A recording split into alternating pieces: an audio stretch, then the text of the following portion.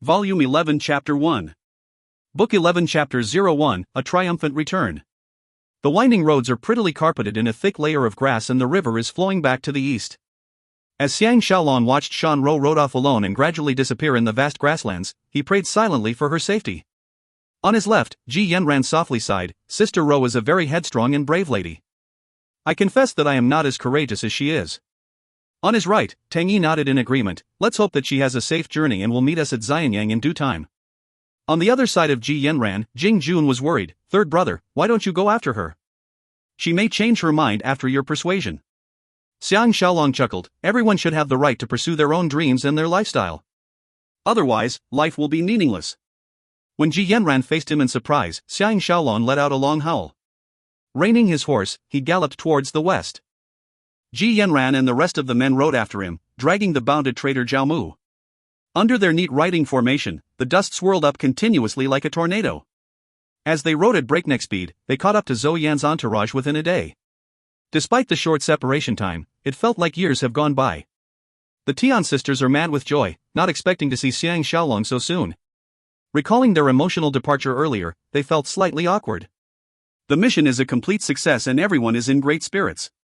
The air was filled with chatter and they seemed to be on a vacation.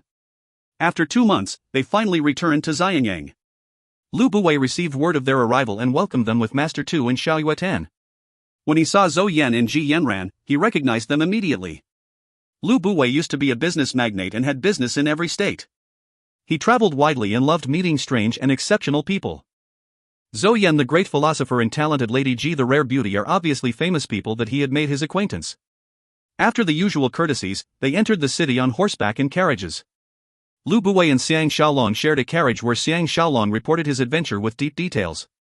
As Xiang Shaolong was wondering why Wu Yingyuan and the rest of the family did not come to receive him, Lu Buwei remarked, the most fantastic part is nobody managed to discover your true identity during the entire mission. This is very favorable if we lead an expedition to Eastern Zhou. While the 6 states are in turmoil, this is the best time to attack with the army. Xiang Shaolong asked with surprise, so Premier Lu has intentions to attack them. Hey! Why didn't I see any of my clansmen? Even more energetic than before, Lu Buwei confidently and mysteriously smiled, your return must remain a secret and so must Zhao Mu's capture. We will only announce the arrival of Zhou Yan and talented Lady Ji. Otherwise, the 6 states will guess the relationship between you and them. Only when they are kept in the dark can we use the excuse of rebellion to get rid of Lord of Eastern Zhou at the speed of lightning. Xiang Shaolong understood that Qin values military achievements and Lu Buwei has nothing to show on his report card. Therefore, he is anxious for results and hoped to be made a marquis in near future. Eastern Zhou's military strength is laughable. Even though it is an independent state, its ruler is considered the same level as the marquises of the 7 states.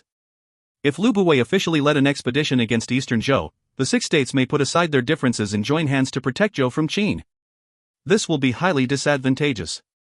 Thus, this war must be fought while the enemy is unprepared and be as short as possible to avoid any counterattacks.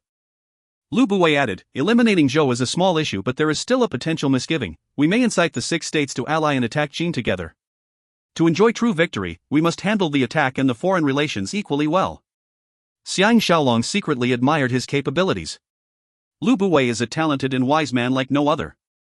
It is no surprise that he can control and strengthen Qin for the next 10-odd years. He took the chance to ask about Xianyang and Qin developments. Lu Buwei revealed a sinister smile and replied in a deep voice, a group of men under Lord Yangquan are spreading rumors that I have poisoned you to death and that Prince Xiang Shaopan is my child with Empress Shuji. They are doing this so that the king will change the order of succession. Humph. I will let them die with a burial place. All their wives, concubines and daughters will become courtesans and prostitutes to be ravaged by men in order for me to vent this hatred in my heart. But Xiang Shaolong's spine turned cold upon hearing this. Offending this man is not something trivial. But on the other hand, if Lu Buwei or himself has been captured by Lord Yangquan, the consequences will be the same. This is a dog-eat-dog world and whoever is soft-hearted will surely suffer.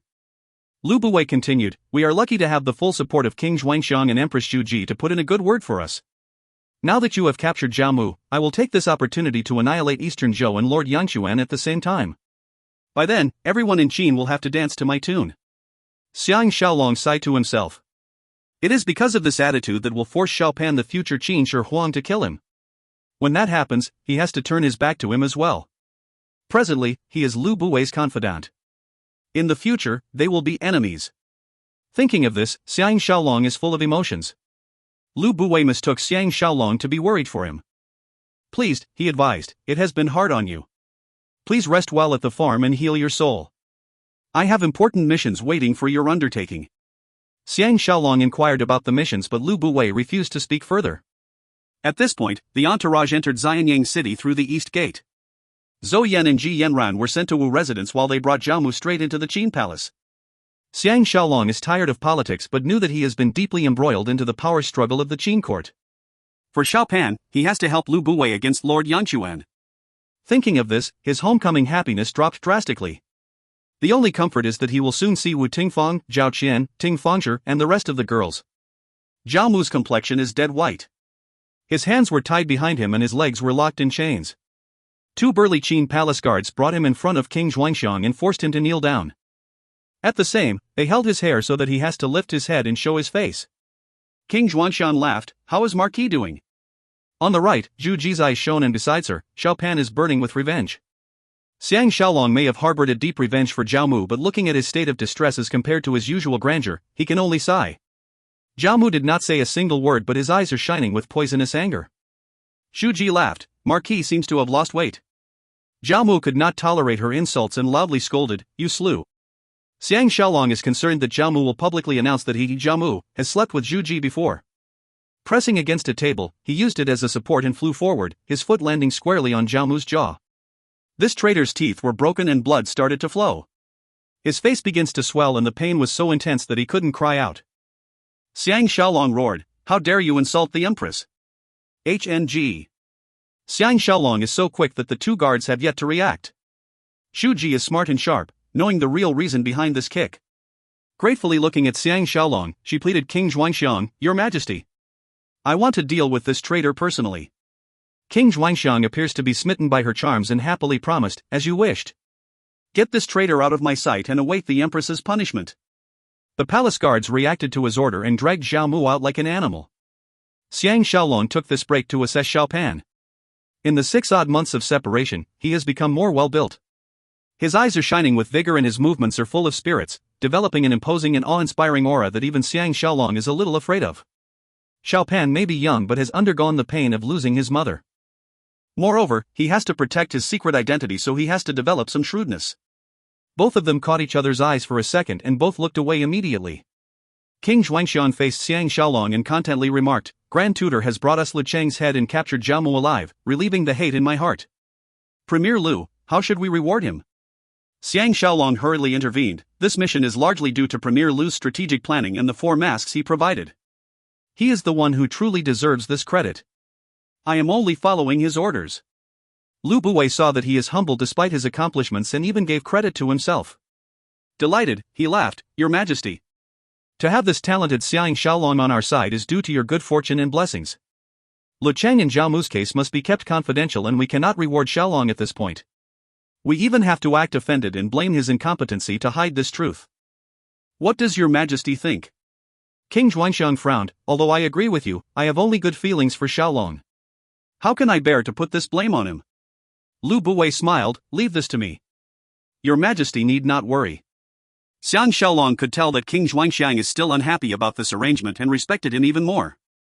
AI. It is a pity that he has only 2 odd years of lifespan left. Zhu Ji interrupted, Now that Grand Tutor is back, Prince Shang is the happiest. He has refused to learn swordsmanship from anyone other than Grand Tutor. Xiang Shaolong is slightly taken aback and looked over to Xiao Pan.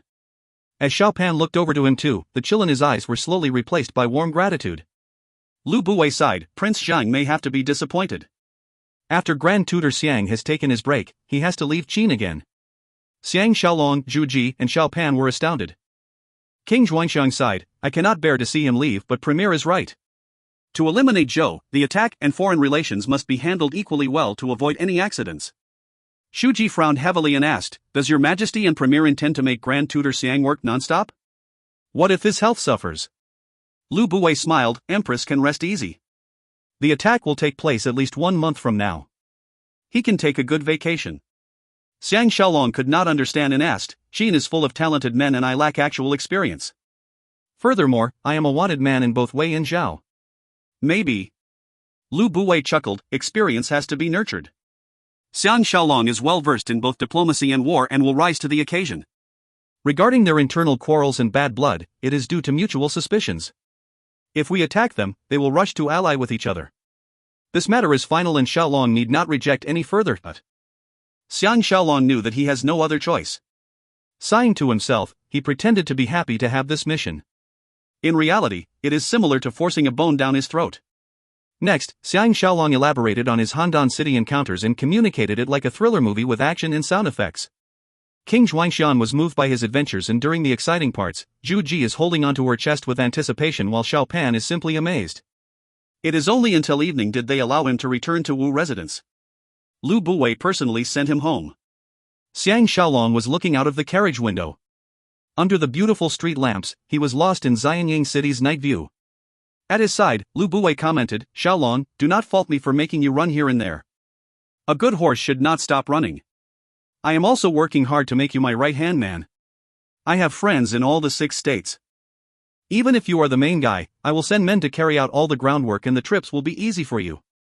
Xiang Shaolong could only hypocritically answer, "I am honored by your trust and will do my utmost best to repay your kind intentions." Satisfied, Lu Buwei nodded, "In my opinion, time is the most crucial factor. First, we will resolve our internal conflicts and then focus on external enemies. Once we are established, we can expand our influence all over the world. This new mission is of extreme importance. We must never allow the 6 states to increase their prejudice and eventually work together against Qin. Everyone under the sky is greedy and there are no exceptions. As long as we are generous and present numerous bribes to the various leaders of the enemy states, we will be able to prevent them from plotting against us." Does Shaolong understand what I am trying to say? Xiang Shaolong acknowledged that the Wu family has pledged their loyalty to him through this bribery as well, proving its effectiveness. No wonder Lu Buwei is dead confident of this bribery strategy. On the other hand, Xiang Shaolong abhors these under-the-table methods and prefers to fight openly and win the battle with true capabilities. After a short contemplation, Lu Buwei added, "Although there are different strategies to deal with different states, a simple summary will be to surround the 3 states, Zhao, Han, and Wei, while conspiring with Qi and Chu. We can disregard Yan for the time being. Once the 3 states are conquered, the other 3 states are as good as ours. We will be able to unite the whole country and break the century-old deadlock of a leaderless nation." After he finished speaking, this merchant who rose to a political leader sat back and his eyes were brimming with delight as he visualized the bright future that he is creating. Xiang Shaolong thought to himself, "Your estimates are not far away from the truth, but the person who unites China will be Xiao Pan and not Lu Buwei." Lu Buwei's strategy is an extension of Fan Yao's, making friends with those far away and conquering those who are nearby. This is the crux of expanding one's territory by taking over the neighboring land. The first casualty will be Lord of Eastern Zhou. History has proven this to be an ingenious tactic. By now, the entourage of horse carriages have reached the Wu residence. Lu Buwei clapped his hand on Xiang Shaolong's shoulder and intimately said, "I will not accompany you in. Have a good rest and visit me tomorrow night. We shall have a feast to celebrate your victorious return." Under the protection of his personal escorts, Lu Buwei left. Before he could step into the residence, Wu Tingfang and Zhao Qian ran out of the house crying and leapt into his embrace. Behind them are Wu Yingyuan, Tao Feng, Tang Yi, and the rest. Everyone has a serious look on their faces and smiled at him forcefully. Hugging his 2 wives, a perplexed Xiang Shaolong asked, "Where is Ting Fangzhi?" The 2 girls cried even harder. Xiang Shaolong's limbs turned cold and he could sense that something unpleasant has occurred. He looked to his father-in-law. Wu Yingyuan sighed, "Shaolong must learn to let go. Ting Fangzhi died of illness 3 days ago. AI. She did not even see you for the last time." Xiang Shaolong stood in a daze beside Ting Fangzhi's corpse. She was dressed in burial clothing. Except for her face, which is thinner, she looked like she was asleep. Xiang Shaolong's heart is filled with deep grief. Wu Yingyuan continued to sigh, "After you left, she became very restless and pined for your return. In addition, her constitution has not been very good. Within a month, she fell sick and her health fluctuated." Hot tears rushed out of Xiang Shaolong's eyes and his vision became blurred. This unfortunate beauty has suffered abuses all her life and her life ended before she could enjoy many happy days with him. Pain and regret began to overwhelm him. What is the meaning of life? 3 days ago, she is alive and kicking. Now, she is just a lifeless corpse. Tang Yi came to him and put his hand around his shoulder. He persuaded, "Don't be so depressed. It will affect your health. Xiang Shaolong tried his best to maintain his composure and slowly mentioned, I wish to bury her near the courtyard of the hidden dragon abode. That is her favorite spot. At the same time, I want to erect graves for Zhao, Sur, and Su Nu. Before he could finish, he began to sob. The funeral is held 3 days later. Lu Buwei and General Meng Ao personally came to the funeral while King Xuanxiang sent a top official to represent him. Xiang Shaolong did not shed another tear. Every day, he visited the graves first thing in the morning and prayed in silence. After 10 days, he began to regain his usual demeanor. On this morning, Ji Yanran, Wu Tingfang and Zhao Qin accompanied him as usual to present flowers to the graves. After they have paid their respects, Xiang Shaolong led the 3 girls and went strolling in residence grounds.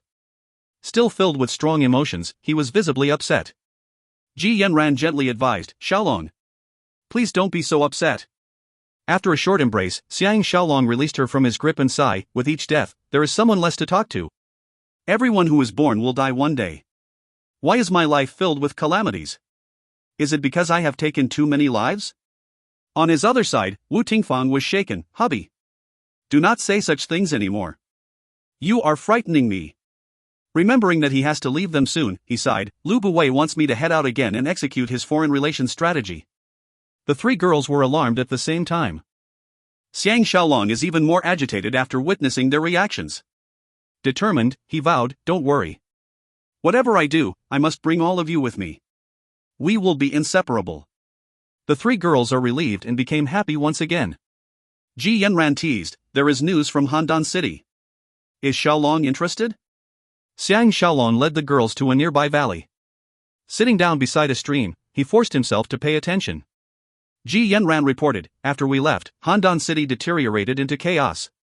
Tian Dan and Li Yuan knew that they had failed and escaped back to Qi and Chu.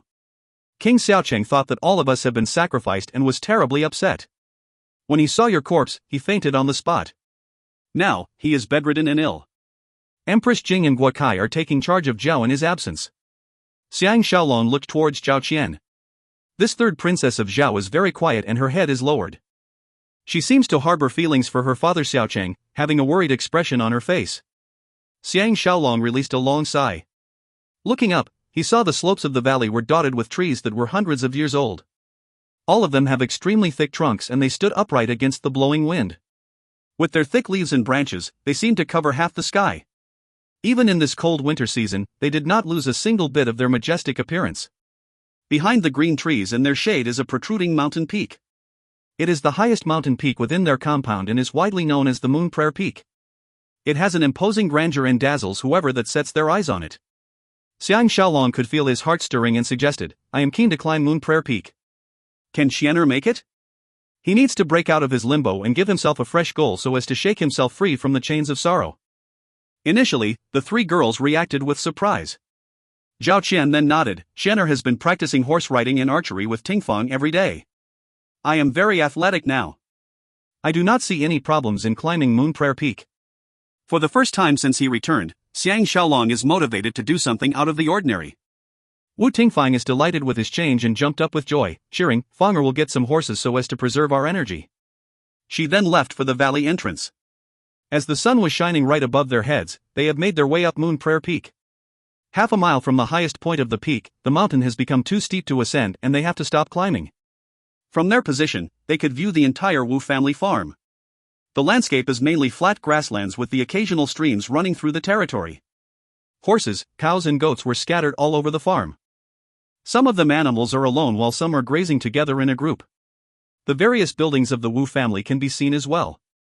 Some are fully visible while some are partially visible, just like a landscape painting.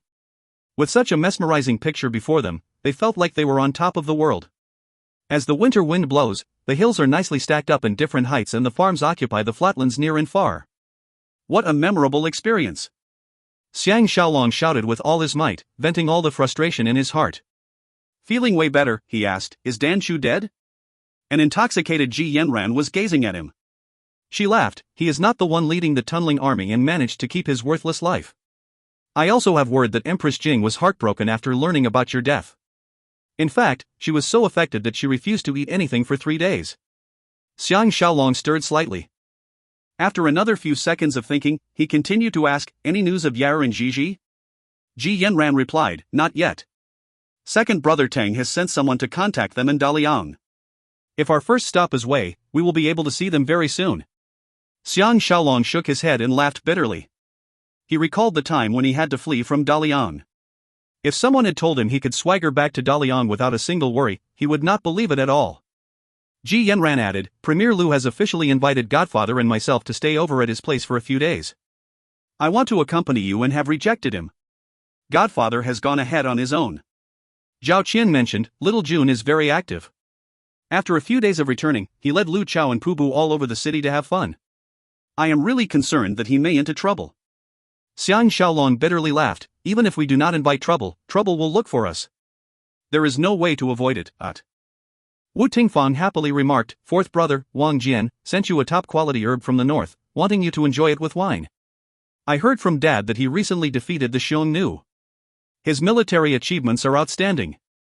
Xiang Shaolong consoled himself that there is finally one piece of good news after all. He is highly confident about Wang Jian. During the Warring States period, there are 4 famous generals, Qi, Jian, Pe, and Mu. They are respectively by Qi, Wang Jian, Lian Pe, and Li Mu. Zhao and Qin each possess 2 of these generals. If not for King Xiaocheng's mistake during the Battle of Changping, using Zhao Kuo who was only good with military theory to replace Lian Pe, it will be hard to tell who will win the Battle of Changping. Now, age is catching up to Lian Pe. Although the highly talented Li Mu is around to hold the fort, he has 2 major obstacles. First, there are hardly any soldiers in Zhao to make a decent army. Second, Zhao's politics has fallen into the hands of the cunning and narrow-minded schemer Guokai. With these restrictions, he cannot fully display his prowess. Under these circumstances, what hope does Zhao have? Bai Qi has passed away already. Now, the world belongs to Wang Jian. If you find any errors, ads pop up, ads redirect, broken links, non-standard content, etc., please let us know. Report chapter so we can fix it as soon as possible. Volume 11 Chapter 2. Book 11 Chapter 02 Powerless. On the way back, Xiang Shaolong is feeling extremely good about himself. With the dead buried, every living human must continue to live on courageously and to strive against the never-ending challenges of life. One day, he will also die in this ancient warring period and no one will ever know that he is from the future 21st century. Ji Yanran could sense that his mood is improving. She took the opportunity to ask, Yanran's clansmen are all experts in forging swords and stringing bows. Can Shaolong make arrangements for them to build a weapons manufacturing facility and eke out a living? Xiang Shaolong remembered that Ji Yanran and her clansmen came from the conquered state of Yu. During the ancient warring period, the sword forging techniques of Yu was the best among all the states. Famous swords like Yunu, Ganjiang, and Moyi were forged by the swordsmiths of Yu. To discontinue such a skillful practice is a loss, so Xiang Shaolong nodded, count on me. I will highlight this to father-in-law at once. With such a big farm, mining should not be an issue. Ji Yanran joyously thanked, Shaolong is also a gifted artisan. If you require any special tools, feel free to get them to produce it for you. Do you wish to speak to Uncle Ching? Throughout the generations, his family has been our country's most outstanding artisan. Xiang Shaolong was excited as he recollected the training he had in the 21st century. He had attended some basic training about the construction of weapons and gunpowder. Although he has forgotten about the majority of them, he still has a vague idea. It would be impossible to produce a gun, but as long as he can produce a rough idea such as creating a new alloy of various metals, it is still possible to come up with a sword that is even sharper than Ganjiang or Moyi. Pleased, he invited, please tell Uncle Ching to see me tonight and we can have a good chat. Ji Yanran smiled like a blossoming flower, Shaolong. You are so good to me. I love you.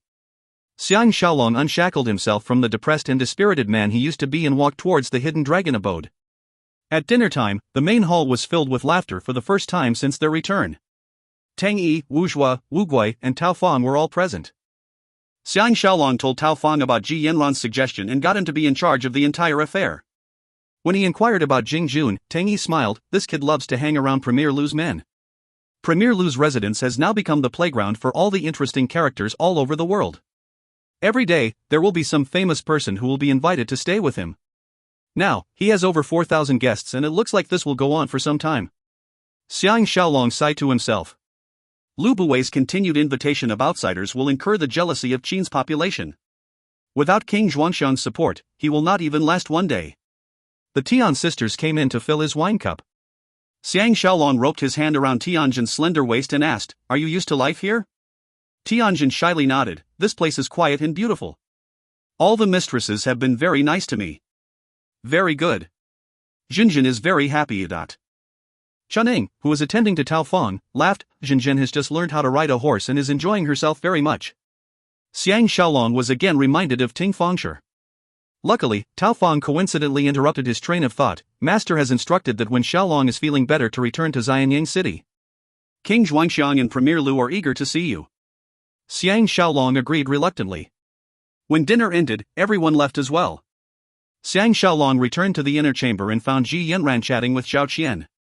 After introducing each other further, he intentionally left them to chat on their own. 2 hours later, when Ji Yanran came to find him, she witnessed her uncle Chang listening with complete bewilderment. How can we add this chromium into the sword forging metal? He asked. Xiang Shaolong was frowning heavily. You must use another metal to combine the both of them. It can be done. Let me do the trial forging. Surprised, Ji Yanran commented, Shaolong is unpredictable. I have never seen Uncle Ching so taken aback. Xiang Shaolong thought that it is fortunate that he is an amateur at this craft, where he would have caused Uncle Ching to faint with shock. Over the next 5 days, Xiang Shaolong abandoned all his work and spent his days having fun and touring with his wives and maids. Together, they had the most wonderful and fulfilling time. When he was about to leave the farm, he was still melancholic, but his energy is vastly different from before. On the second night in Xianyang City, Lu Buwei hosted a banquet for them. Wu Yingyuan, Tang Yi, Jing Jun, and Ji Yanran were all present. The co-hosts are Meng Ao and his 2 sons, Master Tu, Xiao Yuatan, and guest Zhou. Beauties are welcomed everywhere they go, not to mention this is the talented and crowd-pleasing first-class beauty. The moment she stepped into the hall, she captured the attention of everyone present and was given the best seat. Meng Ao's 2 sons Meng Wu and Meng Tian are slightly younger than Jing Jun, but both of them possess a sturdily built body with nicely formed muscles. For their age, they were awe-inspiring. A few rounds of drinks later, Meng Ao got his 2 sons to fight with real swords to add to the celebratory mood. Energetically leaping around with their swords brandishing, they exchanged strong blows as heard from the heavy clashing of their weapons. 10 over rounds later, they separated and bowed to the audience.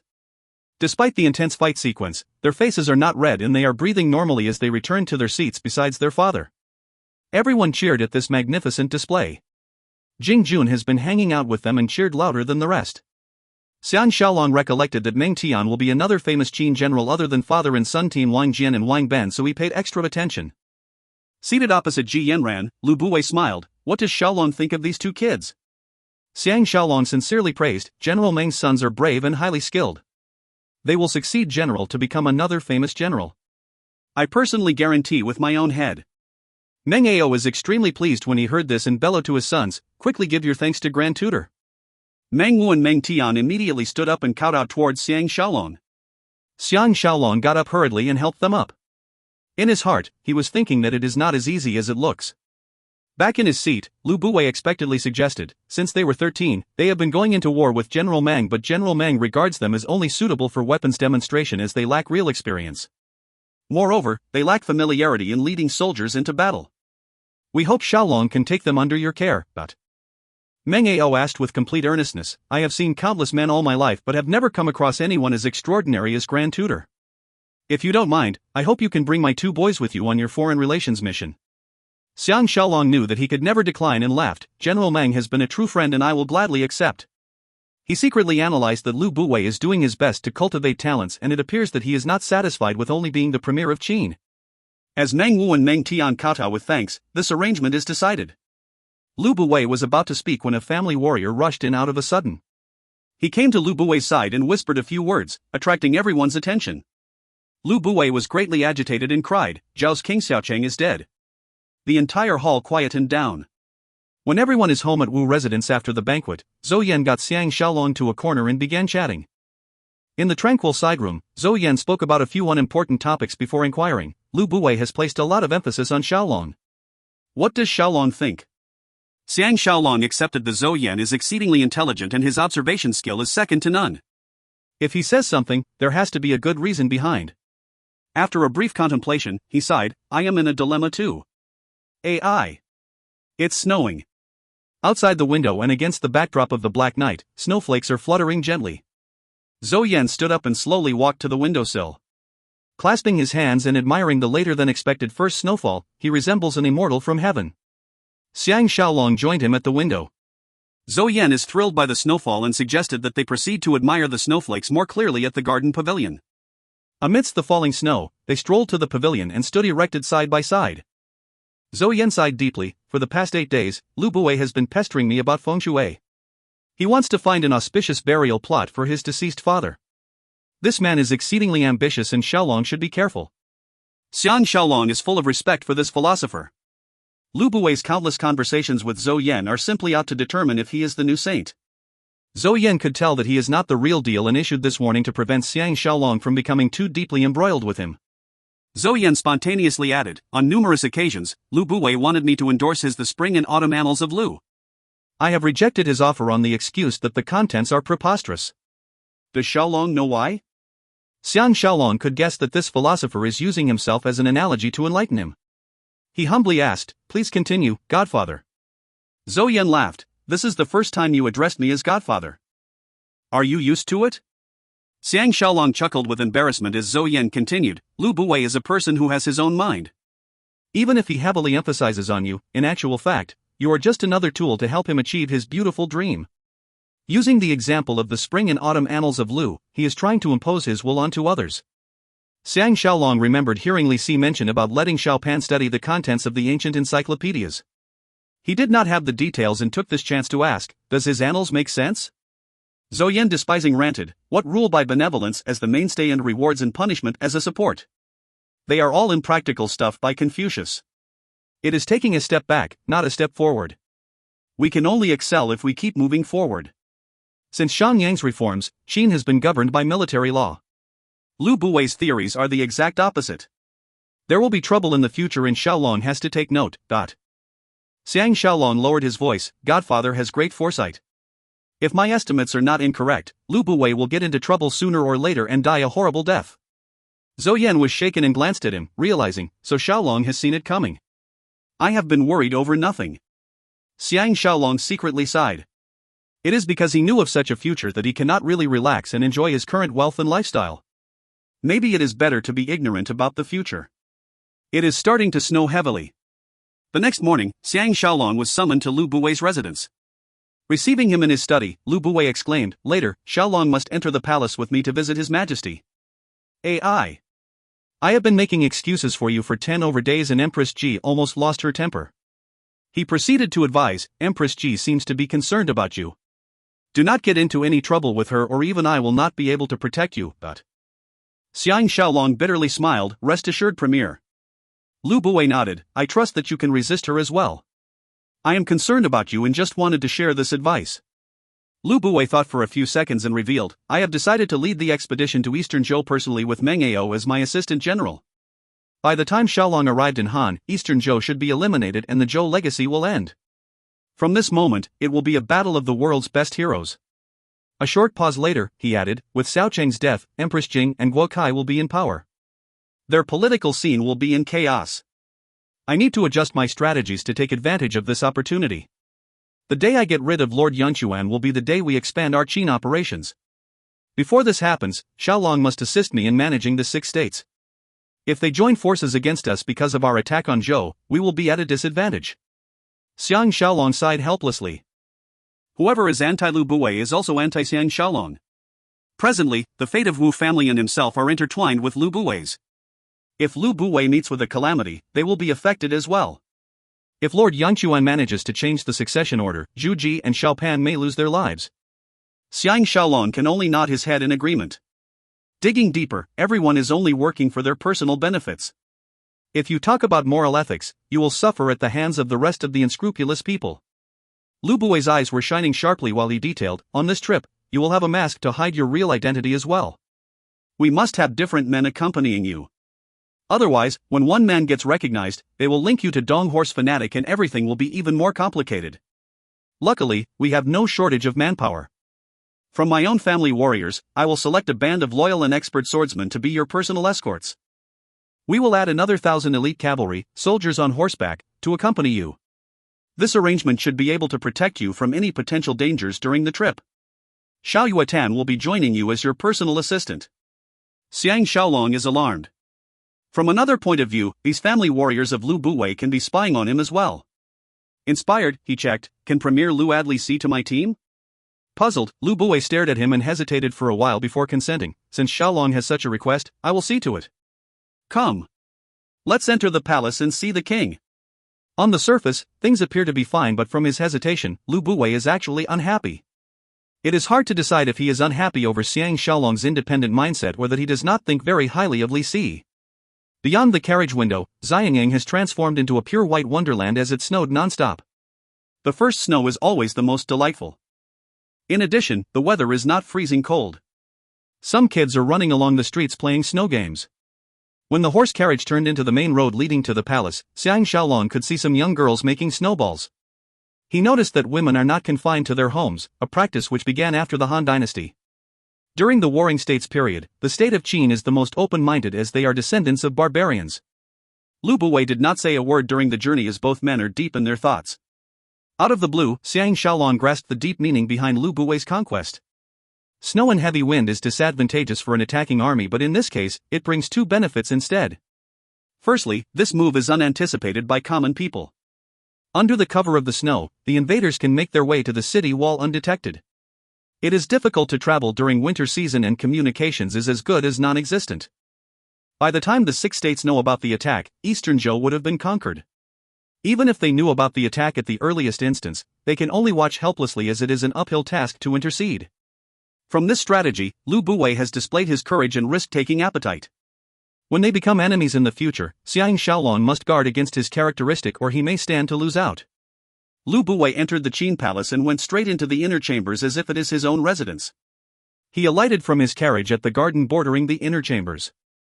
Without reporting his presence, he swaggered into the back palace surrounded by his personal escorts. Compared to 6 months ago when Xiang Shaolong first came to Qin, Lu Bue's standing has been raised dramatically. King Xuanxiang emphasizes on relationships and trust while Lu Bue is an ambitious and crafty schemer. Together, King Xuanxiang will only be manipulated and controlled by Lu Bue. Sounds of wooden swords clashing can be heard ahead of them. Lu Bue has a comforted smile on his face and remarked, "The crown prince is practicing his swordsmanship." Viewing his expression, Xiang Shaolong wanted to tell him that Xiao Pan is not his son and see his reaction. Moving forward, the corridor that they were walking along opened up into a bigger area. Between two palace buildings is a small courtyard. Under the fluttering snowflakes, Xiao Pan is dueling with another child of around the same age. Watching at the side are King Xuanxiang, Zhu Ji, Lady Xiuli, and Prince Chang. There are also 10 over palace attendants, 2 sword fighting coaches and 1 minister. They are surrounded by palace guards and the atmosphere is very strict and solemn. King Xuanxiang and the rest of them did not see them coming in. Lu Bue whispered to Xiang Shaolong, "The boy dueling with the crown prince is Wang Jian's son Wang Ben. Within the palace, he is the best fighter in his age group." Xiang Shaolong was excited and carefully assessed this future invincible general. He is indeed stocky and he has an alert expression on his face just like Wang Jian. He knows when is the best time to attack and defend and is always one step ahead. If you can forecast an adult's success by analyzing his childhood, this 13-year-old is already resembling a great general. He still possesses some queries regarding the palace rules. How did Wang Ben get the rare honor to be Xiao Pan's practice partner? This must be Lu Bue's idea to get Wang Jian over to his side. King Xuanxiang caught sight of them and joyfully waved them over. Xiang Shaolong observed the pure bliss on his face and could not help asking himself, do nice guys really finish last? King Xuanxiang wholeheartedly received this benefactor who had helped him ascend the throne. Did he ever think that he is actually keeping a tiger as a pet? This is not a time for deep thinking. Collecting his thoughts, he strode over to King Xuanxiang. Pack! Xiao Pan's wooden sword has been swept aside by little Wang Ben, leaving him exposed. Little Wang Ben frantically kept his sword and retreated. Kneeling on the floor, he pleaded, "Prince Xiang, please forgive little Ben for being rash."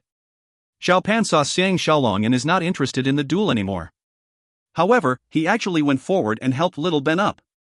He then whispered some nice words into Wang Ben's ears. Xiang Shaolong did not know whether to be happy or fearful. This teenager Qin Shi Huang has already learned how to curry favor. If you find any errors, ads pop-up, ads redirect, broken links, non-standard content, etc., please let us know. Report chapter so we can fix it as soon as possible. Volume 11 Chapter 3. Book 11 Chapter 03, Lady Huayang. Xiang Shaolong and Lu Bue went ahead to pay their respects to King Xuanxiang and the rest of his companions. Lu Bue chuckled, Xiaolong has never met General Su Xian. Su Xian has the body of a typical Qin, tall and stocky. Just slightly shorter than Xiang Shaolong and Lu Buwei, he is dressed simply in official robes. If he puts on his combat armor, he will become the prestigious and fear-inducing Qin general. Su Xian's eyes are lively but his cheekbones are too high and run in contrast with his straight nose, making his face slightly disorganized. Around 30, he radiates calm and steadiness. After a few general exchanges with Xiang Shaolong, he plainly said, "I have heard of Grand Tutor's fame a long time ago. Unfortunately, I was guarding the border and can only meet you today."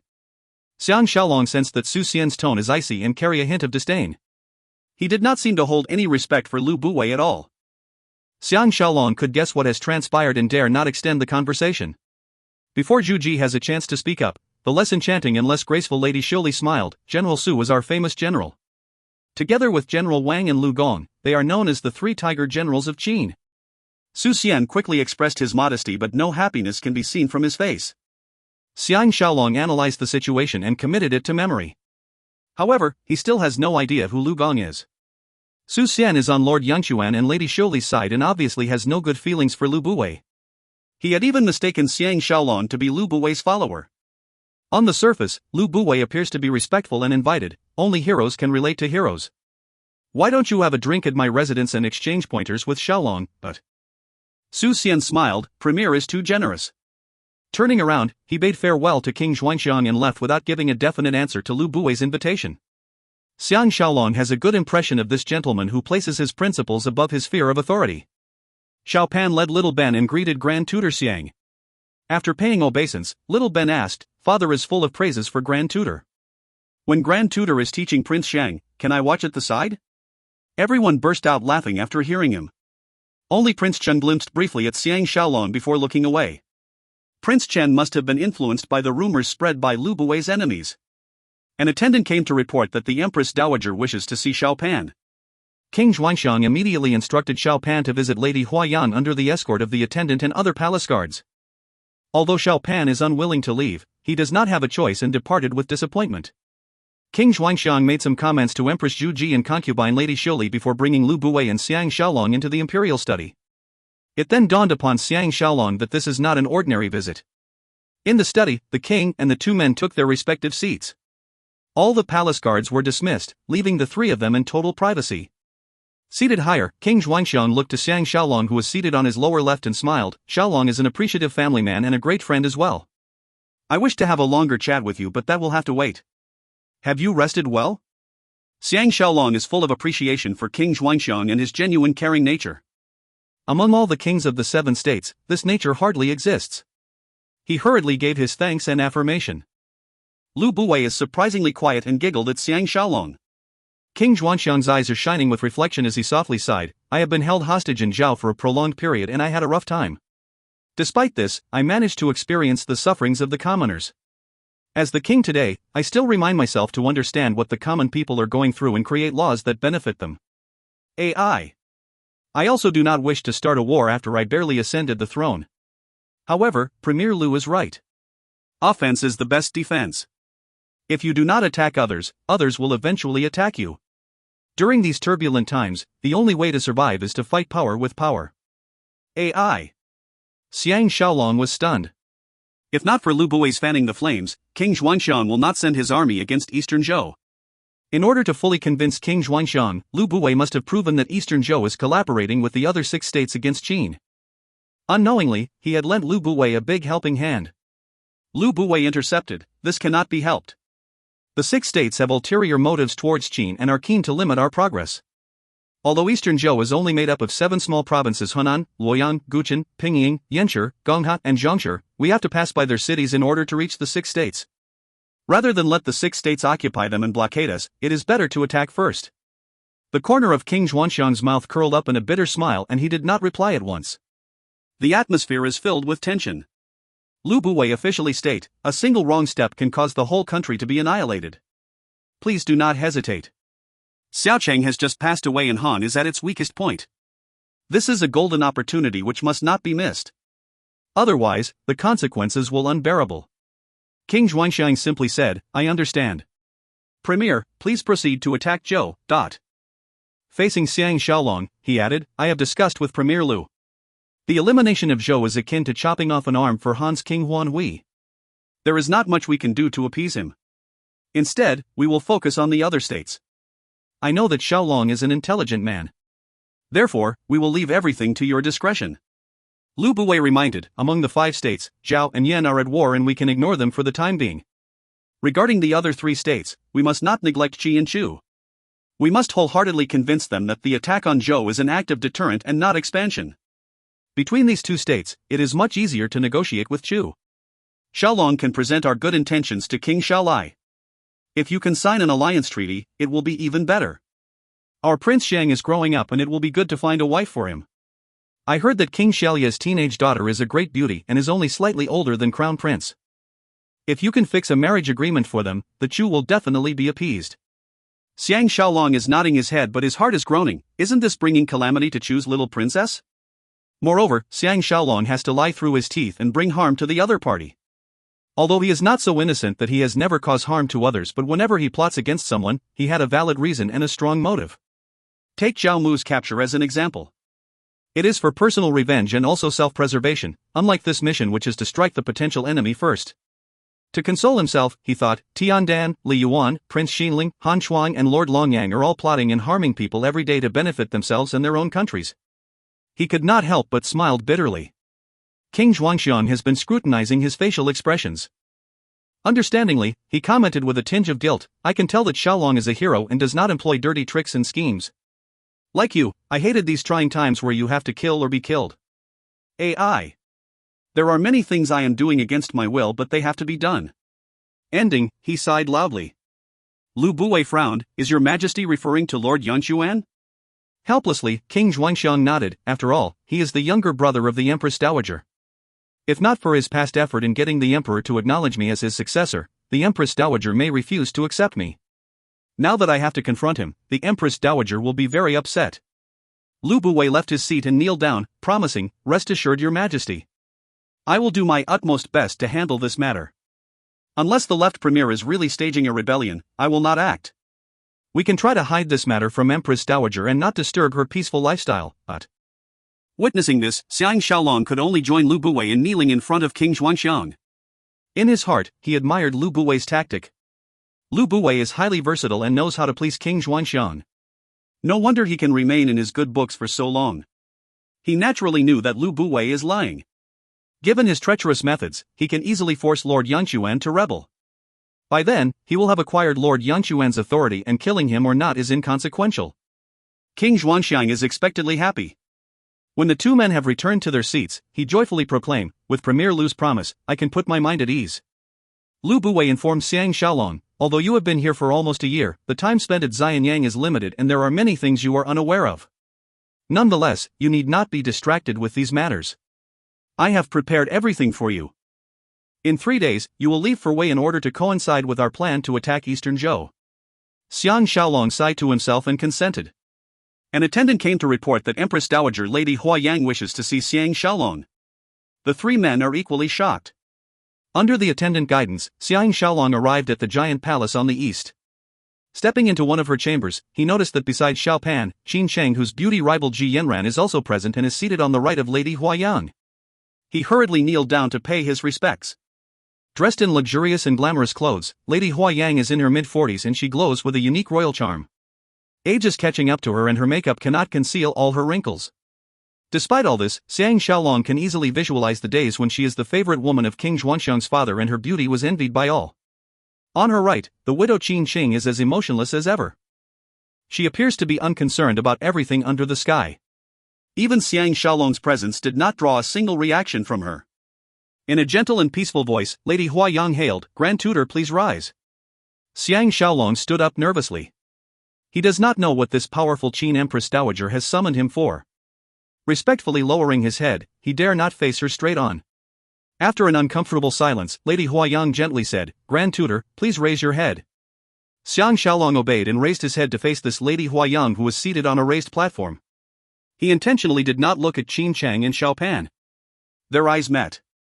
Lady Huayang's eyes lit up and sighed, such a talent, you are indeed a dragon among men. Do not mistake me for judging by appearances. If you are full of integrity, you will radiate a similar aura. If you have been upright all your life, your eyes will shine with righteousness. When I first saw His Majesty, I could tell that he has a kind heart and will be a good king who loves his followers. He is far better than the other willful and arrogant candidate to succeed the throne. I confessed to the late king that I was fortunate to enter the palace and serve him but did not have the luck to produce an heir for him. I wished for the late king to decree Xuanxiang as my son to fulfill my dream. The late king granted my wish and I was officially appointed as his mother. Other people mistook me for being selfish, but they have no idea that there is a deeper meaning to it. Xiang Shaolong was flabbergasted as he could not imagine this Lady Huayang to be such a street-smart heroine. She had chosen the right man to rule Qin. The only issue is that she has neglected Lu Buwei, the ambitious man. After all, Lu Buwei's interest to dominate the whole world may not be in Qin's best interests. Lady Huayang sighed, Grand Tutor Xiang, please be seated. AI. 3 days later, it will be the late king's death anniversary, so I am slightly emotional. Please do not take offense. Xiang Shaolong sat down with uncertainty and he was served tea by an attendant. Within the chamber, the atmosphere was peaceful and tranquil. Outside the chamber, the landscape is ever-changing as the white snow accumulates wherever they land. Qin Sheng, the classic ancient beauty, has her head lowered and remains silent throughout. She looks like she do not require anything more in life but still be very satisfied and at peace. She resembles a white lotus that can only be admired from afar. If one has any evil thoughts about her, it will only ruin her perfect composure. Until now, Xiang Shaolong did not have a single clue why Lady Huayang summoned him. Unable to hold back any longer, he glanced over to Xiao Pan. Xiao Pan has been staring at him and shook his head slightly to assure him that there is nothing to be worried about. The chamber is so quiet that no one wants to be the first to destroy this stillness. Just as Xiang Shaolong is preparing to spend his time admiring the lovely interior design of the chamber, Lady Huayang softly remarked, Today, my main purpose to summon you is to see what kind of man would Ji Yanran, whose fame is equal to Qin Qing, will fall in love with. I have finally gotten a satisfactory answer. Xiang Shaolong was finally enlightened and expressed his modesty. The silent Qin Sheng at last speak up in a voice that is more melodious than the singing of the forest birds. Miss Ji has been here for some time but I have yet to meet her. Can Grand Tutor Xiang make an arrangement for us to meet? The Empress Dowager wishes to meet her as well. I heard that Mr. Zhou Yan is a top philosopher.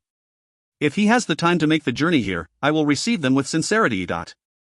By hearing how she represented Lady Huayang to invite both persons shows Qin Sheng's high standing within the Empress Dowager's palace. Xiang Shaolong had to look over to her. The moment their eyes meet, this beauty tried to avoid his gaze. Irritated, Xiang Shaolong smiled. Does Grand Tutor Qin's guest list includes myself as well?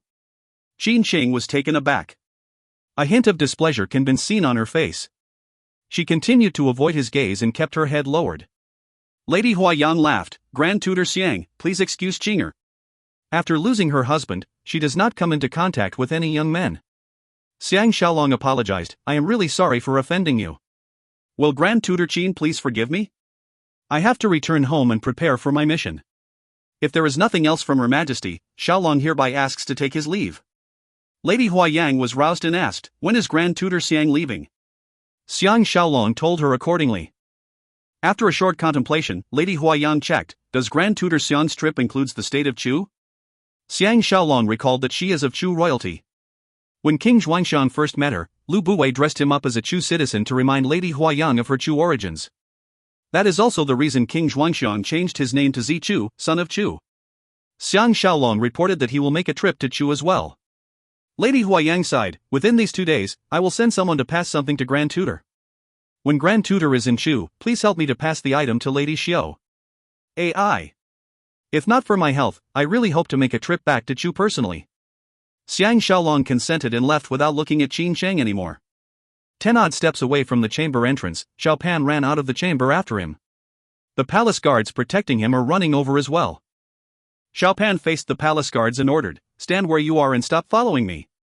All the palace guards instantly halted to a complete stop and remained motionless.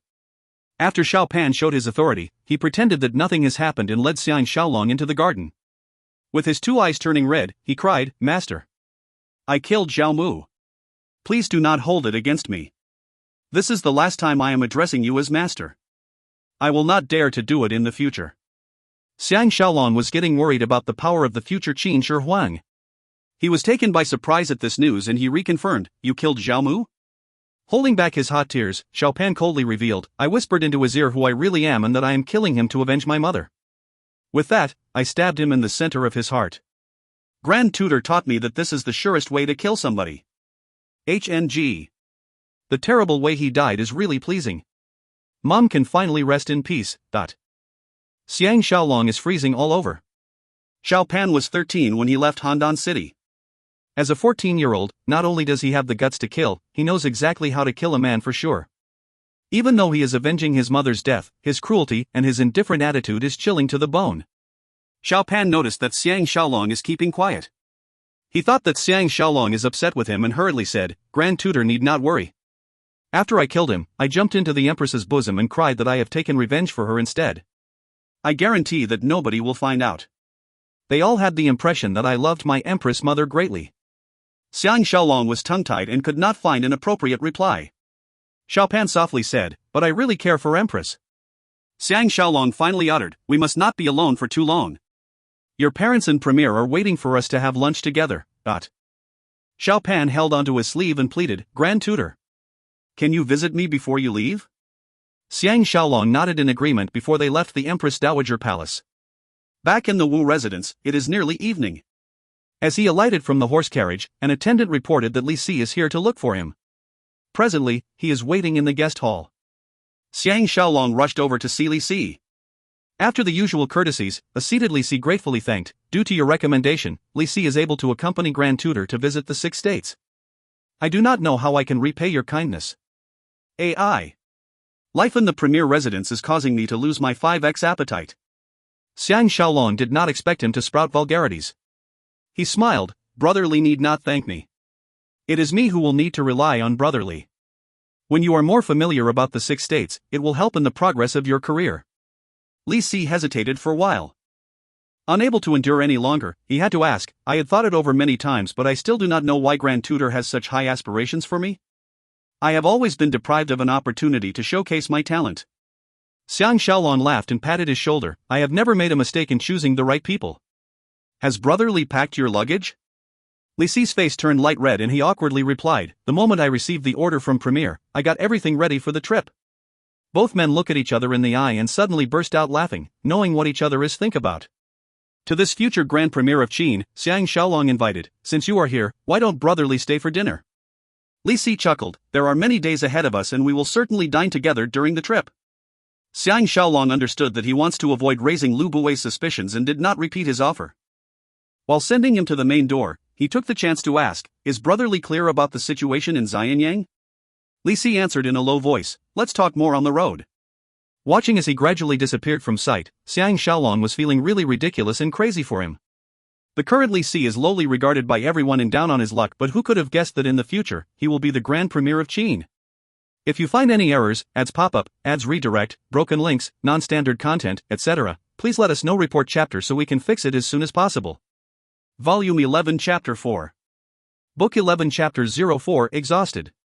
Xiang Shaolong fetched Ji Yanran and Zhou Yan to the Empress Dowager Palace before he went to find Xiao Pan and Wang Ben. He got them to duel with each other first and then instructed them to attack him at the same time. The two boys are thrilled to hear this and raised their wooden swords to attack him like in a real fight. Having inherited his father's strength coupled with a good martial arts foundation in swordsmanship, little Ben is especially excited. Unless it is Xiang Shaolong, otherwise, it will be hard to fight both of them without hurting them. Xiang Shaolong shifted to the side and evaded a thrust from Wang Ben. He returned a thrust which Wang Ben hastily avoided by retreating. It was a false retreat. As Xiang Shaolong parried a blow from Xiao Pan's wooden sword, Wang Ben leapt towards him and chopped down heavily on Xiang Shaolong's head. "Good move!" Xiang Shaolong cried and met his blow head-on. Piak! Wang Ben's entire arm went numb. Wang Ben was about to press on with another attack when Xiang Shaolong raised his right foot, pretending to kick out. A shocked Wang Ben fell back, sheathing his sword with his face full of indignation. Xiang Shaolong stopped the fight and smiled at Wang Ben. "Are you angry that I did not follow the rules and tried to kick you?" Wang Ben's face reddened. Lowering his head, he replied, "I dare not." Xiang Shaolong softly asked, "If you are fighting a war, will you blame the enemy for kicking you?" His voice turned fierce at the last line. Wang Ben quivered with fright. Kneeling down on the floor, he shouted, "I understand."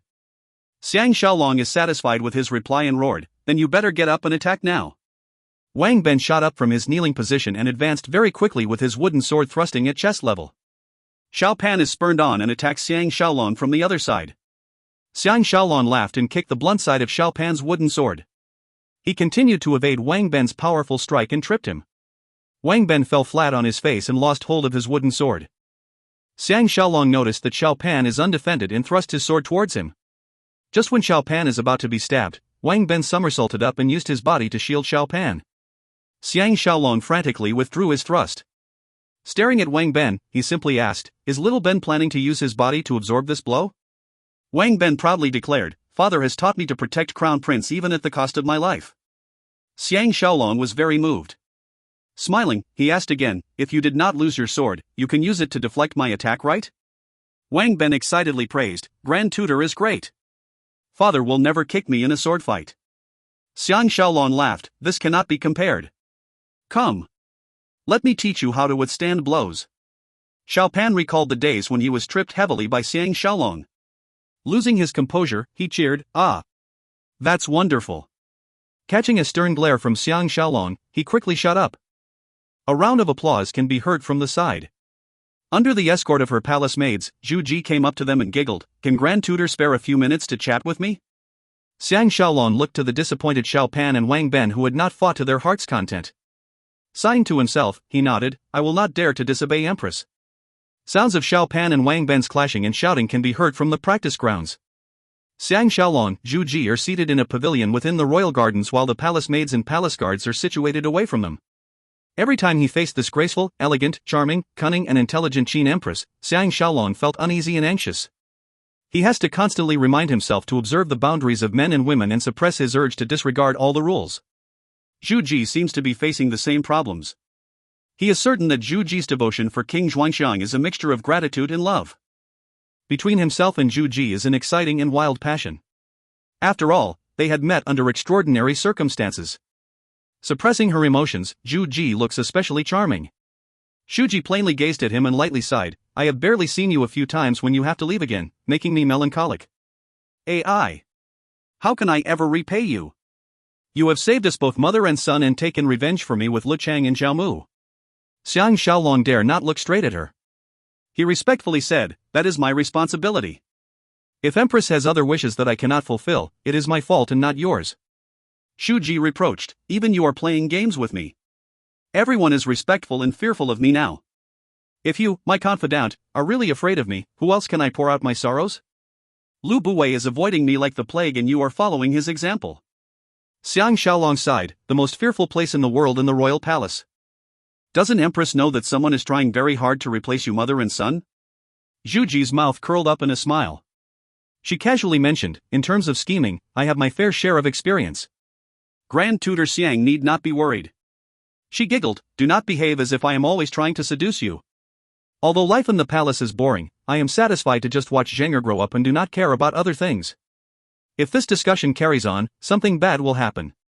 Xiang Shaolong changed the topic and asked, "Who is actually coveting this throne?" Zhu Ji batted an eye at him. After a short moment of reflection, she replied with disdain, "Most of the Qin officials are amiable. Only those in Lord Gaoling's camp and Lord Yangchuan's camp are hostile towards us mother and son. The others are either bribed by Lu Buwei or just onlookers. I don't believe they are capable of anything drastic." Xiang Shaolong asked, "Who is Lord Gaoling?" Zhu Ji replied, "Lord Gaoling is Ing. Originally, he is supposed to be the next king of Qin. Due to Lady Huayang intervention, Zhuangxiang was crowned king and Ing was conferred as the Lord of Gaoling. The traitorous Du Cong has been fanning the hatred in his heart. Thus, Ing has been spreading rumors that Lu Buwei and Zhuangxiang caused the death of the late king. He possesses ulterior motives. At the end of the day, he just wants the throne for himself." An important meeting was held in the main hall of the Wu residence before their departure. Wuing Yuan started, "This coming year shall be a challenging period for us since we come to Xianyang. Not only is Shaolong away, Premier Lu has to lead an expedition to Eastern Zhou. Only Master Tu is left to hold the fort in Premier residence and he may be overwhelmed by work. Luckily, I have cultivated many supportive relationships over the past year. As long as we maintain a low profile, everything should be fine." Tang Yi updated Xiang Shaolong, "We have discussed this earlier. Big brother Wu Zhuo and Wu Guo will stay behind and assist in managing the residence. In case of any trouble, we are not powerless. During this time, we will send most of our men back to the farms and avoid all the issues happening in Xianyang City." Xiang Shaolong suggested, "Why don't second brother stay back as well? Sister-in-law is giving birth soon and Tang Yi interrupted, speak no further. This trip seems simple, but it is hard to predict the reactions of the 6 states. If I stay behind, how can I sleep peacefully at night? Hearing the 2 words giving birth, everyone has an uncomfortable expression on their face, especially Wu Yingyuan. Xiang Shaolong is feeling bad that his failure to impregnate Wu Tingfang is becoming more and more obvious. Back in the 21st century, he can undergo hospital checks to find out the real reason. During these ancient times, everyone is equally ignorant.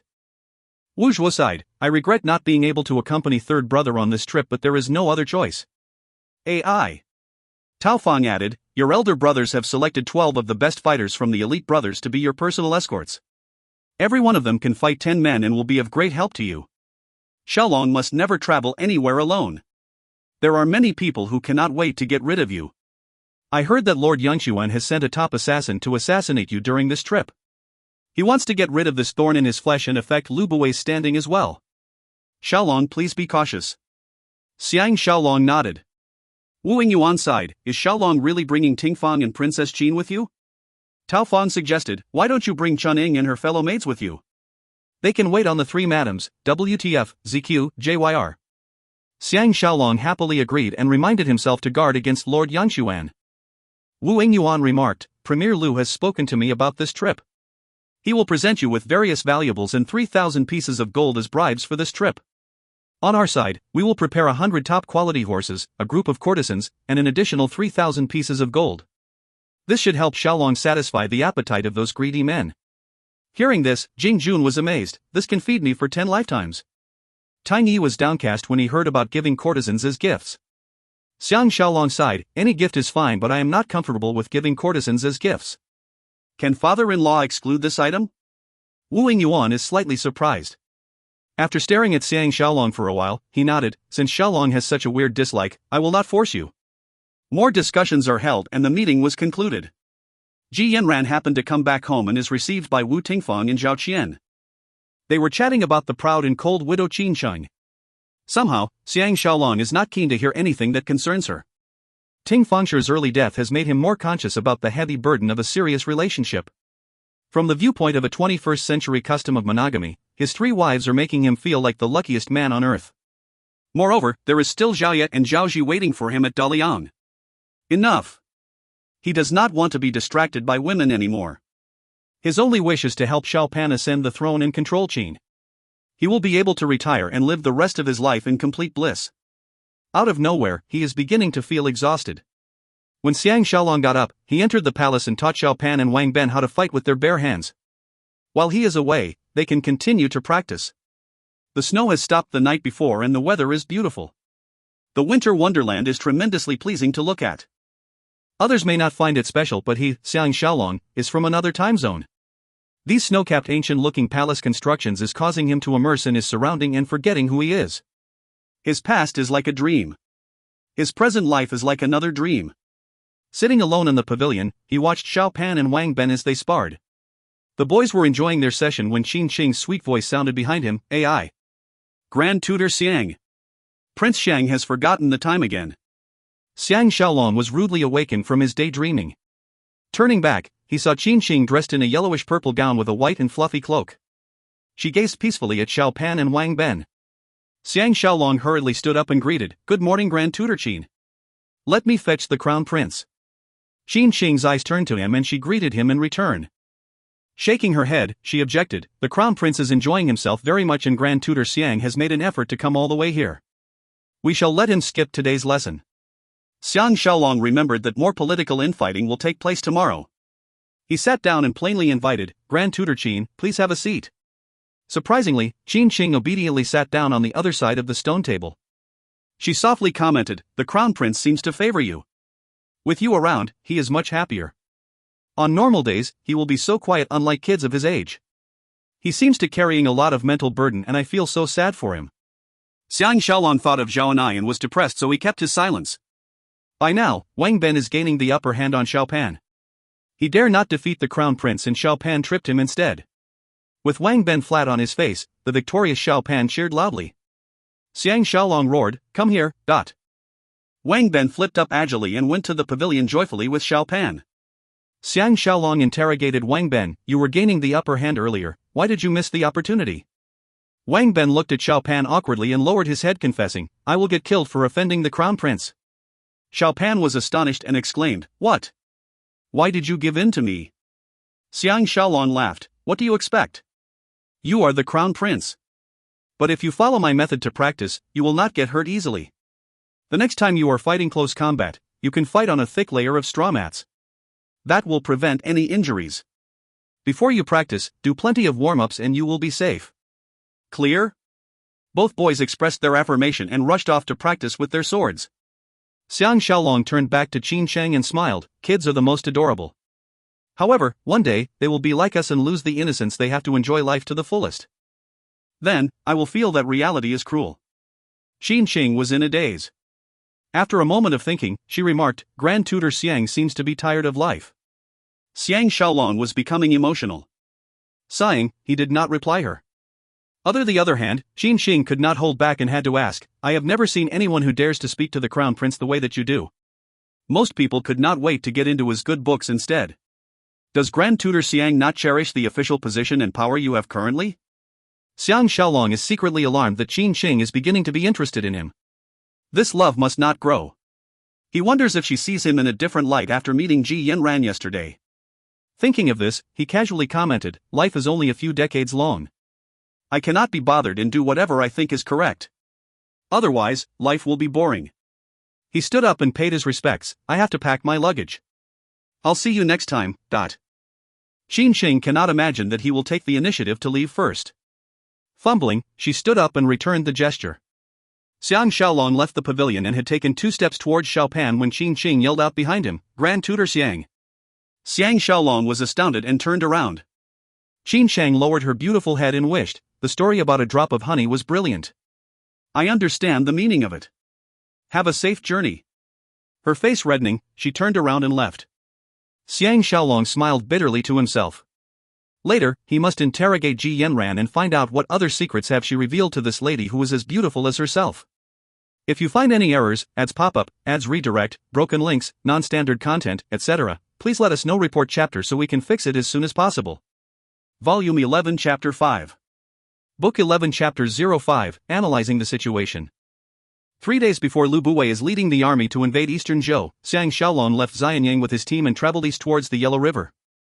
They were protected by 1,000 elite Qin soldiers.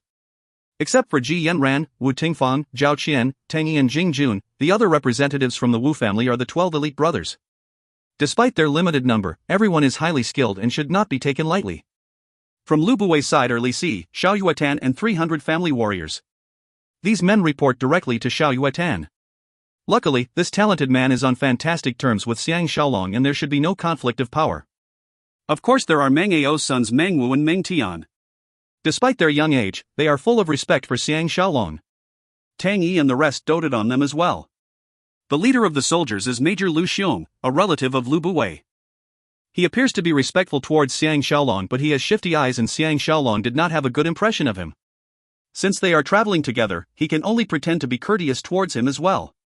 Compared to the trip to Zhao, they have more men, but Xiang Shaolong and Tang Yi felt that they were less powerful instead. They reached the west bank of the river and will soon cross into Han's border. The river is flowing to the east and the surrounding hills are different in height. Overall, the scenery is mesmerizing. The snowfall has resumed last night after stopping for 5 days. Everyone started to put on their fur coats.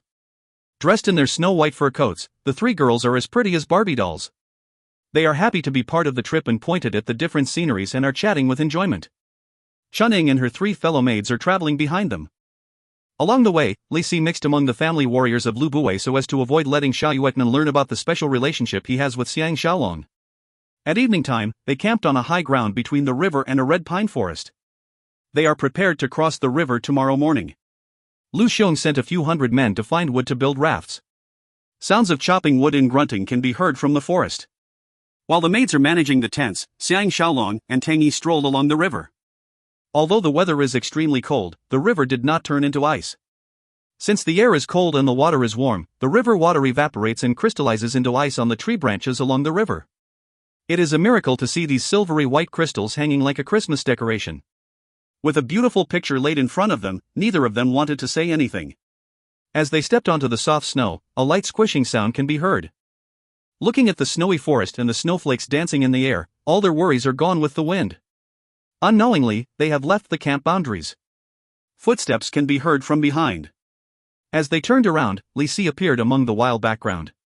Xiang Shaolong and Tang Yi caught each other's eye, knowing that Li Si is not here for an idle chat. Tang Yi laughed. Is it cold? Li Si's hands are hidden in the sleeves of his outer robe. When he breathes, the air leaving his mouth is whitish. He came directly in front of Xiang Shaolong. Looking up at the flying snow and looking back at the red pine forest, he shared, this red pine tree is highly resistant to bugs and is very good for building houses or furniture. It can be made into turpentine as well and be used for lamps. Surprised, Tang Yi stated, I was born in the wilderness and naturally knew about this tree. I did not expect Brother Li to know this as well. Li Si smiled, traveling 10,000 miles is better than reading 10,000 books. Since young, I love to travel and learn at the same time. I also make friends with capable people and learn from them. The more you ask, the more you know. Brother Tang, please don't laugh at me. Xiang Shaolong was impressed with his elegant speech, knowledge, and experience. No wonder he can help Xiao Pan unite the world. Clapping him lightly on his shoulder, he suggested, let's continue to explore this area. Li Si nodded his head happily and they proceeded to walk upstream. Tang Yi pointed at the icicles hanging on the trees and commented, when the sun is up, these icicles will fall to the ground like flowers. That will be a rare sight. Xiang Shaolong saw that Li Si is unresponsive. After a quick contemplation, he is certain that Li Si has something to say. He sincerely asked, we are all brothers of the same family. If Brother Li has anything on his mind, feel free to say it. Li Si smiled, both brothers are farsighted and knowledgeable. What is your opinion of the 6 states? Tang Yi laughed, Brother Li is a scholar and we are unrefined boors. Why don't you enlighten us instead? Li Si expressed his modesty and explained, both brothers must not laugh at me. I love to fantasize, but there is something I cannot explain. The 6 states are Qi, Chu, Yan, Zhao, Wei, and Han. Except for Han, who was always the weakest, the other 5 states have had a period of prosperity and power and many talented men in service. Why have they been unable to unite the world? Both Xiang Shaolong and Tang Yi are flabbergasted. This theory sounds simple, if you cannot defeat the other states, you cannot conquer their lands. But to find a really convincing reason is harder than it looks. Li Si stopped speaking. Watching the river flow below him, his eyes shone with wisdom. Recollecting a memory, he leisurely said, on an evening 3 years ago, I witnessed a strange event at the border of Wei and Chu. There was a bunch of frogs stuck in a dry well. For some reason, they began to fight among themselves. There were some stronger frogs who won every fight. When all the weak frogs are dead, the strong frogs begin fighting among themselves. By then, all the frogs are weak and injured. Even the last frog died because of excessive bleeding. I was enlightened that the 6 states are like the frogs in the well. Limited by the environment and fighting relentlessly, they will be defeated and killed. I was motivated to relocate to Qin to try my luck. There was only one thing on my mind, only Qin, the frog who was watching the fight outside the well, will be the last and final winner. Xiang Shaolong and Tang Yi nodded in agreement. This analogy explains why Qin can eventually catch up and annihilate the other 6 states. Qin is further away in the west and is unaffected by the constant interstate battles. Li Si has been deprived of a chance to showcase his talent. Now that he has started speaking, he continued to reveal, originally, Chu has the best chance to conquer all the lands. Chu is in the south where the land is the most fertile. After King Zihui conquered Chen, Kai, Qi and Zhu province, they gained a huge amount of territory. But because they have plenty of resources, they lead very comfortable lives and the population became extravagant and rotten. Although they are rich, they lack quality. They have a huge army but neglect their training, so the army cannot withstand a real war. Tang Yi nodded his head, well said, Brother Li. The people of Chu are arrogant and unrealistic. The recent generations of kings have been hugely unpopular and the Chu officials are always busy fighting or scheming among themselves. The citizens have lost confidence in their government and many parts of their city are in a state of disrepair. Xiang Shaolong thought of Li Yuan and Lord Chunshan inside. Li Si continued, if we only focus on military competency, Zhao is the most promising among the 6 states. They have over 2,000 miles of territory, thousands of chariots, tens of thousands of soldiers and horses. They are protected by mountains in the west, River Zhang in the south, River Qing in the east and facing Yan in the north. When Zhao's king Wuling ascended the throne, he abolished traditions and revolutionized the army uniforms and methods of war. Zhao was invincible. Unfortunately, he is succeeded by incompetent leaders and Zhao can only rely on Lianpa and Li Mu to hold off the enemies. The Battle of Chongping is most regrettable. Like the frogs in the well, no matter how strong you are, once you have a bleeding wound, you will bleed to death. Xiang Shaolong and Tang Yi are feeling perplexed. Is Li Si here to exhibit his observations? Tang Yi spoke up. Han has always been weak. Yan is facing the Xiongnu in the north and Shu in the south. Although Prince Dan of Yan is highly talented, his hands are still tied. Prince Xinling of Wei and Tian Dan of Qi are the remaining talents who can still pose a threat to us. What does Brother Li think? Li Si smiled. No matter how strong they are still two injured frogs in the well. Pausing for a while, he calmly explained, Prince Xinling's injury is that the Wei King is prejudiced against him and limits his progress. Tian Dan's injury is the attitude of the Qi citizens. Xiang Shaolong remembered that Li Si has studied under Qi Xuanzi. He was curious and requested, please elaborate. With his two hands behind his back, Li Si continued to walk upstream. Xiang Shaolong and Tang Yi caught each other's eyes. They felt that this down-and-out scholar seems to have become a different person who is on top of the whole world. They hurried to his two sides. Li Si is unaware that he is now the center of attention. Raising his head, he breathed heavily with pride and explained, she is only good at boasting. Hey! Seriously, I used to indulge in some boasting as well. Don't even talk about the other schools. Right in the place where I studied, there are thousands of scholars. If they debate about politics, arts, philosophy, etc., no one is their match. If we talk about fielding an army to fight a war, no one has the interests or the ability. Tian Dan may have risen to power and prevent the destruction of the country, but circumstances have changed. Those empty talkers are just not bothered to challenge him. Turning to face Xiang Shaolong, he suggested, Grand Tutor's mission is to prevent the 6 states from allying. If we focus on Qi first, it will be much more effective. As long as Qi cowers like a tortoise, Shu will not act rashly. With Qi and Shu out of the picture, Zhao and Yan embroiled in a war, what can Wei accomplish on its own? Xiang Shaolong and Tang Yi are stunned. They finally understood the real intention of Li Si's words. He is hinting that the first target should be Qi instead of Wei. They were anxious to meet up with Zhao Ye and Zhao Ji, but this matter is too important. Personal issues that do not affect the mission have to be put aside. With this turn of events, they have to reassess their entire planning. Xiang Shaolong sighed, Brother Li is wise and far-sighted. I am truly enlightened by your words. Let's change our route to Qi and then to Chu and complete our mission. They proceed to discuss about Qi's issues before returning back to camp. Xiang Shaolong immediately summoned Xiao Yuatan and Lu Xiong into his tent. He instructed them to change the first destination to Qi but did not explain why. Xiao Yuatan seriously stated, in this case, I will immediately send someone to notify Qi about our arrival. Zhao is not as weak as Han. Shall we make ourselves known and ask for permission to cross their country? If we just cross without informing Zhao of our presence, we may incur their anger. This advice sounds reasonable. Xiang Shaolong has decided to change the journey without much consideration as there is limited time for him to think about all the details. Listening to Xiao Yuatan's words, he could feel a headache coming and is momentarily undecided. The relations between Zhao and Qi are strained.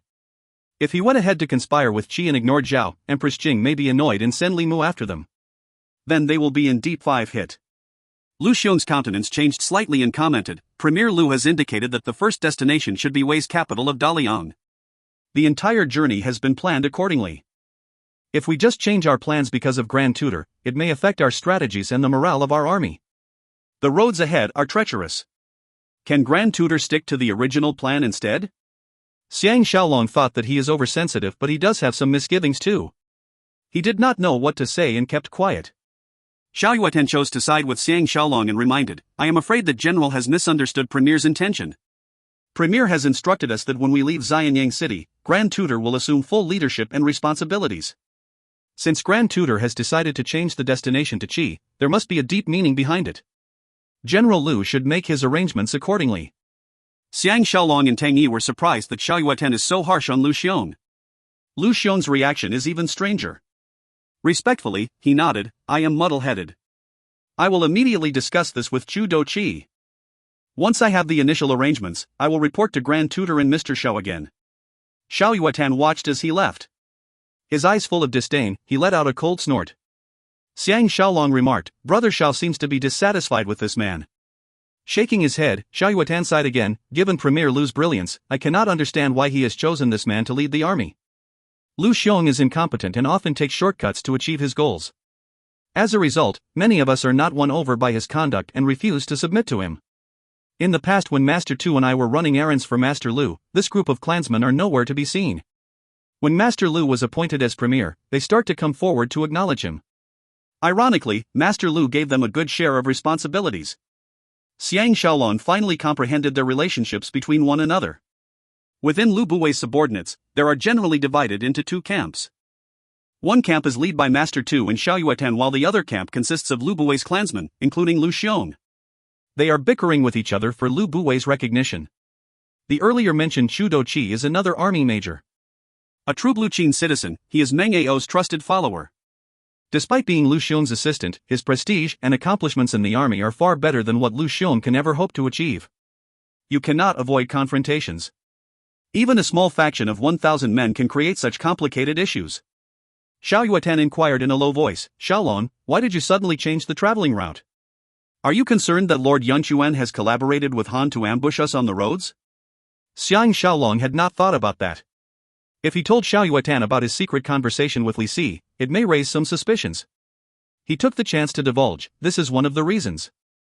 I went to find Mr. Li earlier and questioned him about the situation in Qi. The people of Qi are easily persuaded, so I decided to proceed to Qi first." Xiao Yueten was jubilant. "I see. Xiaolong is really good at judging people. Li Si has traveled widely and is well informed about many people and places. It is too bad that he has not gained the favor of Premier nor given opportunities to perform." He added, "Now I understand why Xiaolong requested that Li Si join us on this trip." Tang Yi interrupted, "Is Lu Xiong reliable?" Xiao Yueten sighed, "This is hard to say. Basically, everything is going along well, but if something happens, no one is above suspicion." Pausing for a while, he added, "Xiaolong is my personal friend and I am not afraid to let you know about this. A big disagreement came about when we were planning our manpower for this trip. Master Tu and I wanted you to head this mission, while Lu Xiong's clansmen wanted Madame Lu's brother Zhu Meng instead. After Premier reconsidered the importance of this mission, he decided to follow our recommendation, but the relationship has deteriorated already." Xiang Shaolong thought that he did not mind not being chosen for this trip. But it is too late now. He has already started his mission and wasted his energy. Sighing together with Xiao Yueten, he smiled bitterly. Xiao Yueten sincerely pleaded, "Master Tu and I knew that Xiaolong is no someone who hankers after fame or fortune. However, we are now at loggerheads with the clansmen headed by Zhu Meng. Xiaolong must help us vent our frustrations." Xiang Shaolong realized that he is a hot favorite with Master Tu's camp and found it hilarious. Outside the tent, sounds of weapons clashing and cheering can be heard. Puzzled, the three men went outside to take a look. On an open space outside the main tent, an armored Ji Yanran was engaging Meng Tian in a spear duel. The fight is tremendously exhilarating. Wu Tingfang, Zhao Qian, Meng Wu, Jing Jun, and the elite brothers are cheering at the side. The atmosphere is extremely lively. Ji Yanran may have gained the upper hand, but Meng Tian persisted hard to deflect her blows.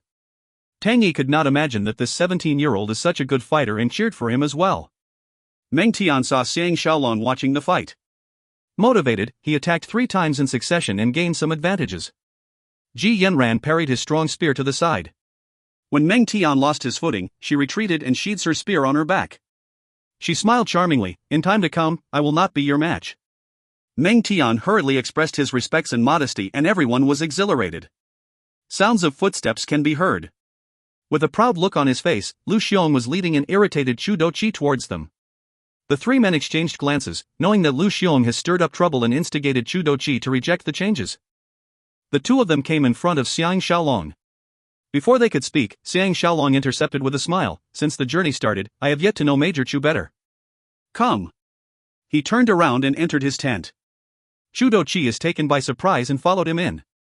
Just as Lu Xiong was about to enter the tent as well, he was detained by Tang Yi.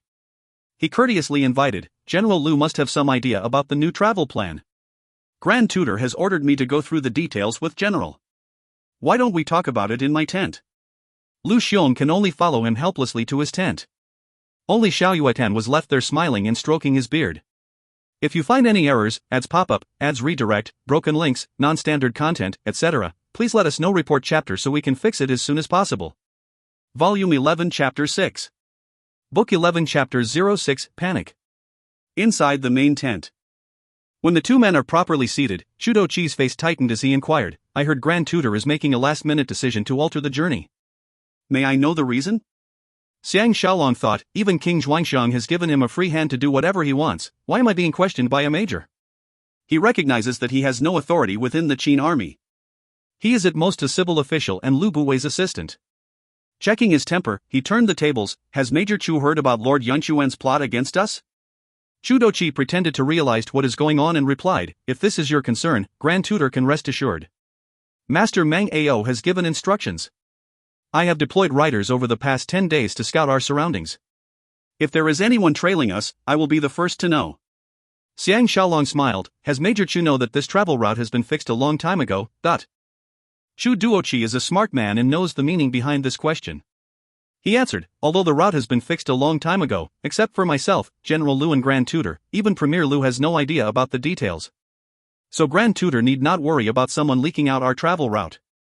Xiang Shaolong wanted to tell Chu Doqi that he will do whatever he wants and it is not up to him to challenge. Ultimately, he swallowed his pride and plainly state, all we need is a spy who will leave clues for the enemy to follow us. When they find a right spot, they will ambush us. These areas near the Han border are especially dangerous. Unaffected, Chu Doqi countered, in this case, we will still be ambushed even if we change the route. They can also ambush us near the Zhao border. I suggest we stick to the old route. Even if we are defeated, we can still escape. Xiang Shaolong curiously mentioned, Major Chu was strongly against my changing of the route. May I know the reason? This is a great move. If Chu Doqi cannot explain himself, Xiang Shaolong can punish him for disobeying martial law. Chu Doqi was slightly taken aback. His eyes shining with anger, he coldly replied, Master Meng has given me the responsibility of ensuring the safety of Grand Tutor. I will naturally put safety as my top priority. Xiang Shaolong was Pi 55 Ed and coldly smiled. Now, I am not sure who is in charge, Major Lu or you. Earlier, he has received my command but now, you seem to disregard it. Can you explain yourself?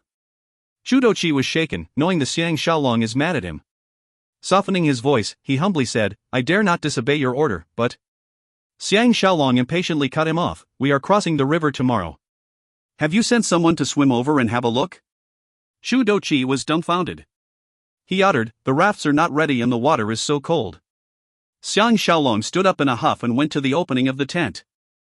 Jing Jun! He shouted. Jing Jun stopped his sword's duel with Meng Wu immediately.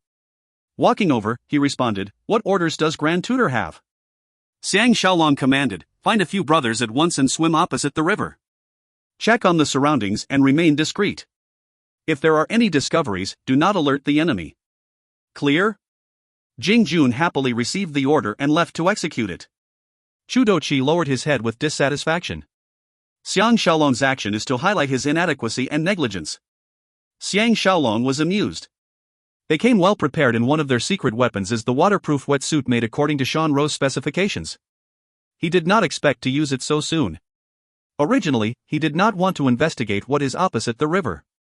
He was reminded by Xiaoyuatan that Lord Yunquan may send someone to assassinate him. While bickering with this disrespectful Chu Doqi, he was inspired to use this method to put him down. Since he will not accept reasoning, Xiang Shaolong will use hard tactics and force him to submit. Insubordination is a big military taboo. If Chu Doqi or Lu Xiong continue to create problems, he will make use of King Zhuangxiang military decree to dismiss both of them and put Ting Yi in charge. He is no longer interested to argue with this man. He icily said, that's all. Major Chu can continue to do whatever you are doing. Except for you and Lu Xiong, not a third person must know about the route change. Violators will be dealt according to military law.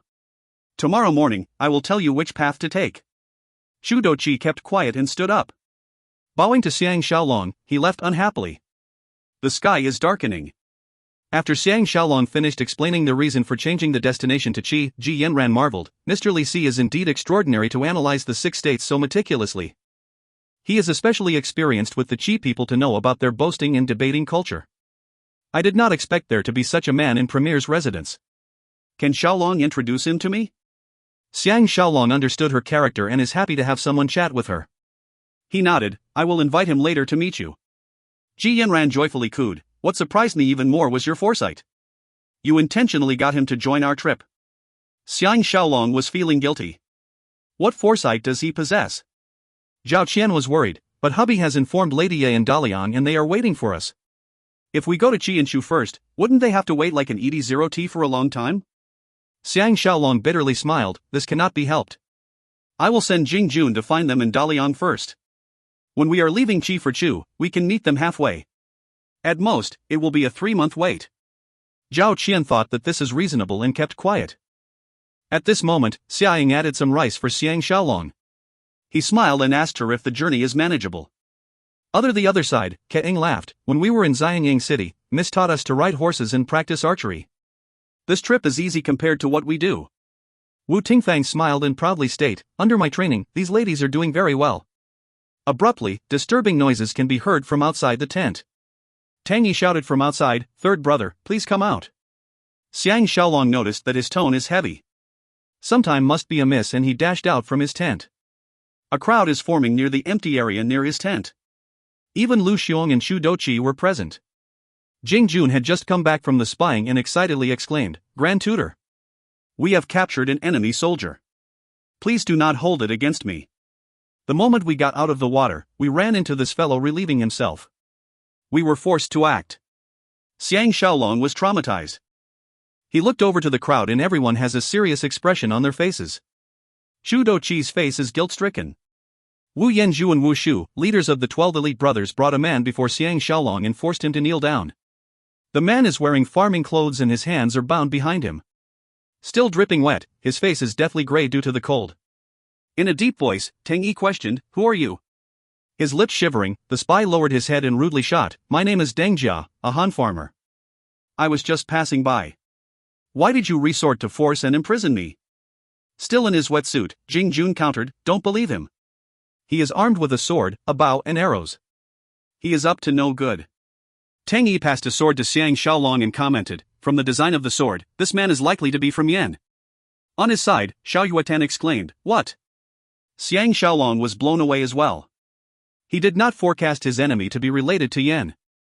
Puzzled, he thought hard and ordered, get him some dry clothes. I'll personally interrogate him. Wu Yanzhu and Wu Shu received the order and dragged the spy away.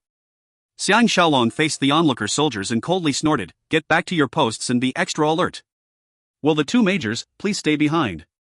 Turning to Ji Yanran and company, he instructed, please wait for me in the tent. Only Tang Yi, Jing Jun, Xiao Yuatan, Lu Xiong and Xu Doqi were left. Xiang Shaolong simply mentioned, if this man is really from Yan, we are in serious danger. Everyone is dead serious and kept quiet. Under the illumination of the camp lanterns, the snow continued to fall and the atmosphere is solemn. Xu Doqi gave a dry cough and kneeled down begging, I have neglected my duties and am willing to accept Grand Tutor's punishment. Lu Xiong could only helpless kneel down and beg for mercy as well. Xiang Shaolong was glad at this turn of events. Unwittingly, he managed to put down these two men. However, they are in danger now and he cannot be as happy as he wanted. Stepping forward to help them up, he promised, as long as we work together to manage this crisis, I will not begrudge you. His underlying meaning is, if you go against me, I will make sure you regret it. Both men resembled the proud cock that has just lost the cockfight. They stood there crestfallen. Xiao Yuatan advised, let's discuss further after we have interrogated Deng Jia. But if I am in his shoes, I will not confess. If I confess, it is as good as signing my own death warrant. Tang Yi smiled, leave this to me. Fortunately, the weather has just turned cold. Let me go digging in the nearby burrows to see if I can find a helper. Finishing, he left the camp, leaving everyone bewildered. As Xiao Yuatan had foretold, Deng Jia refused to admit that he is a spy. Xiang Shaolong knew Tang Yi very well and is certain that he has a good plan. He prevented Xu Doqi and the rest from torturing him and tied him in one of the tents with an elite brother standing guard. In a short while, Tang Yi returned with a cloth sack. The sack contained something soft. Everyone in the tent including Xiang Shaolong was mystified. Only Jing Jun understood. Laughing, he left saying, let me get a small basket. Tang Yi ordered his men, get him to stand up. Wu Yanzhu and Wu Shu supported Deng Jia up on two sides. Deng Jia was horror-struck. Staring at Tang Yi holding the cloth sack in front of his face, he was also unsure about that animal moving in the cloth sack. Xu Doqi inquired, what does Mr. Tang plan to do? Tang Yi put his hand into the sack without hesitation. His well-trained hands produced a black and furry field rat. Holding the rat to Deng Jia's face, he smiled, are you confessing or not? Watching the struggling and squealing giant field rat held up by Tang Yi, even the clever Xiang Shaolong and Xiao Yuatan had no idea how this will help in getting a confession. Deng Jia arrogantly countered, I am just a farmer. What is there to confess? Xiao Yuatan icily smiled. You had better confess. You have a Yen accent when you speak. Moreover, a farmer in your shoes will be frightened to death and not arrogant like you. Who are you still trying to deceive? Deng Jia heard his words and realized that he has revealed his background. He persisted, I have no idea what you are talking about. If you still do not believe me, feel free to check the Deng village opposite the river. In this instant, Jing Jun returned with the bamboo basket. Take off his pants, he cried. Everyone present was stunned. In a few quick movements, Wu Yanzhu did as instructed. Deng Jia was half naked below the waist and everyone looked on. Jing Jun personally covered his groin area with the bamboo basket. Using a rope that goes behind to Deng Jia's buttocks, he secured the basket. Deng Jia was terrified. What are you trying to do? Tang Yi smiled. You will know in a short while. To Wu Yanzhu and Wu Shu, he ordered, hold him in a seated position. Everyone finally understood and was convinced that his method is 100 times more malicious than beating him up. Tang Yi lifted a cover on the side of the basket. Putting the rat into the basket, he shut the cover. As the rat was moving inside, the basket in Deng Jia started to shake violently. Deng Jia screamed, Xiang Shaolong, you were so vicious. Squatting down, Lu Xiong questioned, how does brother Deng Jia know that he is Xiang Shaolong? Deng Jia knew that he has let the cat out of the bag, but he cannot be bothered to answer him. His eyes followed the rat as it moves around inside the basket. Among those in the tent, he has the best experience in interacting with the field rat. Squatting down beside Lu Xiong, Xiang Shaolong patted his face and softly coaxed, why don't you confess obediently? Once we have your confession, we will release you after we have left. Tang Yi observed his heaving chest and advised in a deep voice, when the rat is tired of walking, it will start to look for food. Don't tell you are waiting for that to happen. Jing Jun laughed, by then it will be too late. The earlier you confessed, the higher chance your birth organ and urinating organ can remain intact. Without their hard and soft tactics, Deng Jia understood what is befalling him. Petrified, he groaned, get this thing away from me first. Zhu Douqi shook his head, if you do not start confessing, that thing will stay inside the basket for good. Xiao Yuatan smiled, you want to drag this further? ED0T. Either as a result of Deng Jia being scratched or bitten, he tragically shouted, I confess. We are here on the orders of the prince. Get it out now. Xiang Shaolong knew that he has fully submitted. He winked at Teng Yi to retrieve the rat. Frankly, he himself is afraid of the rat. If he retrieves the rat himself, all his goose pimples will pop out. Shaking his head, Teng Yi roared, speak. Without a choice, Deng Jia revealed everything he knows. Without a doubt, this is the fastest interrogation in the world. By the time Teng Yi took out the rat, Deng Jia is totally soaked in his own sweat and urine despite the cold weather. This torture strategy is truly marvelous. From his confession, Xiang Shaolong and Tang Yi understood Yan's plot as well as the assassination of Lord Longyang outside Handan City. Yan's Prince Dan has been besieged by Lianpa in the capital city. He can only hold his fort and cannot lift the siege. He was forced to send his famed general Sui Luan and 3,000 brave soldiers to break out of the siege. They entered Zhao secretly and hoped to create chaos to force Zhao to recall their soldiers. For a start, they tried to assassinate Lord Longyang. When that failed, they killed the chief spy and pushed the blame to Tian Dan. When this plan failed as well, they conjured up another scheme. Prince Dan has friends all over the world. With his well-thought strategies, he has spies in every state. He heard about Xiang Shaolong's mission to Wei and informed Sui Luan to disguise as Zhao soldiers to kill Xiang Shaolong. Xiang Shaolong is representing King Zhuangxiang. If he is killed, Qin will not take it lying down. When Qin attacks Xiao, the siege of Yan's capital will be lifted. What a clever plan! Sui Luan is a wise and capable man. On Xiang Shaolong's journey to Wei, he deployed sentries and await the perfect opportunity. He decided to attack them as Han soldiers when they are crossing the river tomorrow. When the river crossing has failed, Xiang Shaolong will not dare to enter Han anymore. He will have to divert his route towards Zhao. In Zhao, Sui Luan can utilize his full army strength to ambush them. Once Xiang Shaolong is dead, their mission will be accomplished. Everyone is frowning deeply upon hearing this news. These Yan soldiers are not in their own country and can behave recklessly. On the other hand, Xiang Shaolong could not bear to alert Zhao and Han about their journey and create unnecessary trouble. He is very troubled about the current situation. Besides Sui Luan, Lord Yanquan may have conspired with Han to destroy them. They are traveling with over 1,000 men in their party. With such a huge amount of travelers, they become an easy target for any attackers. Even escaping will be difficult. If they come across any fortifications that they can use to defend themselves, they may stay alive for the time being but will likely be trapped like a caged animal. In the end, it will be worse as they cannot visit any of the states. Xiang Shaolong and company had a long discussion outside the tent. Nobody could think of a good idea to handle this crisis. Chudochi suggested, since we know that Sui Luan is hiding in a mountain opposite the river, why don't we swim over under the cover of the night and eliminate them in a surprise attack? Xiao Yuatan rejected, that is too risky. I have heard of this man. He is good at military warfare and must have soldiers spying on us in secret. The disappearance of Deng Jia will cause him to be suspicious. Moreover, their army is 3 times as big as ours. Rushing over now will only send us to our deaths, but... Lu Xiong's face is turning green and his lips are turning white. He quavered, why don't we escape at once and leave our empty tents here? By the time the Yan army discovers this, we will be long gone. Although Xiang Shaolong hated his guts, he had to agree with his plan. Nodding, he agreed, we must definitely escape. However, we must plan how to escape. With only 1,000 soldiers, we can move pretty quickly, but it is only a river between us and them. They will catch up sooner or later. Chudochi nodded, no matter whether it is Zhao or Han territory that we are entering, we must be extremely careful. We must send spies to scout the roads and avoid meeting Zhao and Han soldiers. Thus, our paths will not be as smooth as we want. This will slow down our speed. An intelligent man like Sui Luan will catch up to us very soon. Keep quiet all this while, Teng Yi suddenly spoke up, I have a suggestion. We will break up our formation and divide our soldiers into smaller groups and travel on different routes. This way, the enemy will not know which group to pursue. It will also make our escape more nimble. Everyone became quiet and digested what he had just recommended. Xiang Shaolong concluded, this is the best way. Let's do it. The snowfall is getting heavier and heavier. The killing aura of the wilderness is becoming stronger and stronger.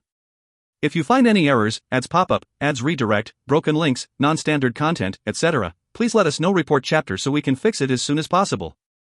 Volume 11 Chapter 7. Book 11 Chapter 07, Pine Forest Ambush. Snowflakes fell relentlessly from the sky. On the dark snowy plains, everyone is silently packing up the tents and getting ready to leave. Xiang Shaolong, Teng Yi, Jing Jun, Xiao Yuatan, Li Si as well as the 12 elite Wu family warriors are prone on the riverbank, scanning for any suspicious activity on the opposite shore. Beyond the black pine forest, there was no other sign of life. If not for the capture of Deng Jia and knowing the enemy's ambush from his confession, it will be hard to imagine that there were 3,000 enemies spying on them with ill intentions. Xiao Yuatan coldly snorted, Yan really stooped so low just to relieve the siege by the Zhao army. However, Xiang Shaolong thought that it is rather common for such despicable acts during these warring times. Lu Xiong appeared and reported, Grand Tutor. Everything is ready. We can set off any time. Xiang Shaolong gave the order to depart. The 1,000 Qin soldiers were split into 2 groups of 500 each. Pulling their horses and carriages, one group went upstream while the other group went downstream. Lighting their lamps, they resembled numerous fireflies. Ji Yan ran, the other girls and the 300 Lu family warriors retreated among the darkness into the red pine forest. The stillness of the night was shattered by the galloping sounds of the horses and the movement of the carriages. Teng Yi eyed the black forest opposite the river and laughed, if I am Sui Luan, I will be having a bad headache now. Xiao Juatan asked in a deep voice, will he be tricked? Jing Jun replied in a low voice, we will know soon enough. It is difficult to navigate the paths in the dark and the armies moved at a snail's pace. It was only 2 hours later that both groups are considerable apart from each other. As agreed, they will meet 20 days later at Mount Yangchang, which is situated besides Qinshui and at the Zhaohan border. If they did not meet up after 3 days of waiting, they will meet up again at Mount Wang Lungling at the Jiaoqi border. The Qin army has undergone strict training and everyone is highly skilled in archery and horse riding. With a smaller force, it is much easier to escape in this uninhabited territory. Teng Yi softly whistled, the enemy is moving. Footsteps and hoofbeats sounded from a hill on the opposite shore. Hundreds of torches were lit and 2 groups of men chased upstream and downstream like 2 fire dragons. Sui Luan guessed that he has been discovered, that there is no more need to keep hiding. When the 2 fire dragons have gone far, Xiang Shaolong ordered, Little June, please investigate the opposite shore again. If everyone is really gone, we will cross the river at dawn tomorrow. Jing Jun grunted a reply and led the 12 elite Wu family warriors across the river on 2 hidden rafts. Li Si and Xiao Yuatan went along with them. Xiang Shaolong and Teng Yi returned to the red pine forest leisurely. This surprise ambush by the Yan army has caused them some panic, but everything is resolved for the moment. Xiang Shaolong was about to say something, but he interrupted by what he sees in front of him. Trembling, Tang Yi shouted, "Not good." The edge of the red pine forest is filled with 1,000 red flaming torches. Closing in like a fan towards the center of the forest, the air is filled with battle cries and the attack is earth-shattering. Both men thought of the assassination of Lord Longyang. The color disappearing from their faces, they drew their swords and ran madly towards the red pine forest. There were at least 500 invaders and they had approached the forest in silence. When they were discovered by the sentries of the Lu family warriors, they charged straight into battle. From the start, the Yin army has ambushed Xiang Shaolong's entourage from 3 sides, upstream, downstream and within the red pine forest. Even if they wish to escape now, the river will block their escape. In such freezing weather, jumping into the river is as good as committing suicide. Their opponent employs the most vicious, bloodthirsty, and well-planned strategies to kill them all. Killing sounds filled the air as men and horses fell alike. Ji Yanran was directing the family warriors and was protecting Wu Tingfang, Zhao Qian, and the 4 maids. Together with the Meng brothers, they escaped towards the river. Luckily, the forest is very dense, the ground is uneven and it is dark at night. Otherwise, they would have perished under the arrows of the enemy. However, they were being forced to the river by the attackers and they may not survive anyway. Countless enemies are streaming over from all over. The Lu family warriors may be top fighters and fought with their lives, but the overwhelming majority of enemies soon overcome them. Barely leaving the forest, Chuning gave a tragic cry. A long arrow has pierced her back and she died on the spot. Wu Tingfang and the other maids wailed in agony. Coolly, Ji Yanran pulled Zhao Qian and yelled, "Follow me!" Snaking through the edge of the forest, she advanced towards a small hill besides the river. Only about 100 warriors are with her. Half of them re-entered the forest to re-engage the enemy. The remaining 60-odd men covered their retreat and rushed up the hill together. The snow-covered slopes only caused their ascent to take twice as long. Behind them, torches can be seen everywhere and the forest is shining red like blood. On the side, 10-odd enemies disguised as hunters came assaulting. Mad on her killing spree, Ji Yanran pierced continuously with her lance and killed several men in a row, creating an opening. Another enemy chopped down at Zhao Qian who was behind Ji Yanran, disregarding the fact that she is female and powerless. Ji Yanran's lance is embedded into another enemy's chest and cannot rescue her in time. Meng Tian who was on her right dashed over and his sword flashed, severing the man head from his body. As they are about to reach the hilltop, a shower of arrows rained on them and another 10 family warriors were felled. The enemies scrambled over and chopped furiously at those hit by arrows to ensure their deaths. Xiaoling slipped and fell onto the ground. Xia Ying and Dong Ying were as close to her as real sisters. They turned back to help her up. With this lapse, a gang of unscrupulous invaders broke through their defenses and in the chaos, murdered all 3 of them. It was a heartbreaking sight. Wu Tingfang nearly fainted upon seeing this. Supported by Meng Wu and Meng Tian, they reached the hilltop. The remaining 30 family warriors utilized their advantageous terrain height and managed to hold the attackers at bay, but not for long too. At this crucial moment, Xiang Shaolong and Tang Yi arrived to help them. Noticing the maid's absence, they could guess what had happened. Xiang Shaolong exclaimed, "Get to the river. Jing Jun is there." Wu Tingfang wailed, "Hubby." Meng Wu interrupted her and dragged her away. Ji Yanran cried, "Don't get caught up in the fighting." Leading the 4 persons, they ran down slope towards the river. Tang Yi had reached the hilltop. Waving his heavy sword, he massacred everyone in his sight. Xiang Shaolong cut off the pursuers of Ji Yanran and began his own killing spree. The fighting is simply horrendous. As another 100 of attackers swarmed up the hill, someone shouted, "Xiang Shaolong is here." Xiang Shaolong just disemboweled 2 men. Scanning his surrounding, he can see more enemies advancing. Except for Tang Yi, there is no other survivor. He knew that if he still continued to fight, he will meet his end here. Roaring loudly, he brandished his sword and fought his way to Tang Yi, bellowing, "Go!" By now, their bodies are filled with sword wounds. Tang Yi nodded and swept his sword, killing another 2 men. Fighting as they retreat, they were hard-pressed and found it hard to slip away. Eyeing the countless fighters coming out of the red pine forest and climbing the hill to engage them, Xiang Shaolong called out, "Let's roll down." Pulling Tang Yi, they bent down and rolled down the hill slope. Thanks to the heavy snowfall, the ground was wet and soft and they rolled safely to the bottom of the hill. Like madmen, the Yan army chased down the hill. As they got up, Tang Yi grunted. His right shoulder was pierced by an arrow. 10-odd enemies are rushing over from both sides. Xiang Shaolong pulled out his flying needles and shot them out in succession. Before they knew what happened, 7 men were struck dead. The remaining men scrambled to safety. Suddenly, the fiery torches dimmed. The snowy slope is extremely slippery. Several of the torchbearers slipped and fell into the snow, extinguishing the flames. Tang Yi reached behind him and held onto the arrow. Pulling the arrow out with some of his flesh and blood, he struck the arrowhead into the throat of another attacker. With his armor protecting him, the arrow only entered his flesh by a few inches and his organs are unharmed. Otherwise, he may lose his life. Taking advantage of the low visibility, they charged into a group of enemies and break out of the encirclement. Once freed, they sped towards the river. Behind them, 3 groups of men carrying torches were trailing closely and battle cries filled their ears. In an instant, they reached the river shore. Jing Jun leapt over and happily cried, "Let's go!" Leading them, he ran along the river. The first raft carrying Ji Yen ran and the rest had just left. The other raft is waiting for them. Jumping of the raft, they rowed towards the opposite shore. As they reached the center of the river, the pursuers came to the river bank. Taking out their bows, they rained arrows on Xiang Shaolong and company. The 12 elite Wu family warriors formed a human wall and used their swords to deflect the incoming arrows. Tragic calls were heard. One man was hit and he fell onto Xiang Shaolong. Grieved, Xiang Shaolong and Tang Yi yelled at the same time, "Get down!" Another 3 men were hit by arrows. The rafts finally left the firing range of the arrows and arrived at the opposite shore. The enemies were cursing helpless. To think they let them escape even in such a disadvantageous situation. Xiang Shaolong had just leapt onto shore when Wu Tingfang heartbreakingly leapt into his blood-stained embrace. Jing Jun suddenly cried out, "Third princess!" Xiang Shaolong trembled uncontrollably as he looked over. Zhao Qian was in Ji Yanran's arms with an arrow protruding from her chest and she has breathed her last. Although his wounds have been bandaged, Xiang Shaolong's heart is still bleeding.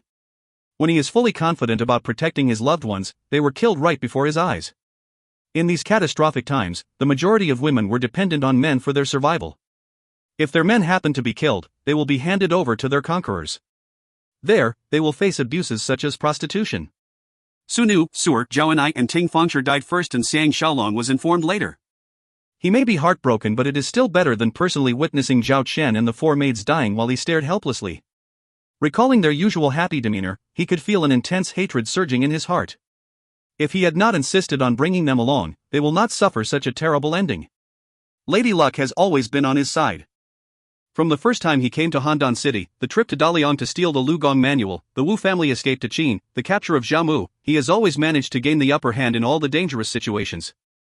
The death of the 5 girls has shattered his beautiful dream. This time, he did not lose to inferior battle strategies, he lost to luck. Witnessing the fresh graves, he cannot help but think of the exposed corpse of the 4 maids, the 4 elite Wu family warriors who were shot dead on the raft and the 300 faithful warriors of the Lu Buwei. For the first time ever, Xiang Shaolong was filled with the most intense murderous hatred and revenge. He will not show any mercy to Lord Yanquan or Yan. Only blood can wash away this debt of blood. Wu Tingfang is wailing loudly in the arms of the sobbing Ji Yanran, adding to his pain. Xiao Yuetan approached Xiang Shaolong and swore in a low voice, "Grand Tutor Xiang must take it easy. When we get back to Xianyang, I will get Premier to seek revenge for us." In this moment, Jing Jun swiftly came to the gravesite and hissed in a frantic tone, "Enemies are sighted on the southeastern direction. I detected Lord Yanquan's men in Han soldiers. They numbered 500 and are equipped with hunting dogs. We better leave as soon as possible." Filled with grief, Xiang Shaolong wondered aloud, "Where can we go?" Tang Yi reasoned, "The road to Mount Yangchang is flat ground and rivers. We do not have any war horses and will not escape their pursuit. The best way is to go through the mountains to Jing Jun's hometown, Jing Village. There, we can obtain provisions and horses. We can even recruit some top hunters and add to our fighting strength. Jing Jun and I are familiar with the roads and can evade enemies on our trail." Xiang Shaolong forced himself to brighten up. Glancing at his 2 lovely wives Ji Yanran and Wu Tingfang as well as the Meng brothers, Xiao Yueten, Li Si, Jing Jun, Teng Yi and the remaining 8 elite Wu family warriors, he decided, "Great. Let's go. As long as I, Xiang Shaolong, am alive, Lord Yanquan and his allies will not get away with this." They traveled day and night. 25 days later, after enduring several hardships and hunger, they came to Jing Village. Hunting for food during winter is extremely tough. Fortunately, Tang Yi and Jing Jun are the best in this field. It is due to these 2 men that Xiang Shaolong and the rest did not die of hunger in the mountains. On a few occasions, the pursuers nearly caught up to them. It was also due to Tang Yi and Jing Jun's familiarity of the mountains that they managed to slip away each time. By the time they got to Jing Village, even strong men like Xiang Shaolong and Tang Yi were on the verge of collapse, not mentioning normal people and girls like Xiao Yueten, Li Si, and Wu Tingfang. Luckily, they have achieved some fitness by practicing swordplay or they will not be able to hold out. However, their zombie-like appearance is still heartrending. Jing village comprises of 10-odd clusters of huts situated all over the mountains. Tang Yi has always been the most respected hunter in the eyes of the villagers. Every kid in this village has benefited from his horse riding or archery lessons. Viewing his return, everyone was excited with happiness. They did their best to see to the needs of Xiang Shaolong's group and helped them to spy around for enemy activities. After 3 days of rest and recuperation, everyone is fully rejuvenated and fresh. They have regained their confidence and fighting spirit. Time can dilute everything, including burying all the unhappy events deep into the hearts. Everyone is having lunch in the big hut of the village leader when Tang Yi brought Xiang Shaolong to the open area outside the house. 38 young hunters were chatting excitedly with Jing Jun. Seeing the appearance of the two men, they stood at attention and seemed to be waiting to be selected to join them. Xiang Shaolong asked in a low voice, "Second brother can decide for me." Tang Yi answered, "Isn't it better for them to feel that they were selected by you, the world-renowned hero?" He continued, "None of them were originally surnamed Jing. The entire Jing village inhabitants are originally nomads from the north. They live a carefree life and do whatever they want. Due to Zhao's expansion and the Xiongnu's harassment, they were forced to come south. After living here for hundreds of years, they were despised by the Han and were forced to change their names. Therefore, they have a great dislike for Zhao and Han." Anger can be seen on the faces of the young hunters. Jing Jun added, "Everyone here practices martial arts to fight raiders from the Han soldiers, horse thieves, and invaders from other villages." Tang Yi concluded, "These hunters were specially selected from 1,000 hunters. They are the best. With additional training, I guarantee they will not be inferior to our elite Wu family warriors." Xiang Shaolong asked, "Is everyone willing to throw in their lot with me, Xiang Shaolong?" The hunters agreed in unison. Xiang Shaolong swore, "From today onwards, we will share wealth and woe." Everyone cheered wildly. Back in the house, Tang Yi reminded, "We will set out for Huang Longling tomorrow. We have lost all our precious cargo in the Red Pine Forest. It seems inappropriate to continue our mission without any valuables." Xiang Shaolong replied, "Those are secondary." That night, the terrible battles, the tragic cries and the intense feelings surfaced in their dreams once again. Wu Tingfang woke up with a scream and her face is covered with tears. Xiang Shaolong embraced her tightly and tried his best to comfort her. On the other side, Ji Yanran woke up too. She opened the window to allow more fresh air to enter the room. After Wu Tingfang went back to sleep, Xiang Shaolong has lost all desire to sleep. He felt as if there was a large boulder pressing down on his chest. "It is a beautiful night. Why don't we take a stroll?" he suggested. Ji Yanran replied in a pitiful tone, "Fanger cannot sleep alone. You go ahead." Xiang Shaolong put on a coat and left the house. Stepping into the garden and under the bright moonlight, he noticed Xiao Yuetnan looking at the sky mysteriously. Xiang Shaolong was astonished and approached him asking, "Brother Xiao cannot sleep too, but?" As if he was expecting Xiang Shaolong, Xiao Yueten continued to stare at the black sky and sighed loudly, "I love to let my thoughts wander, especially at night. Therefore, I love to hug a beauty to sleep to prevent myself from thinking too much. My bad habit came back tonight." Xiang Shaolong did not feel good hearing this.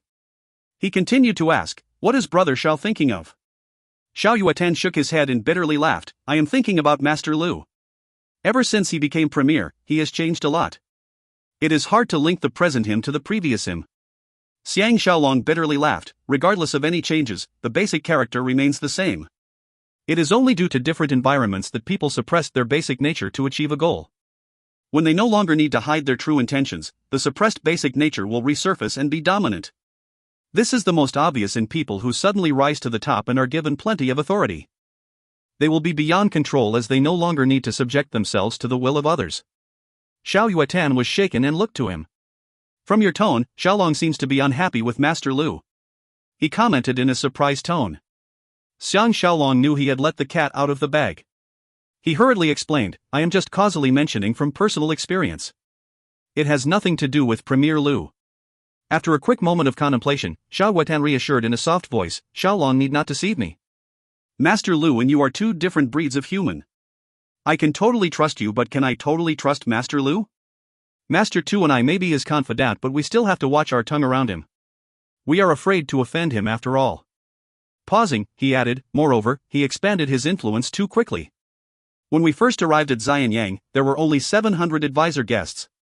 Now, we have exceeded 5,000. How can we not incur the jealousy of the Qin population?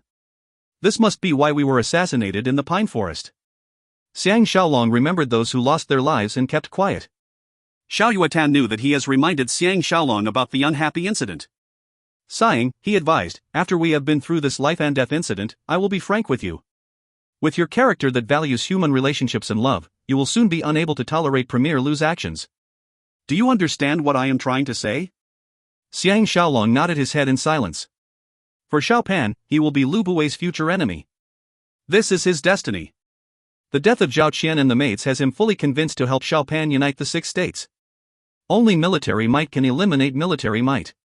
Although the state of law is only seen 2,000 years later, it will begin with him now. It is late, he answered. And we have to set off early tomorrow morning. Why don't we retire to bed now? Xiao Yuatan invited, you go ahead. I still want to stand here for a while longer. Xiang Shaolong smiled, then let's use this wonderful night to chat till morning. I wish to understand Xianyang City's position to a greater extent. Xiao Yuatan was delighted, I will be glad to share with you my knowledge. The night passed like this. The next morning, the 50-odd persons rode off towards Huang Lungling. If you find any errors, ads pop-up, ads redirect, broken links, non-standard content, etc., please let us know. Report chapter so we can fix it as soon as possible. Volume 11 Chapter 8. Book 11 Chapter 08, An Earth-Shaking Conspiracy. After journeying for more than 20 days, Huang Lungling was within sight. Situated on the Zhaoqi border, the tall mountain protruded out of the flat plains surrounding it. The mountain peak is covered with thick layers of snow. Everyone is feeling burdened emotionally and can hardly find any reason to be happy. They no longer enjoy the same energy as when they first left Xianyang City. The only conversation going around was how to cover their tracks or counter the enemy's spying. Halfway through the trip, they have shaken the pursuers off their trail. Xiao Yuatan is surprisingly quiet and seems to have a lot on his mind. After the night of chatting with Xiang Shaolong, he seems to be hiding something. He may be oversensitive, but the closer he got to Han Lungling, the more uneasy Xiang Shaolong feels. Last night, he even had a dream. He dreamt about Zhao Qian and the 4 maids. They were dressed up beautifully and were smiling like blossoming flowers. They insisted on bringing him back to Xianyang. When he woke up, his face is wet with tears and his heart was akin to being sliced apart. So although Tang Yi wanted to cover more distance, Xiang Shaolong insisted on camping on a flatland with their backs to mountain. He wanted more time to rest and think. Before evening, Jing Jun, the Meng brothers and the hunters came back with prey and cooked them over a burning fire. To evade detection, they put out the fire at nightfall. In winter, sleeping at night without fire in the open wilderness is most unbearable. With their goal in sight, everyone is excited and was chatting with joy. Ji Yanran and Wu Tingfang were chatting secretly in their tents. Xiao Yuatan got Li Si to chat with him at a nearby waterfall. They have a serious expression on their face. Tang Yi and Xiang Shaolong were sitting among some scattered rocks near the campsite. Dazed, they watched the sun slowly set into the horizon. Out of the blue, Li Si came over and invited them to join him. Xiang Shaolong and Tang Yi exchanged looks. Their heartbeat began to quicken at the same time. With Li Si, they approached Xiao Yuatan. Xiao Yuatan was staring blankly at the clear water falling down and his eyes are moist. Li Si shook his head and sighed. Even a patient man like Tang Yi could not hold back and questioned, we are all close like family. Brother Xiao, please be straightforward about your thoughts. Xiao Yuatan sighed deeply. Glancing at both men, he replied emotionally, that night, I told Shaolong I love to let my mind wander. Regrettably, I did not find my thoughts as meaningless as before. Now, I am seriously asking myself what if and the answer lies there. He pointed strongly to Huang Lungling. Xiang Shaolong and Tang Yi were trembling uncontrollably and their limbs turned ice cold. Li Si revealed, just now, Brother Xiao got me to analyze deeper regarding the Red Pine Forest assassination. We discovered many suspicious points and came to a frightening conclusion. I am afraid we have become the sacrificial lambs for Premier Lu. Xiang Shaolong and Tang Yi looked at each other with their eyes full of surprise. Xiao Yuatan started, this trip should be extremely easy. The 6 states have always been fighting among themselves. With the recent Chichu conspiracy against Zhao, it is harder for them to see eye to eye. This trip is actually unnecessary. In addition, Master Lu has been grooming his own clansmen and this will be a great opportunity to gain credit. However, this mission is given to Shaolong. AI. There are many things I do not regard as important, but now that we have suffered such a blow, I can find meaning in those things after deeper contemplation. Tang Yi's face is completely white. In a deep voice, he commented, I just could not understand how the enemy can attack us using the best opportunity and strategy. And it is just about the time when Lu Xiong and Chu Doqi had left with Yin in pursuit. Even if they are spying on us all the time, it is nighttime and snowing heavily. How can they be so sure we retreated into the forest and are letting our guard down? There must be a spy among us. Xiang Shaolong could feel his head becoming numb and his bones chilly. Taking a deep breath, he suppressed his emotions and asked, how does it benefit Premier Lu? We are his men, and he has 300 family warriors with us. If Meng Wu and Meng Tian perished as well, Meng Ao will be devastated too. Xiao Yuetnan lifted his sleeve and wiped away some tears. Sighing, he declared, I have been with Master Lu for almost 20 years. To attain his goal, he is completely ruthless. It is the same in his business and powermongering. Pausing, he threw back a question, if it is really done by Lord Yangquan, how will he benefit? This should be an easy and straightforward question. But under these circumstances, no one could give a ready answer. King Xuanxiang has always been thankful for Lord Yangquan's intervention. When he promoted Lu Buwei to be the right premier, he promoted him to be the left premier. He also prevented Lu Buwei from giving trouble to Lord Yangquan. If Xiang Shaolong and his entourage were annihilated, with rumors circulating that Lord Yangquan is scheming against them and among those dead were Lu Buwei's own family warriors, no one will suspect that the entire setup is masterminded by Lu Buwei. King Xuanxiang and Zhu Ji adored Xiang Shaolong. If they were led to believe that Lord Yangquan killed Xiang Shaolong, Lord Yangquan will be in trouble. Even Lady Hua Yang will not be able to protect his brother. With that, Lu Buwei will get rid of this thorn in his flesh and dominate the Qin politics. Who else is closer to King Xuanxiang and Zhu Ji other than himself?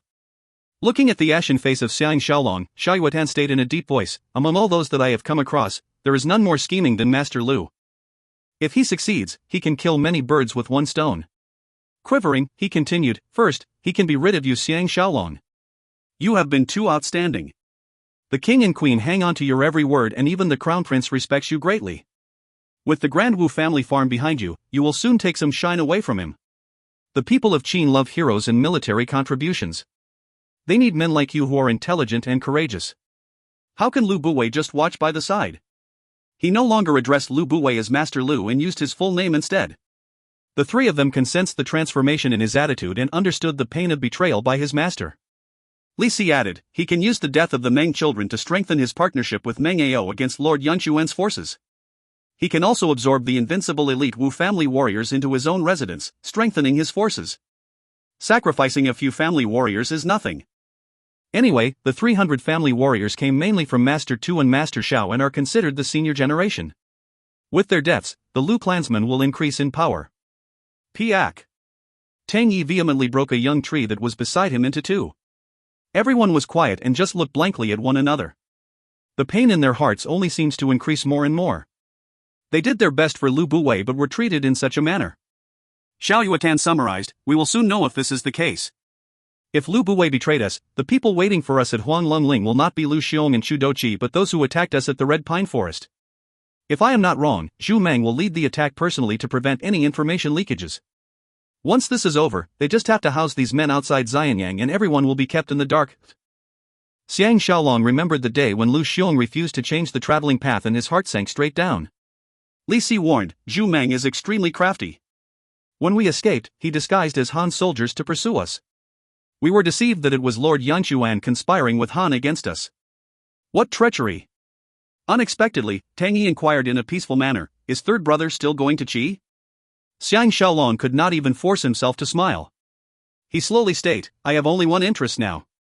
I want to prove that it is really Lu Buwei betraying us. Following that, I will try to kill Zhu Meng and redeem some of the blood debt that Lu Buwei owes me. The next evening, Xiang Shaolong, Tang Yi and Jing Jun returned from Huang Lungling with grave expressions. They gathered Li Si and Xiao Yuetan to the waterfall for a meeting. Ji Yanran and Wu Tingfang knew about the matter and joined the discussion. Before a word can be said, everyone knew the result. Li Si asked in a deep voice, how many of them are there? Tang Yi responded, about 1,000. They were dressed as Qin soldiers and even put up Lu Xiong and Chu Doqi's flag emblem. Mr. Xiao is right. They were led by Zhu Meng.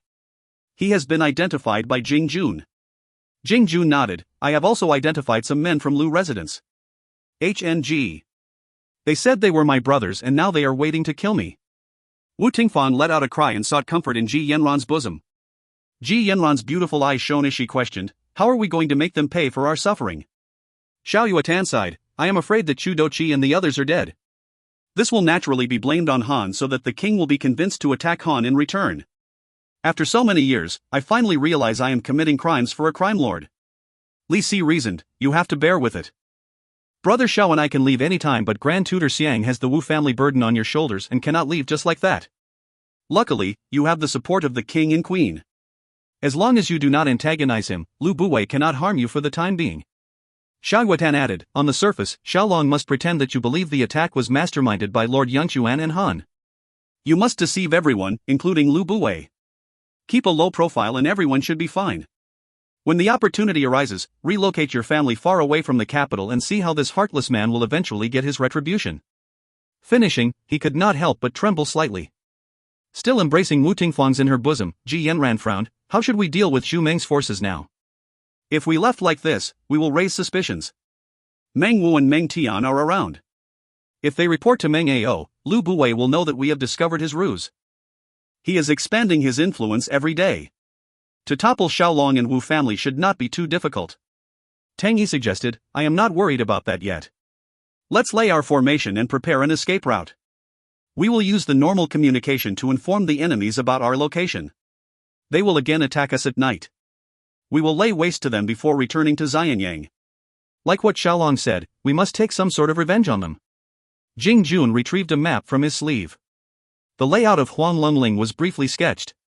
On the map were 3 flags which represent the enemy's positions. Pointing to a ridge, he recommended, there is a steep area here surrounded by slopes on 3 sides. It is part of a thick forest. The back is Huang Lungling's tributary, which is 4 hours' walk from Zhu Meng's position. We can lay our trap there. While the sun is strong these few days and the snow has melted from the trees, we can apply oil onto the trees. With a fire attack, we will give Zhu Meng the biggest surprise of his life. Tang Yi pointed to behind the mountain and concluded, we have done our investigations. With proper ropes, we can easily descend the mountain from the back. With the plains on the other side, we can leave quickly. Brother Xiao and Brother Li can wait for us there with Tingfang and the Meng brothers. You can keep an eye on the horse and the provisions. Xiang Shaolong stood up declaring, it is decided. We must now race against time. With our work in these few days, we will put up a good show for Zhu Meng. The sun is setting into the horizon and the wilderness became desolate once more. Using a bronze mirror to reflect sunlight into Zhu Meng's camp in succession, Xiang Shaolong paused for a while. He repeated it 3 times again before he kept the mirror. This is the signal Xiang Shaolong and Chu Doqi agreed on before they split. When Lu Xiong and Chu Doqi saw this signal, they will send men to receive them, but of course, it is not going to happen in this case. The 3 sworn brothers led the 8 elite Wu family warriors and the 38 hunters up the back mountain. Carrying as much arrows as they could, they shielded themselves behind the protruding rocks and waited for the fish to enter their net. Under the mountain were several tents that were partially hidden in the woods. If the enemy spied on them, they will not be suspicious. As they wait for the sun to set from the center of the sky, Xiang Shaolong could feel different surges of emotions. He knew that he will one day clash with Lu Buwei, but he did not expect it to come so soon. He recollected that King Zhuangshan will die soon and Lu Buwei will be in power for 10 years, his heart begins to palpitate. Such a long period of time, can he and the Wu family hang on till the end? It will all depend on Empress Zhu Ji, the future dowager. As long as Lu Buwei does not fight him openly, he has a way to handle his family warriors. Back in Xianyang, he will secretly train soldiers and input his 21st century knowledge into making better weapons. He has never thought about such issues in the past. Now, to preserve his own life, he must utilize all his skills and knowledge. From this moment, he will fight an underground war with Lu Buwei. When Xiao Pan is in power, it will be time for Lu Buwei to die. Historians have concluded that Lu Buwei committed suicide, but Xiang Shaolong knew a man like him will never do such a silly thing. It may even be him who will finish Lu Buwei off. He hated Zhao Mu, but they have been enemies from the very beginning, unlike Lu Buwei, this devious man who hides a knife beneath his smile, making him extremely bitter. Besides him, Ji Yanran leaned over and whispered, what are you thinking of? Xiang Shaolong felt guilty inside, it has been hard on you, but... Ji Yanran softly replied, this is nothing. For people like you, you will incur jealousy wherever you go. When I decided to follow you, Mr. Zhou has long predicted this, but I did not even have the least bit of hesitation. Filled with gratitude, Xiang Shaolong hugged her lightly. This beautiful and intelligent woman gently commented, when I heard that Empress Ji and you had many private conversations, I thought it is highly inappropriate. Lu Buwei has such a strong influence over King Zhuangxiang and Prince Xiang is due to her input. She keeps doting on you, giving Lu Buwei the motive to get rid of you. Only through this can he make Empress Ji wholeheartedly help him to eliminate Lord Yangxuan and gain power. I have seen so many examples. Everyone behaves exactly the same. Pausing, she added, when I was a guest at Lu residence, I can see that he is staring at me with a strange look in his eyes. I am very experienced with such a look. It is the look of jealousy. The sky begins to darken and the crescent moon rose up to replace the sun, shining down on the snow plains. The snow-capped peak of Huanglongling is even more mesmerizing. On the other side, Teng Yi was scrutinizing the dense forest and warned, "Here they come." The enemies began climbing the slopes on the three sides. They did not light their lamps and were very quiet. Only the sound of breaking branches can be heard, showing that these are well-trained men. Xiang Shaolong and his men were in total silence and their arrows were notched in their bows. With their high ground and rock shields, they are invincible. The only question is how many enemies they can kill. Traps have been laid all over the campsite. The slopes and trees have all been applied with pine oil extracted from pine trees. When it starts to burn, it is no laughing matter. After 2 hours, the sound of branches breaking has completely stopped. On the north wind is heard blowing. Tang Yi coldly laughed, "Here we go." His words had barely left his lips when countless torches were lit at the same time and battle cries can be heard. Hundreds of men rushed towards the tents and arrows fell like rain into the tents. The air is heavy with a killing aura. What happened next was men falling into traps and tragic shouts can be heard. The traps were set up by the hunters. Even wild beasts will lose their lives, not to mention humans. With their torches falling down, the forest started to catch fire. With the north wind blowing strongly, the fire burned ferociously. The enemies on lower ground were in chaos and trampled on one another. Xiang Shaolong gave the order and fire arrows were shot towards other areas of the dense forest. The entire mountain top was engulfed in flames. Cries and shouting were heard everywhere. Xiang Shaolong and his men did not hold back. Fueled by revenge, they rained arrows on their attackers. Under the bright flames, the enemies could see everything around them. Everything except an escape path. Although the hundreds of men in the traps were not burned, they could not escape the arrows and death. When the entire mountain is burning like a giant fireball, Xiang Shaolong and his men could not take it anymore too. Using the ropes they prepared, they slipped away via the mountain back. The pain in their hearts was relieved to a certain extent. If you find any errors, ads pop up, ads redirect, broken links, non-standard content, etc., please let us know. Report chapter so we can fix it as soon as possible. Volume 11 Chapter 9. Book 11 Chapter 09, Return to Xianyang. 20 days has passed and they arrived back at Han once again. Not only has Xiang Shaolong lost the enthusiasm to carry out his mission, he has lost all his valuables in the Red Pine Forest and lost contact with the Qin army escort. To visit the various kings of the 6 states empty-handed will be a big joke. After pitching their tents and getting ready for dinner, everyone is surprised to see that Xiao Yuetan has not turned up. Li Si hastily rushed over and exclaimed, "Mr. Xiao is sick." Everyone was surprised, but it was not totally unexpected. For the past few days, Xiao Yuetan has been rather pale and quiet. Now, he has finally succumbed to his illness. As everyone entered his tent, they were shocked. Xiao Yuetan was gravely sick and he could hardly open his eyes. Forcing a smile, he groaned, "I don't think I am going to make it." Wu Tingfang and the Meng brothers who have always been close to him could not help but begin to cry softly. Ji Yanran advised, "Mr. Xiao should be well after another 2 days of rest." When she was about to take his pulse, he rejected, "I am well versed in medication and know my health better than anyone.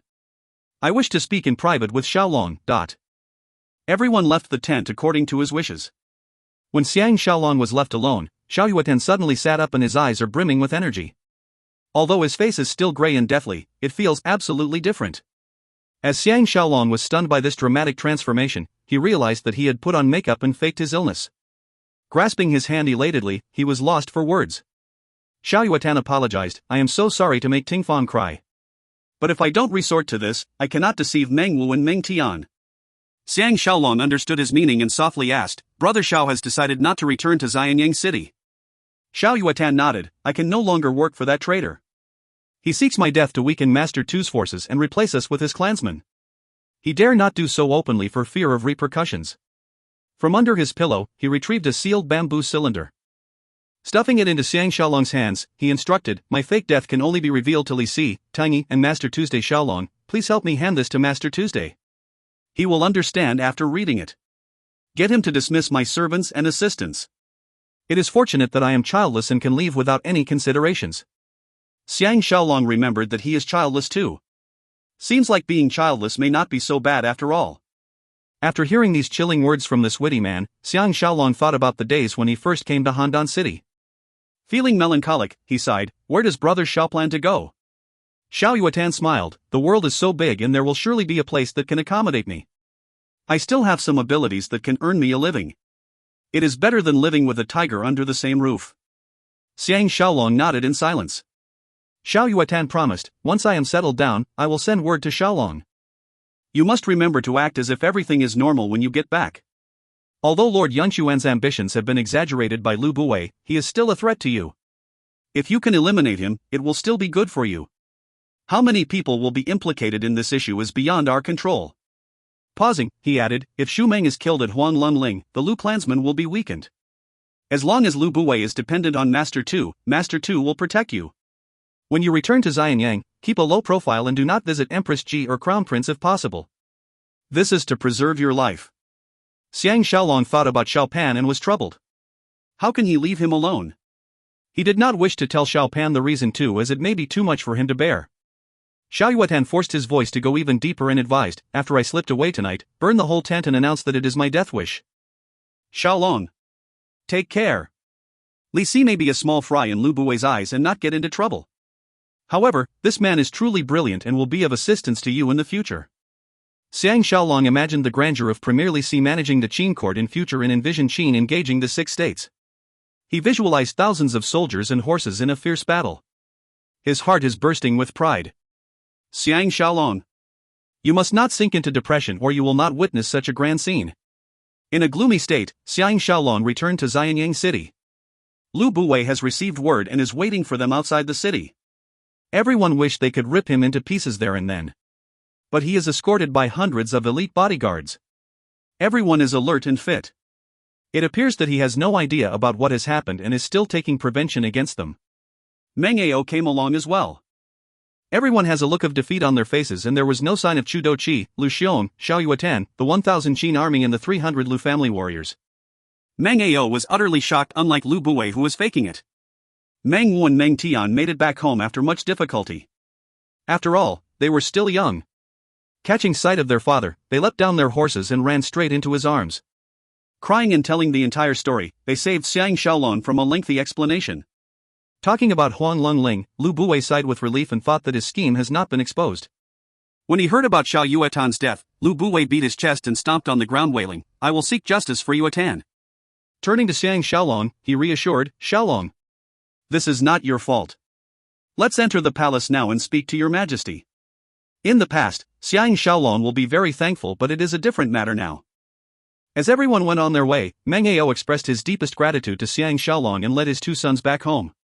Tang Yi, Ji Yanran, Wu Tingfang and the rest returned to Wu residence. Li Si and some bodyguards returned to Lu residence while Lu Buwei and Xiang Shaolong rode towards the palace. Among the galloping sounds, Xiang Shaolong wanted to find some words to comfort Lu Buwei. However, his heart is filled with revenge and he could not find the right words to say. Lu Buwei thought that he is worried about King Xuanxiang's censure. He pretended to assure him, it is all my fault. I did not anticipate Yan Sui will want to ambush us and cause Xiaolong to suffer a setback. I will choose a few beauties from my residence to replace the wife and maids that perished. Forget about the past. Still vengeful, Xiang Shaolong insisted, Premier Lu, please don't bother. Hey! How is the campaign against Eastern Zhou? Lu Buwei was immediately exhilarated and replied in a pleased manner, a measly Zhou is not worth a mention. Once conquered, His Majesty combined Eastern Zhou and Western Zhou into 3 provinces as I recommended. I am promoted to be Marquis Wenqing and am responsible for these provinces, the 10,000 households residing there as well as the 3 rivers, River He, River Luo and River Yi. Pausing, he added happily, we must not let Lord Yangquan off. His conspiracy with Han is unforgivable. Without Eastern Zhou hindering our path, I will recommend His Majesty to attack Han. While the 6 states are busy with their own affairs, we will overrun Han and then set our sights on Zhao and Wei. Xiang Shaolong was filled with dread. Xiao Yuatan is right after all. This man is vicious and scheming. Not many people under the sky are his match. Speaking until here, the majestic palace gates appear before their eyes. Xiang Shaolong sighed. King Xuanxiang had trusted him so much and yet he must deceive him. Why is life full of such helpless incidents? King Xuanxiang received them in the imperial study. After listening to his story, his face changed color and he seems infuriated. For a while, he remained in silence. Seated on his right with Xiaopan, Zhu Ji wailed, Lord Yangquan is so daring to cause the death of Xiaolong's wife. We even lost soldiers and generals. Your Majesty must seek justice. Fire was sprouting out of Xiaopan's eyes as he clenched his fist. Zhao Qian has been close to him like a sister. Lu Buwei put on an act and sighed, I have always obeyed your Majesty and made peace with left Premier. Who knew that he is such a person?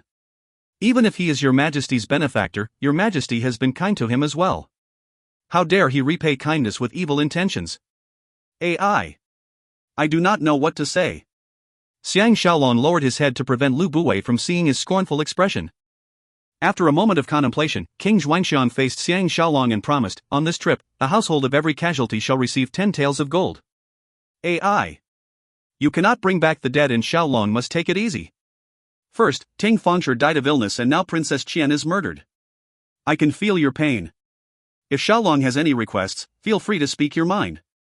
I will do my best to grant your wish. Zhu Ji and Lu Buwei hurriedly winked at him to get Xuanxiang to seek justice for him. Xiang Shaolong pretended not to see the winks. Kneeling down, he kowtowed, I have no wishes other than to move into seclusion and mourn for my dead wife. King Xuanxiang, Zhu Ji, Lu Buwei and Xiaopan were in shock. Glancing at each other, they were dumbfounded. Zhu Ji's expression is different and she frowned, thinking hard for the real reason. She knows that Xiang Shaolong is fair to those who have helped him and those who have harmed him. Why is he not taking action against Lord Yangquan? Lu Buwei did not know that his scheme is exposed. Witnessing his defeated expression, he was secretly delighted. Xiaopan was in a state of panic. He was afraid that Grand Tutor is ignoring him for good. Luckily, he knows that Xiang Shaolong is deeply in love with Zhao Qian. Even if he is unhappy, he forgives him. King Xuanxiang thought that Xiang Shaolong did not want to put him in a difficult position and even put his personal revenge aside. He was touched and reassured, Shaolong must take a good rest now. I will not let this matter rest like this. I will see Empress Dowager later and seek her opinion. Zhu Ji advised, Your Majesty must not do so. Empress Dowager may not be on good terms with Lord Yangquan but they are siblings after all. If he receives word and create internal strife, the commoners will suffer. Lu Buwei left his seat and kowtowed, we must look at the big picture. Please give the order. I will lead the army and annihilate the traitors to display the might of your Majesty. King Xuanxiang stared at Lu Buwei and Xiang Shaolong kneeling before him. Gritting his teeth, he committed, fine. Premier shall see to this matter. You must spare left Premier's life though. I will decide what to do with him after I speak to Empress Dowager. Lu Buwei could hardly hold back his glee and agreed. Xiang Shaolong thought to himself, great. I will let you enjoy your short-lived victory. One day, I, the man from the future 21st century, will kill you personally. Back in the Wu residence, everyone was grieved and depressed. Tao Fang received him at the main door. Pulling him to the garden, he was panting heavily and could not utter a single word. Xiang Shaolong felt that something was amiss. Quivering, he asked, what is it? Tao Fang shook his head and replied, a lot has happened in Zhaoanwei. I am afraid Lady Ye will not be coming but... Xiang Shaolong was shaken, she is dead? Tao Fang bitterly laughed, she is not dead but has reignited her passion with Prince Xinling. This kind of wanton woman, you had better forget about her. Xiang Shaolong was instead relieved. As long as it is her own wish, he will not hold it against her. Since he knew her, she has been a loose and passionate woman. Moreover, Prince Xinling is a very eligible bachelor. The only thing he could not understand was that they could still get together despite all the issues that stand between them. Tao Fang's voice sounded in his ear once again, Empress Jing has become the Empress Dowager and wield absolute power in Zhao. She sent an envoy to the King of Wei and asked for the head of Zhaoye. It is fortunate that Lord Longyang helped Zhaoye escape and seek refuge in Prince Xinling's residence. Receiving his protection, Zhaoye repaid his gratitude by becoming his woman and will be based there for the time being. She has sent someone to inform you that you are the only man she has ever loved and hope that you will forgive her. Xiang Shaolong thought that after all the trials and tribulations, Lord Longyang is the most trustworthy. He kept his promise to protect Zhaoye even though Dong Horse fanatic has died. In a serious tone, he questioned, what about Zhao Ji? Tao Fang replied, relax. She is back and waiting for you in the residence. Xiang Shaolong heaved a sigh of relief, I thought it was something more serious. Master Tao, your solemn expression gave me a big fright. AI. Why is your face still as pale? Tao Fang answered, when Chui Lu and Chui Tong heard about third princess's death, they secretly hanged themselves. When we found them, they had just lost their breaths and their body is still warm.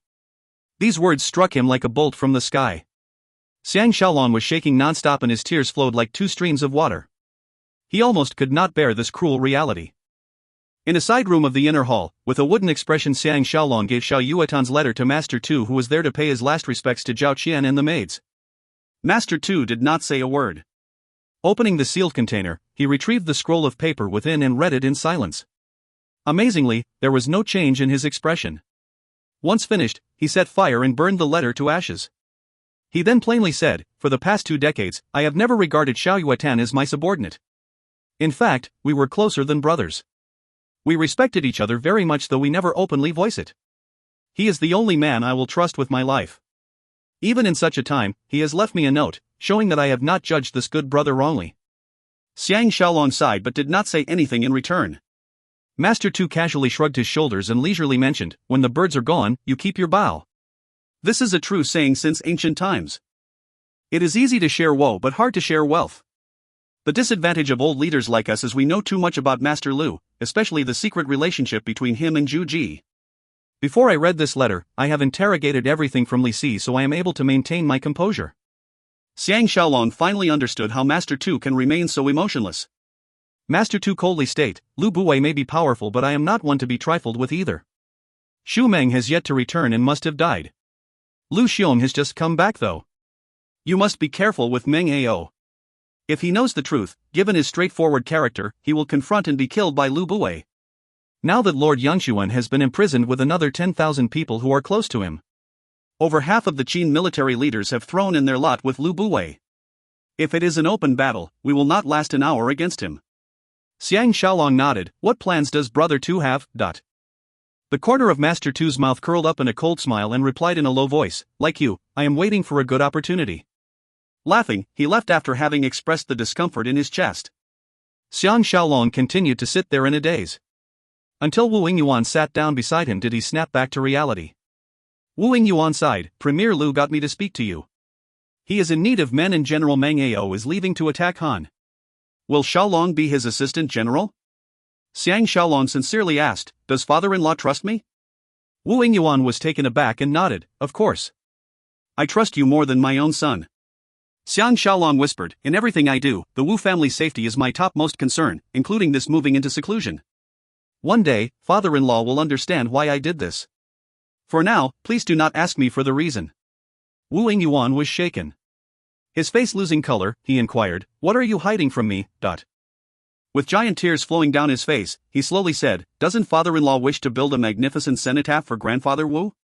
If I, Xiang Shaolong, am still alive 10 years later, I will fulfill your wish. Wu Yingyuan was dumbfounded for a while. Letting out a long sigh, he nodded, I understand. Regardless of what may happen, we will leave Xianyang City tomorrow. Our father and son relationship will always remain the same. If you find any errors, ads pop up, ads redirect, broken links, non-standard content, etc., please let us know. Report chapter so we can fix it as soon as possible. Volume 11 Chapter 10. Book 11 Chapter 10, Highly Trusted. Since his return to Qin from Zhao, fate has been torturing him. If not for Ting Fengshi's sickness and eventual death, he will not be motivated to bring Wu Tingfang and Zhao Qian with him on his mission. Zhao Qian will be able to stay alive and so will Chunying and her fellow maids. In addition, Chui Tong and Chui Lu will not hang themselves to accompany Zhao Qian in death. When he was in such extreme danger in Dalian, with some luck, he still managed to protect this pretty third princess of Zhao. But on the river beside the red pine forest, she died a horrible death. Ultimately, he wasn't sharp enough and was tricked by Lu Buwei. He will not let Lu Buwei trick him again, for he will not be able to take it anymore. 7 young and energetic ladies who are undergoing the prime of their lives were gone just like that, as if it was a wet dream.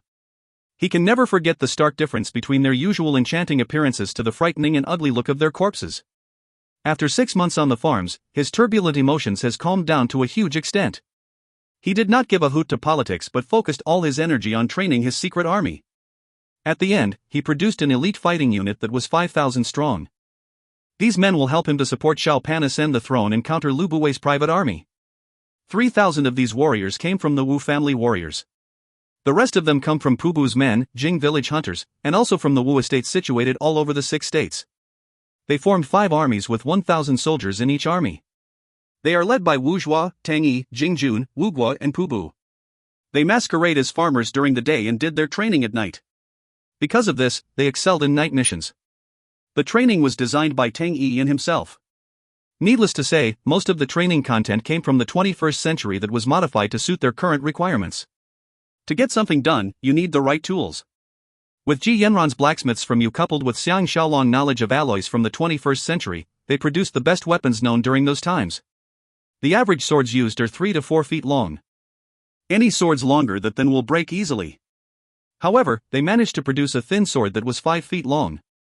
Based on this advantage alone, they have increased their fighting prowess. Wu Yuan sent men all over the country and cultivated a new breed of warhorses. Regardless of endurance or speed, they surpassed the current standards by a huge margin. Xiao Yuatan is right. With the Wu family wealth and expertise backing Xiang Shaolong, he will be a force to reckon with. Xiang Shaolong has been trained in the art of espionage and intelligence gathering. He understood the need for spies and trained another 100 men in this field. Once they completed their training, Tao Fong was placed in charge of them. After 6 months of hard work, they have succeeded in forming a self-sufficient secret military organization. On several occasions, Lu Buwei will send someone to check on them. With Master Tu's secret protection, they are unable to discover anything new. The days passed peacefully on the surface, but it is an intensive competition in hiding. On this day, Tao Fong visited them from Xianying City. He could not find Xiang Shaolong in the hidden dragon abode. Escorted by Ji Yanran, Wu Tingfang, and Zhao Ji, he made his way to the Moon Prayer Peak military training ground to report the latest news to Xiang Shaolong. Xiang Shaolong and Tao Fong proceeded to the army camps. Sitting down on some rocks in the middle of an open area, they begin to chat. Tao Fong started, Meng Ao has been victorious in attacking Zhao, conquering Chen Nian and Xinyan. Gaining the upper hand, he continued to set his sights on Yusi and Langmeng. The people of the 6 states are in panic, and it was rumored that King Anli and Prince Xinling have put aside their differences. Prince Xinling will personally visit the 6 states and get the support of everyone to counter the threat of Qin. His face losing color, Xiang Shaolong commented, Zhaoya is in danger, but... Tao Fong was slightly stunned and replied with displeasure, such a loose woman, Shaolong should not be bothered with her. He understood where Shaolong was coming from. If Prince Xinling approached Zhao, it will be negotiating with Empress Dowager Jing rather than the young king. With the deep grudges between Zhaoya and Empress Dowager Jing, Zhaoya's death will be the condition for them to work together. After thinking for a moment, Xiang Shaolong inquired in a deep voice, are Zhao and Yan still fighting? Tao Fong answered, Yan is fighting a losing battle. After Lian Pa has eliminated Yan's famed General Li Fu, Yan has called for a truce but will have to offer concessions to Zhao. The first goal of Prince Xinling is to get them to stop fighting. His expression turning ugly, Xiang Shaolong questioned, how long has it been since Prince Xinling went on this mission? Tao Fong guessed that he still has feelings for Zhaoya. He sighed, till today, it would have been about 5 months. If Prince Xinling and Han Jing has a secret agreement to take Zhaoya's life, there is nothing we can do. Xiang Shaolong was flustered. Tao Fong reminded, we can hardly protect ourselves now. Lu Buwei's influence is growing day by day. The advisor guests in his residence have exceeded 8,000 and he has built another premier residence that is 3 times bigger than the old one. He has purposely left the left premier post empty so that he may dominate Qin politics. With his military successes, everyone in Xianying City is dancing to his tune. Xiang Shaolong put aside Zhaoya's issue and inquired, Master Tao has come all the way here. Are there any more updates? Tao Fong's expression grew more serious and added, there is a strange matter indeed. His Majesty sent an attendant from the inner palace to look for me. He wants to summon you into the palace for a conference. That is the reason I came all the way here to inform you. The attendant who is named Tang Sheng is very secretive and I am sure there is more than meets the eye. Xiang Shaolong was stunned by this development when Wu Tingfang's voice jingled, hubby.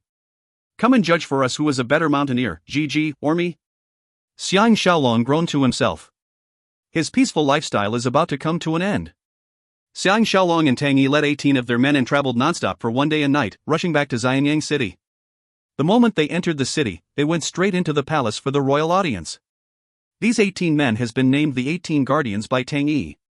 They include Wu Yanzhu and Wu Shu who had accompanied him to Red Pine Forest. Altogether, there were 10 warriors from the Wu family, 6 hunters from Jing village, 1 man from Pubu's brothers and 1 man from Ji Yanran's family warriors.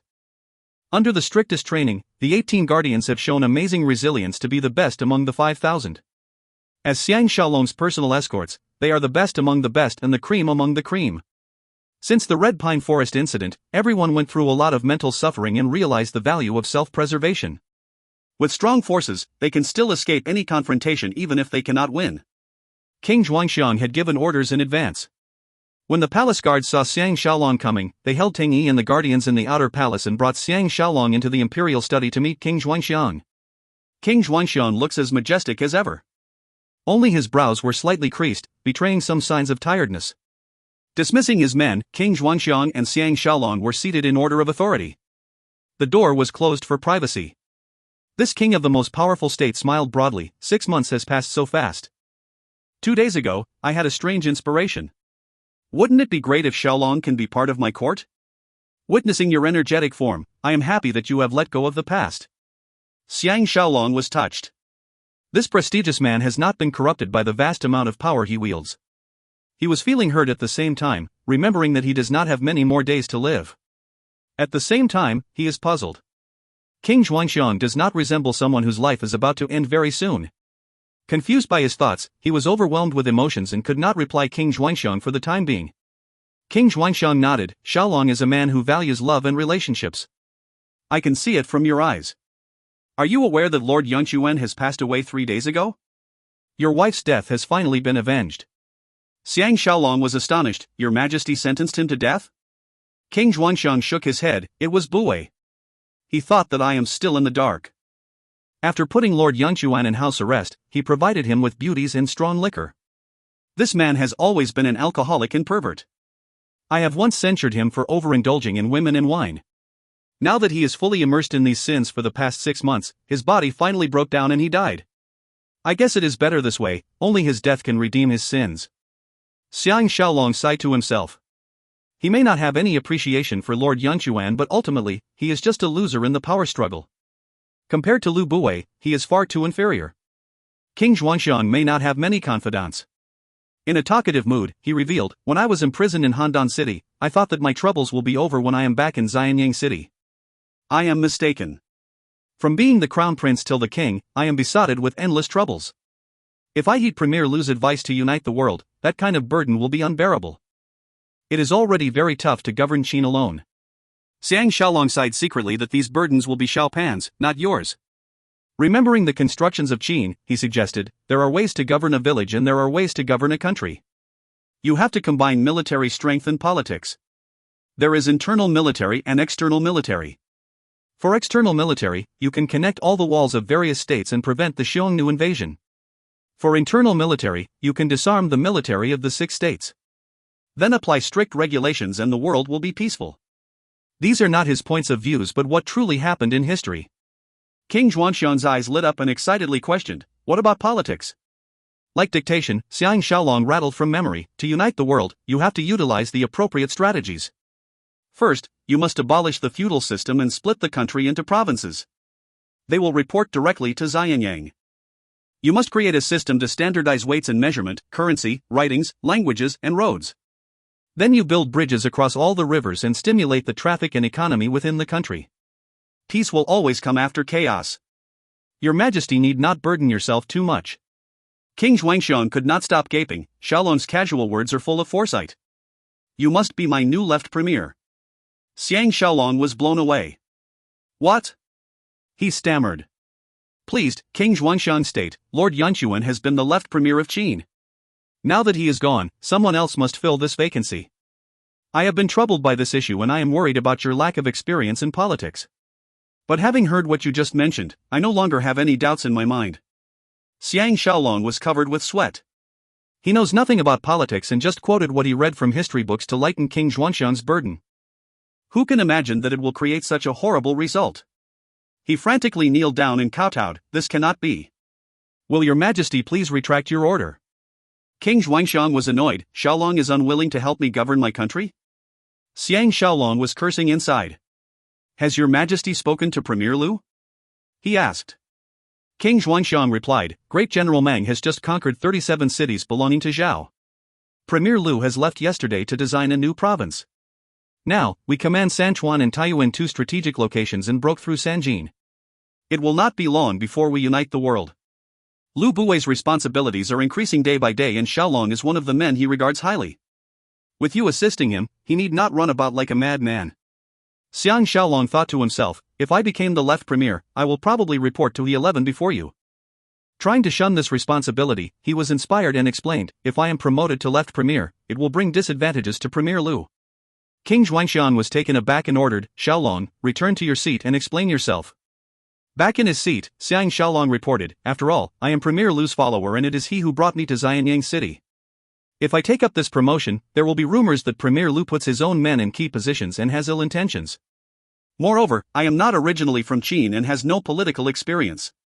The people will not submit to me.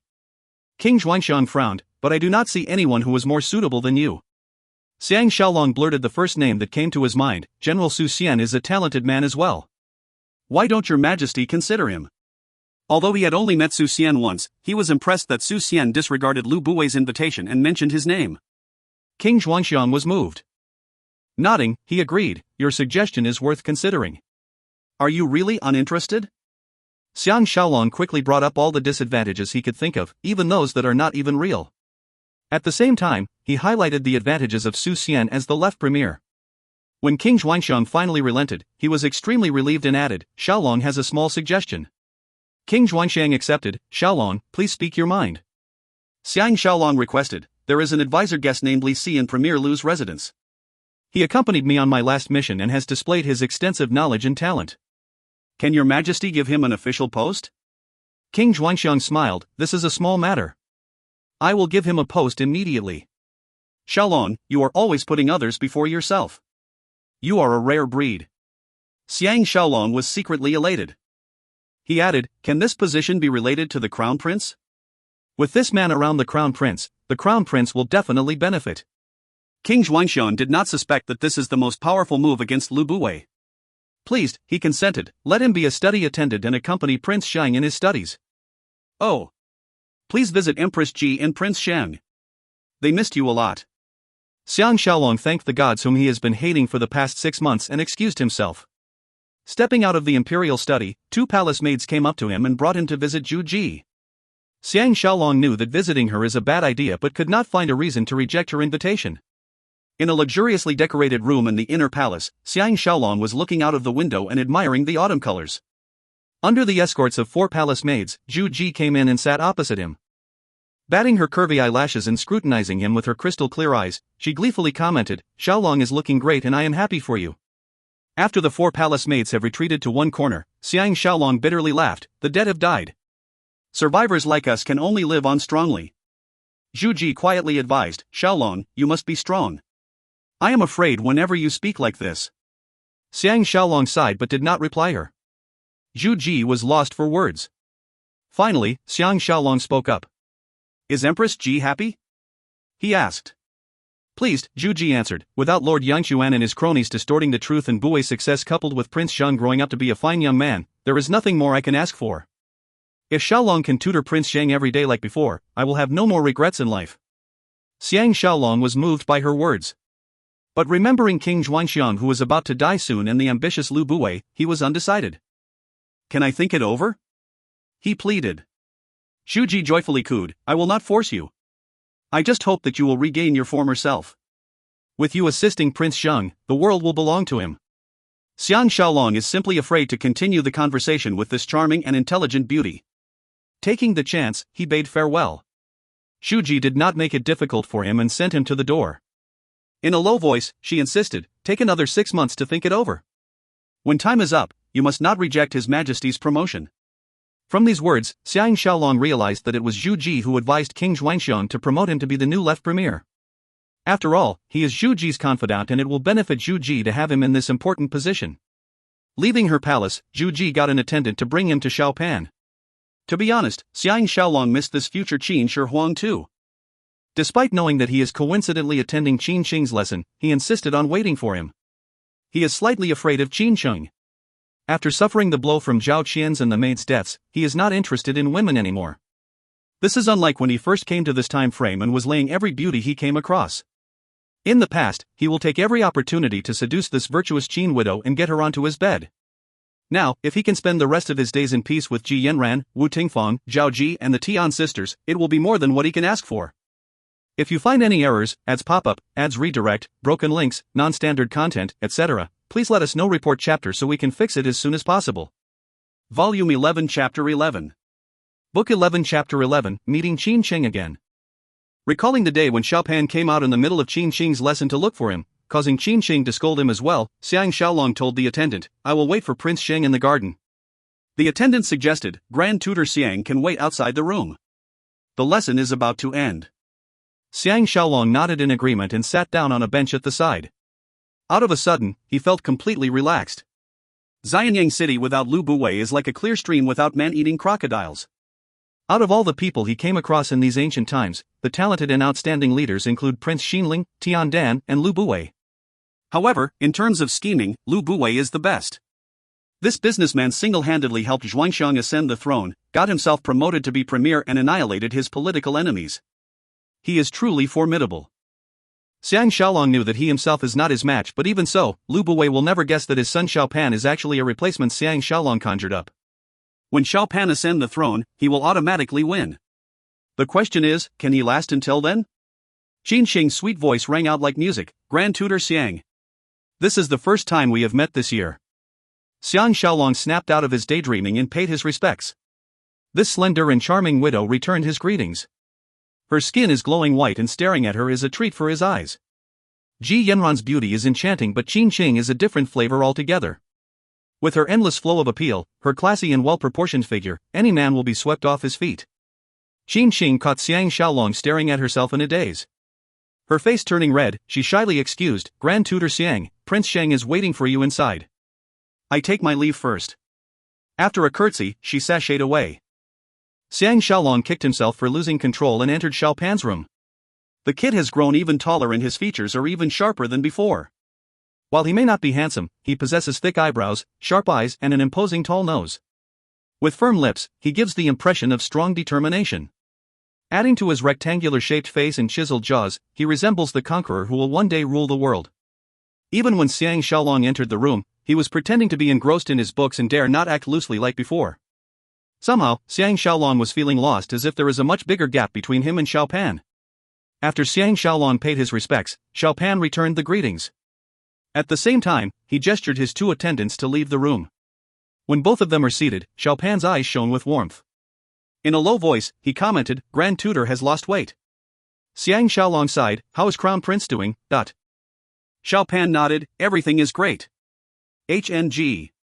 Lord Yangxuan caused the death of Princess Qian and got his retribution. The people of Han will not have many days of happiness left." Xiang Shaolong was feeling cold upon hearing his words. They do not seem to come from a 15-year-old. Xiao Pan curiously asked, "Why does Grand Tutor seem to have a lot on his mind?" At this time, Xiang Shaolong wished to hear him call himself master, but remembering that he has forbid him from doing so in the first place, he gave up the idea. Forcing a smile, he replied, "There are many things that you will understand in the future." Xiao Pan was stunned and thought hard in silence. Xiang Shaolong was beginning to believe that this future emperor is going to be more than meets the eye. He instructed, "You are still young and must focus on your studies and gain more knowledge." "Hey! Did you disturb the palace girls like in the past?" Xiao Pan replied in a soft voice, "I am not interested in that ridiculous stuff anymore. Now, my only unhappiness comes from Grand Tutor being unable to teach me every day. Even Wang Ben misses you." At the last sentence, childlike innocence can be seen from Xiao Pan. Xiang Shaolong recalled the day when he was practicing martial arts with them. Then, Zhao Qian and the maids are still living happily together. Filled with agony, he simply stated, "I will take care of myself. Let me rest for 6 more months." "All right." Xiao Pan's eyes suddenly turned red. Lowering his head, he whispered, "I dreamt of Mom last night." Xiang Shaolong naturally knew that he is referring to Zhao and I, and his mood got worse. Patting him on the shoulder, he assured, "Don't think too much. When you become a good king in the future, your mother's spirit will be comforted." Xiao Pan nodded, "Not only must I be a good king, I must unite the world. Premier Lu often taught me this principle." Xiang Shaolong shook his head and smiled bitterly, "Fine. We will unite the world. I have arranged a talented man to tutor you. This man is named Li Si. As long as you make good use of him, you will be a great emperor whose name will be remembered for centuries. Xiao Pan repeatedly sees name a few times before happily exclaiming, "Will Grand Tutor assist me in fighting the 6 states in the future?" AI. Thinking about war, I would love to be an adult right now and don my battle armor. Xiang Shaolong laughed, "We shall see. I must return to the farms. You need not send me off or you may arouse suspicions. The palace is filled with Lu Bui's spies and it is better to be safe than sorry." Xiao Pan grasped tightly onto his hand before releasing his grip. Nodding in agreement, his expression was filled with determination and strength. Xiang Shaolong's heart skipped a beat. AI. It is truly Qin Shi Huang, but. Stepping outside the room, 2 palace maids approached him greeting, "Empress Dowager wishes to meet Grand Tutor Xiang." Xiang Shaolong was not in favor of meeting Lady Huayang now. He is even afraid that she may bring up Lord Yangxuan's issue. He dare not turn down her invitation and was cursing at Qin Shang. If not for her, Empress Dowager will not know that he is in the palace. Just like the last time, Empress Dowager Lady Huayang was accompanied by Qin Shang and they were waiting for him in her own palace. After paying his respects, Xiang Shaolong sat down. Lady Huayang started, "It is a nice coincidence that Grand Tutor Xiang is back. Another 2 days later and I will not be able to see you." Whether it is due to Lord Yangxuan, her younger brother's death or not, Lady Huayang seemed to have aged a few years since they last met. She still retained her comforting expression with some small signs of tiredness. Overall, she does not look happy. Xiang Shaolong was surprised, "Where is Empress Dowager going?" He recollected she had given him a valuable headdress to be given to her Chu relative. Not only has he failed to do so, he even lost it in the red pine forest. In addition, he did not even apologize to her for his failure. Guilt-ridden, he was grateful that she still appreciates him. Lady Huayang's eyes had a dreamy look as she softly replied, "The day after tomorrow, I will leave for the summer palace at Bashu. I was told that the land is flat and fertile. Even if you scatter some seeds, they will grow into trees without further care. I am old and do not wish to witness all these infighting. I want to find a nice place and spend the rest of my life in peace." Qin Shing interrupted, "Bashu has nice hills and streams, producing excellent livestock. The late king appointed Li Bin to govern the province. Li Bin has irrigated the place well and transformed wasteland into fertile farms. Empress Dowager will love the place." Lady Huayang adoringly gazed at Qin Shang and softly asked, "So why are you not going with me? What is left in Xianyang City that is worth your time? I am still worried about you." Qin Shing's pretty eyes turned to Xiang Shaolong and her face reddened immediately. Lowering her head, she replied in a low voice, "I am responsible to tutoring Prince Xiang and dared not leave." Xiang Shaolong can sense the deep friendship between these 2 women. At the same time, he is secretly alarmed. He could not imagine the icy cold Qin Shing has crossed her own line and fell in love with himself. Thinking deeper, he was sure that he is mistaken and it is his own wishful thinking. AI. Love is the world's greatest burden and he does not have the courage to engage in a new relationship. Like his fleeting romance with Shan Ro, short but beautiful. A great experience is more than enough. With each in their own thoughts, the room became very quiet. Lady Huayang suddenly mentioned, "Shaolong, take care of Qinger on my behalf. She is stubborn and headstrong, causing inconveniences to other people." Qin Shang protested, "Empress Dowager, I can take care of myself." Xiang Shaolong groaned to himself. Lady Huayang must have seen something coming to drop him these hints and words of encouragement. Her face becoming weary, Lady Huayang softly said, "I will not hold Grand Tutor back any longer." "Will Qinger send Grand Tutor out for me?" Xiang Shaolong hurriedly kowtowed in farewell. As Qin Shang walked him out of the room, the atmosphere was awkward. Strolling in silence, both of them are lost for words. Outside the Empress Dowager Palace, Xiang Shaolong greeted, "Grand Tutor Qin can send me till here." "Thanks for your company." Qin Shang's expression was cold as she returned his greeting. She plainly stated, "Empress Dowager cares about me too much," and said those words. "Grand Tutor Xiang, please do not hold it against her." But Xiang Shaolong bitterly laughed, "I am still holding the memory of my late wife and does not have any interest in relationships. Grand Tutor Qin, please rest easy." Finishing, he left in huge strides, leaving Qin Shing dazed on the spot, thinking about his broken spirit. It was snowing. Xiang Shaolong was seated at the pavilion at the Hidden Dragon Abode, witnessing the first snowfall. He clearly remembered that the same time last year, he was preparing for his mission. Zhao Qian, Chunying, and her fellowmates was delighted to be on the trip while Cui Lu and Cui Tong were annoyed that they cannot come along. Life goes on. A petite and buxom female body pressed on his back. As he smelt her fragrance, a pair of tender hands covered his eyes. Soft lips came into contact with his ear and giggled, "Guess who I am? This is Wu Tingfeng's favorite game." Xiang Shaolong pulled the hands apart and hugged the beauty, laughing, "Talented Lady Ji wants to deceive me by pretending to be Fanger?" Her face glowing red under her white skin, Ji Yanran cheekily teased, "Can't you pretend to be tricked and make me happy? Miser." Xiang Shaolong gazed at this beauty who has enjoyed a long romance with him. He gratefully kissed her before asking, "Where are the rest of them?" Ji Yanran embraced his thick neck and whined, "They have gone to see little Tang Yi learn how to walk. That little fella sure knows how to make us happy." Xiang Shaolong was reminded that he is unable to procreate and was downcast. Ji Yanran coaxed, "Hubby need not blame himself. Heaven's will is beyond us. Let it be. With hubby around, we are satisfied already." Perplexed, Xiang Shaolong changed the topic, "Any news of Godfather?" Ji Yanran responded, "I received word from him 3 months ago and there hasn't been any updates. I am not worried about this old man. Touring the world without a single care or concern, he must be having a whale of a time." She gladly added, "Second sister-in-law and pregnant again.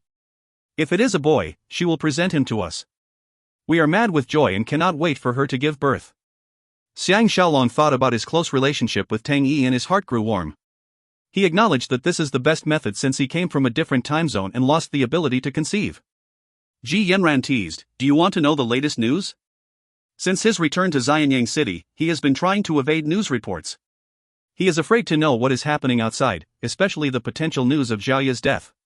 Kissing her, he gently pleaded, "Sure. Quickly share with me what you know before I seal your lips."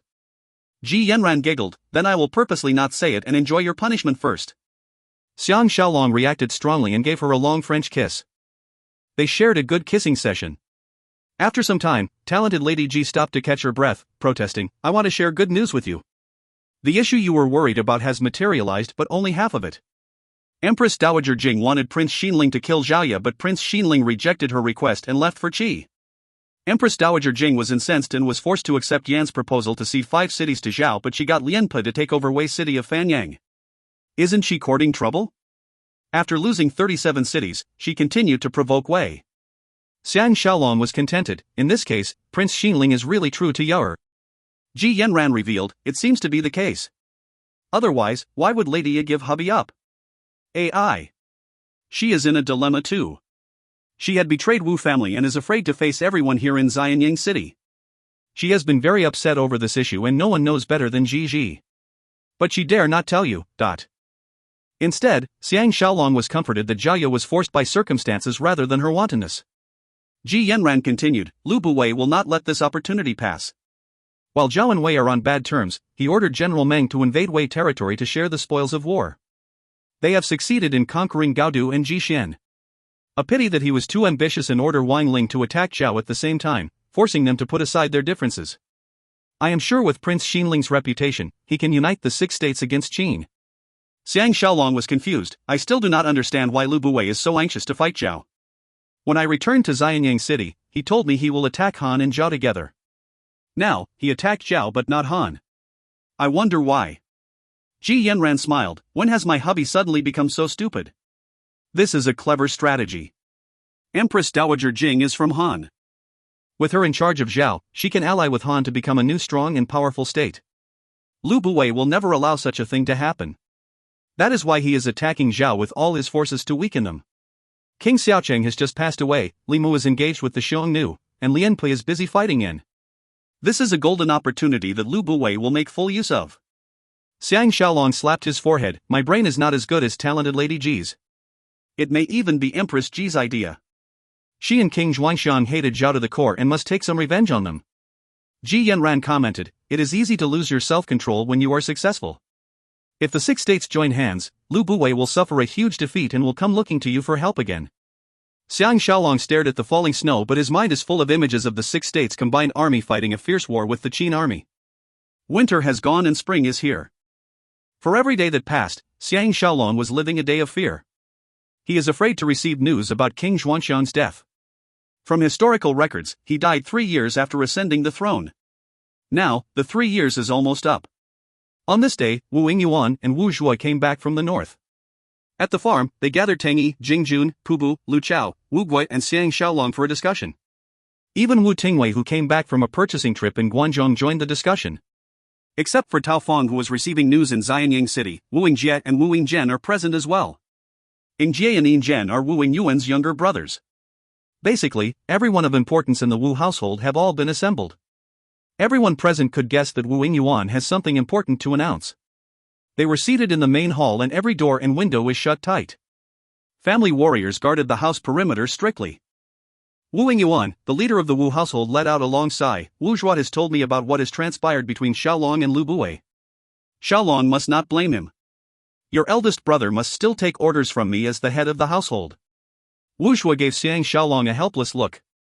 Wu Tingwei and the other two relatives have a serious look on their faces, showing that they have some knowledge of the matter. Strictly speaking, Xiang Shaolong and Tang Yi are outsiders. However, Xiang Shaolong has married into the Wu family and Tang Yi, Jing Jun, and Wu Zhui are sworn brothers and have accomplished worthy merits to be included as part of the Wu household. Pu Bu and Lu Chao are leaders of the family warriors and are equal to Wu Gui in rank. Wu Yingyuan bitterly laughed. Our Wu family is populated by strong men and fine horses, and we are well versed in farming. It is natural that we incur jealousy. At first, I thought that by returning to Qin, where our ancestors come from, we score a great merit. Unfortunately, we ran into this outsider Lu Buwei. What I despise most is that we have been loyal to him and assisted him on many occasions. In the end, all we got was his heartless treatment and trickery. If not for Xiaolong's abilities, he would have died by the river. Our late father has this advice passed down: if the enemy is too strong, we must flee. Wu Yingjie inquired, among all the states, Qin is the strongest. Where else can we go? Wu Yingzhen added, even if any state is willing to accommodate us, we will still be rejected, for no one will want to give Lu Buwei an excuse to attack them. Wu Tingwei, who has always been on loggerheads with Xiang Shaolong, suggested, Lu Buwei is only against Xiang Shaolong and not the Wu family. For the sake of everyone, why don't?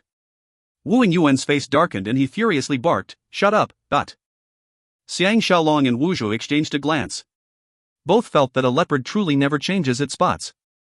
Wu Tingwei still does not know what is good for him. He protested, I am only saying that Xiaolong can leave here for the time being, not. Wu Yingyuan blew his top and slapped the table, roaring, it is my greatest regret to have an ungrateful and short-sighted son like you. Get the He-11 out of here. If you do not change for the better, you will not be included in future meetings. Wu Tingwei's face changed color dramatically. Staring viciously at Xiang Shaolong, he left in a huff. The main hall was filled with an awkward silence. Wu Yingjie and Wu Yingzhen furrowed their brows. Despite their silence, they appeared to be unhappy with Wu Yingyuan discarding Wu Tingwei's suggestion. Xiang Shaolong was filled with dread. His biggest support comes from the Wu family. If this backing is gone, he will be helpless. Normally, he will accept the suggestion and leave Qin. But with Xiao Pan's unfinished business, he cannot leave as yet. Wu Zhuo broke the uneasiness, revealing, on this trip, Master and I went north to conduct a survey. We discovered that there is a bigger world out there. For thousands of miles, not a single man can be seen. If we can lay down our foundations there, we can even build our own state and need not bend ourselves to the will of others. Wu Yingyuan's countenance changed. Eldest brother must think over this carefully. Beyond the Central Plains are nomads and the Xiongnu's territory. If we are unlucky, our entire family can be annihilated overnight. Wu Yingyuan explained, our Wu family's population is increasing every day. In fact, at least a child is born every day. In the long term, the best way out is to create our own state. Now that the 7 states are fighting and not paying attention to the north, it will be the best time to move. Moreover, we have talented generals like Xiaolong and Tang Yi. Who dares to mess with us? Wu Yingjie advised, to build your own state is not done in one day. Eldest brother, please reconsider. In Qin, the king and queen favors Xiaolong and Lu Buwei will not dare to do anything rash for the time being. Wu Yingyuan's expression warmed up and smiled, I am not suggesting that we leave straight away. On our trip, we met up with Xiaolong's 4th brother Wang Jian and honestly told him about our situation. Wang Jian is a man who values relationships and has indicated that as long as he is fighting the Xiongnu, he will do his best to protect us. We must look at the future. We can use a few years to look for fertile land in the north and lay our foundations first. When circumstances have changed, we still have a place to escape to. It will be disastrous if we do not have a backup plan and die empty-handed. Wu Yingjie suggested, why not we let Xiaolong take charge of this matter? It will be more appropriate. Tang Yi and the rest sighed secretly. After all, the Hua, except for Wu Yingyuan who had great foresight, the rest of the Wu family are hankering after wealth and enjoyment. No one wanted to leave this rich and prosperous state of Qin. Wu Yuan's face became solemn and scolded. Isn't that as good as telling Lu Buwei we are dissatisfied with him? In case we come into conflict and Xiaolong is not around, wouldn't we be finished? Wu Zhui interrupted. Starting a new enterprise is always the hardest, but once we have a breakthrough, we can live happily for generations. We may be forced to act according, but it may be a blessing in disguise. I shall take charge of this investigation beyond the Central Plains. With my specially trained army of 1,000 Wu family warriors, we may be a small force compared to professional armies, but we can definitely defend ourselves well. Everyone can set their mind at ease. Wu Yuan concluded, we shall proceed as such. Do not hesitate and keep this a top secret. Nothing must be leaked out or we will punish according to the house rules. There will be no exceptions. Turning to Wu Zhua, he hissed, go and warn that to keep his mouth shut or don't blame me for not regarding him as my son. Knocking sound was heard and a family warrior entered, proclaiming, Premier Lu summons Grand Tutor. Everyone present was stunned. Why is Lu Buwei looking for Xiang Shaolong? If you find any errors, ads pop up, ads redirect, broken links, non-standard content, etc., please let us know. Report chapter so we can fix it as soon as possible. Volume 11 Chapter 12. Book 11 Chapter 12, Win-Win Situation.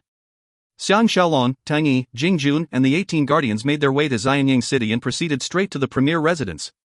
On their way, they ran into another slow-moving carriage that was escorted by scores of Qin soldiers. Xiang Shaolong was unaware of who was inside the carriage. He dare not be rude and rode slowly behind them. The leader of the Qin soldiers in front suddenly ordered the entourage to move aside and waved to Xiang Shaolong's group to overtake them. Xiang Shaolong and Tang Yi were surprised to experience such courtesy. However, the carriage blinds are down and they couldn't see who was inside. Jing Jun knows best. Speaking to the Qin soldier at the end of the entourage, he rode up to them and whispered, it is Xianyang City's #1 beauty Qin Chang. Xiang Shaolong turned his head and looked back at her carriage. He had a wondrous feeling in his heart.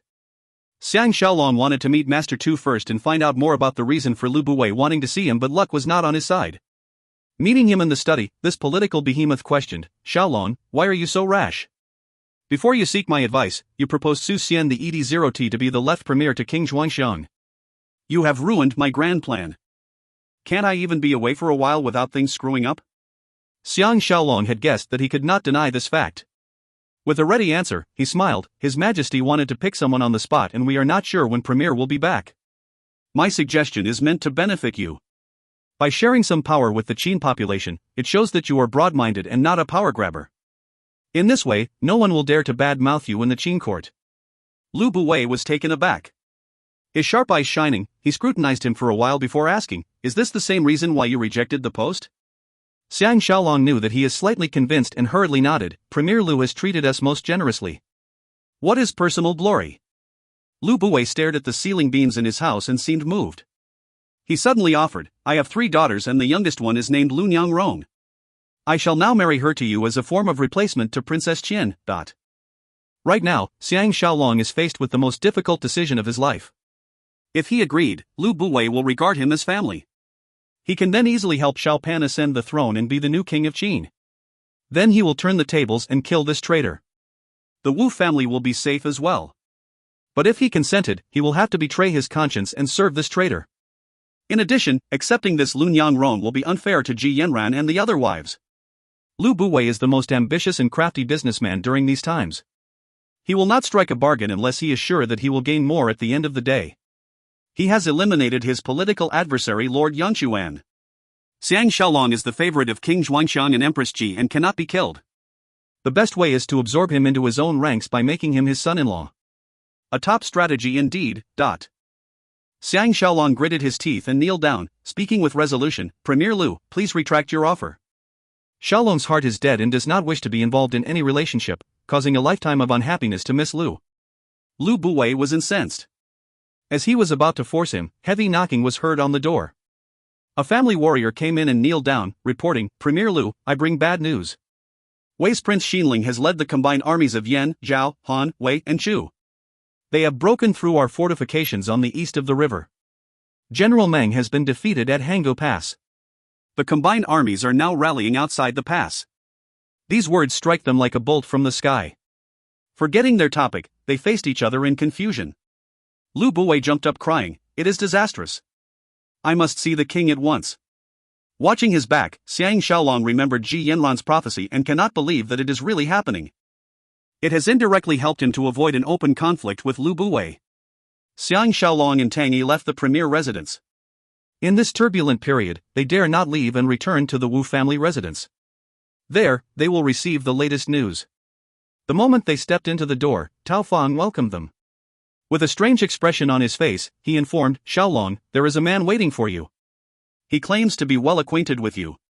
It is funny how he would know that you will be coming today." Xiang Shaolong was alarmed and went to receive this guest in the guest room. The guest wore a bamboo hat to block out the sun. With his back facing the door, he sat upright and has a mysterious aura around him. Xiang Shaolong found his back familiar but could not recognize who it may be.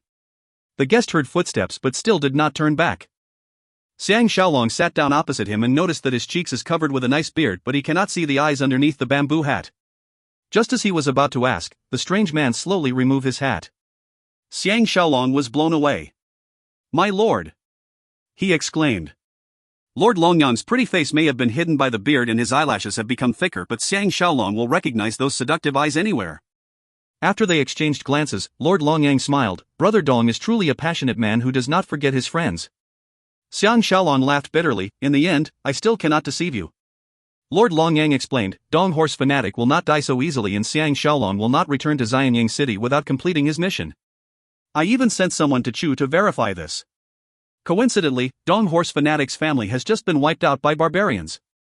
Other people may think this is a trick, but I believe the real Dong Horse Fanatic is dead while the fake Dong Horse Fanatic is having a great time in Xianyang City. Otherwise, Zhaoxi will not come all the way to Xianyang City." Xiang Shaolong guessed that he could no longer deceive him inside. Prince Xinling has just defeated the Qin army. Does Lord know that it is dangerous to come all the way here? Lord Longyang replied, "Of course I know. I am here precisely because the Qin army is defeated." Xiang Shaolong sighed, "Is Lady Yi doing well?" Lord Longyang smiled bitterly and retrieved a clear jade bangle from his bosom. He gently disclosed, "Zhao wanted me to give this to you, showing that her love for you will never change. The love will be external like jade. Due to circumstances and not to put you in a difficult position, she did not look for you in Xianyang City. She hoped you will understand her difficulties." Xiang Shaolong held the bangle tightly in his hand and was grieved. After a while, he asked in a deep voice, "What can I do for you?" Lord Longyang sighed, "It is all because of our Prince Shen that was held hostage here in Xianyang City. With the defeat of the Qin army, he will be tortured and even killed as a form of revenge. My king dotes on this son and even I have to risk my life to save him." Xiang Shaolong was reminded that when a state loses the war, they will normally give up an important member of the royal family as a hostage in the winning state. Qin has been victorious and must have several hostages in Xianyang City. Feeling a headache coming, he asked, "How does Lord want Shaolong to help him?" Lord Longyang pleaded, "King Xuanxiang and Lu Buwei regard Brother Xiang highly. If Brother Xiang can put in a few good words, you can keep Prince Shen alive." Xiang Shaolong concluded, "Lord can put your mind at ease. Based on our friendship, I will do whatever I can in it." Despite his promise, he remembered that Lu Buwei was becoming more and more vicious and had no idea how to help him. Lord Longyang was delighted and was about to give his thanks when Tao Fang came in and interrupted. "The king has summoned Shaolong to the palace." Xiang Shaolong stood up and advised, "Brother Long, please stay here and wait for my news." Instructing Tao Fang to take good care of his guest, he rode furiously to the palace. For the first time ever, the leader of the palace guards, Ngu, escorted him personally. He was brought to a command center in the back palace. Ngu was extremely friendly and Xiang Shaolong felt like he is trying to curry favor with him. Ngu is tall, handsome, and imposing. Around the age of 25, he is of royal blood despite not sharing the same surname. The leader of the palace guards is normally related to the royal family to ensure their loyalty. Even with Lu Buwei's manipulation, he cannot change this system. Otherwise, the safety of the Qin king will be in his hands. Ngu seems to be trying to say something to Xiang Shaolong.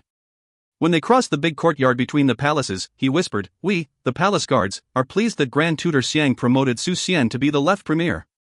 Xiang Shaolong was finally enlightened on why he is receiving special treatment. Su Xian is a talented man but was discounted by Lu Buwei. With Xiang Shaolong supporting him, he naturally won the respect of the military. As they walked down the long corridor, the palace guards saluted them on both sides. Xiang Shaolong felt extremely proud and prestigious. For a moment, he was intoxicated in all the attention. Ngu delivered him straight to the command center. The palace guards pushed open the giant door and he entered alone. The moment he stepped inside, he had a great shock. King Xuanxiang was seated his dragon throne on a raised platform. In front of him, there were 2 rows of important-looking officials. On the right is Right Premier Lu Buwei and on the left is Left Premier Su Xian. He also recognized Great General Wang Ling, Lord Guanzhong Kaizai and General Dubai. These are the men he met at the duel with Wang Jian. These 3 men are high-ranking officials and so must be the other 5 that he hasn't met before. Wang Ling, in Jin's translation it was Wang He. Must be a typo. In the later chapters, Meng Tian's name was somehow written as Meng Tin too. I will stick to Wang Ling. Xiang Shaolong paid his respects to the king and officials. King Zhuangxian was glad to see him and exclaimed, "Grand Tutor Xiang, please rise." When Xiang Shaolong got up, Lu Buwei quickly introduced him to the rest of the officials, taking the chance to illustrate their close relationship. Among the 3 men that he knew, Wang Ling and Dubai are important military leaders. They are of the same rank as Wang Jian and Su Xian. Kaizai is the right premier before Lu Buwei was promoted. Despite retiring from his post, his services are still very much sought after. One of the newcomers is General Lu Gong, who was one of the 3 tiger generals besides Wang Jian and Su Xian. He was stocky and around the age of 50. He has a long beard, thick eyebrows, glittering eyes and a tough build. When he saw Xiang Shaolong, he scrutinized him in an unfriendly manner. The other 4 men are Left Marquis Wang Wan, Right Marquis Jia Gongcheng, Lord Yunyang Ao and Lord Itsuing Lu. The last 2 men are related to the king and are feudal lords. Everyone has a wooden expression on their face and most of them regarded Xiang Shaolong coldly. Even Su Xian, who ought to be grateful, is of no exception. Only Kaizai and Wang Wan are more courteous. This emergency meeting has gathered all the important officials in Xianying City. From this point, Xiang Shaolong can guess how serious the situation is. Qin's biggest fear is the unity of the 6 states. With only the armies of 5 states, Prince Xinling has defeated the Qin army. It shows that the Qin's fear is not without reason. Xiang Shaolong naturally knew where he should stand. Moving to Lu Buwei's row, he copied the official's posture and clasped his hands in front of him. King Zhuangxian was as composed as usual. He softly asked, "Does Shaolong know why I have summoned you so urgently?" Xiang Shaolong could sense trouble coming. This military meeting has been going on for at least 4 hours and a solution should have been found. To summon him urgently is to naturally get him to lead an army against Prince Xinling's forces. He could also tell that Lu Buwei may be controlling the politics of Qin, but in terms of military, he is still inexperienced. With Meng Ao's defeat, he can only rely on Xiang Shaolong to fight for him. He may have won some skirmishes but has never led tens of thousands of soldiers in a ferocious battle with the enemy. No wonder the officials are dissatisfied with him. Xiang Shaolong respectfully said, "I am ignorant." Su Xian cut in, "Your Majesty, please reconsider." Lu Gong and the rest of the officials voiced their objections as well. General Dubai added, "The combined army is enjoying high morale after their victory. If we disregard Hangzhou Pass and attack them rashly, we will lose the pass if we are defeated again. When that happens, the enemies can follow through and annihilate Qin. It is better to defend than to attack in this scenario." Lu Buwei's face darkened and he coldly said, "We suffered a defeat because the enemy attacked us unexpectedly. This time, we are ready for them and the consequences will be different." Lu Gong retorted, "Prince Xinling is a clever and scheming person. That year, he destroyed our forces outside Handan City. History can always repeat itself. How can Right Premier assume that the battle will be so easy?" Su Xian added, "Our forces have just been defeated and their morale is low. Unless Sun Wu is reborn, we should retreat. Will your Majesty please reconsider?" This is his 2nd time advising King Zhuangxiang to reconsider. This shows how strongly he objects to King Zhuangxiang's decision. Lu Buwei angrily state, "Taiyuan Province, Sichuan Province, and Shandong Province are crucial to our expansion plans. If we allow the ED0 Tiwuji to blockade us at the pass, the 3 provinces will fall. This will strengthen the enemy and weaken us concurrently. Your Majesty, please think about it." King Zhuangxiang decided, "I have made up my mind. I hereby decree." In this decisive moment, an attendant announced, "Prince Shen of Wei is here." Lu Buwei coldly hissed, "I must kill this man to appease my anger," but King Zhuangxiang was about to summon Prince Shen to enter the command center when Xiang Shaolong leapt out.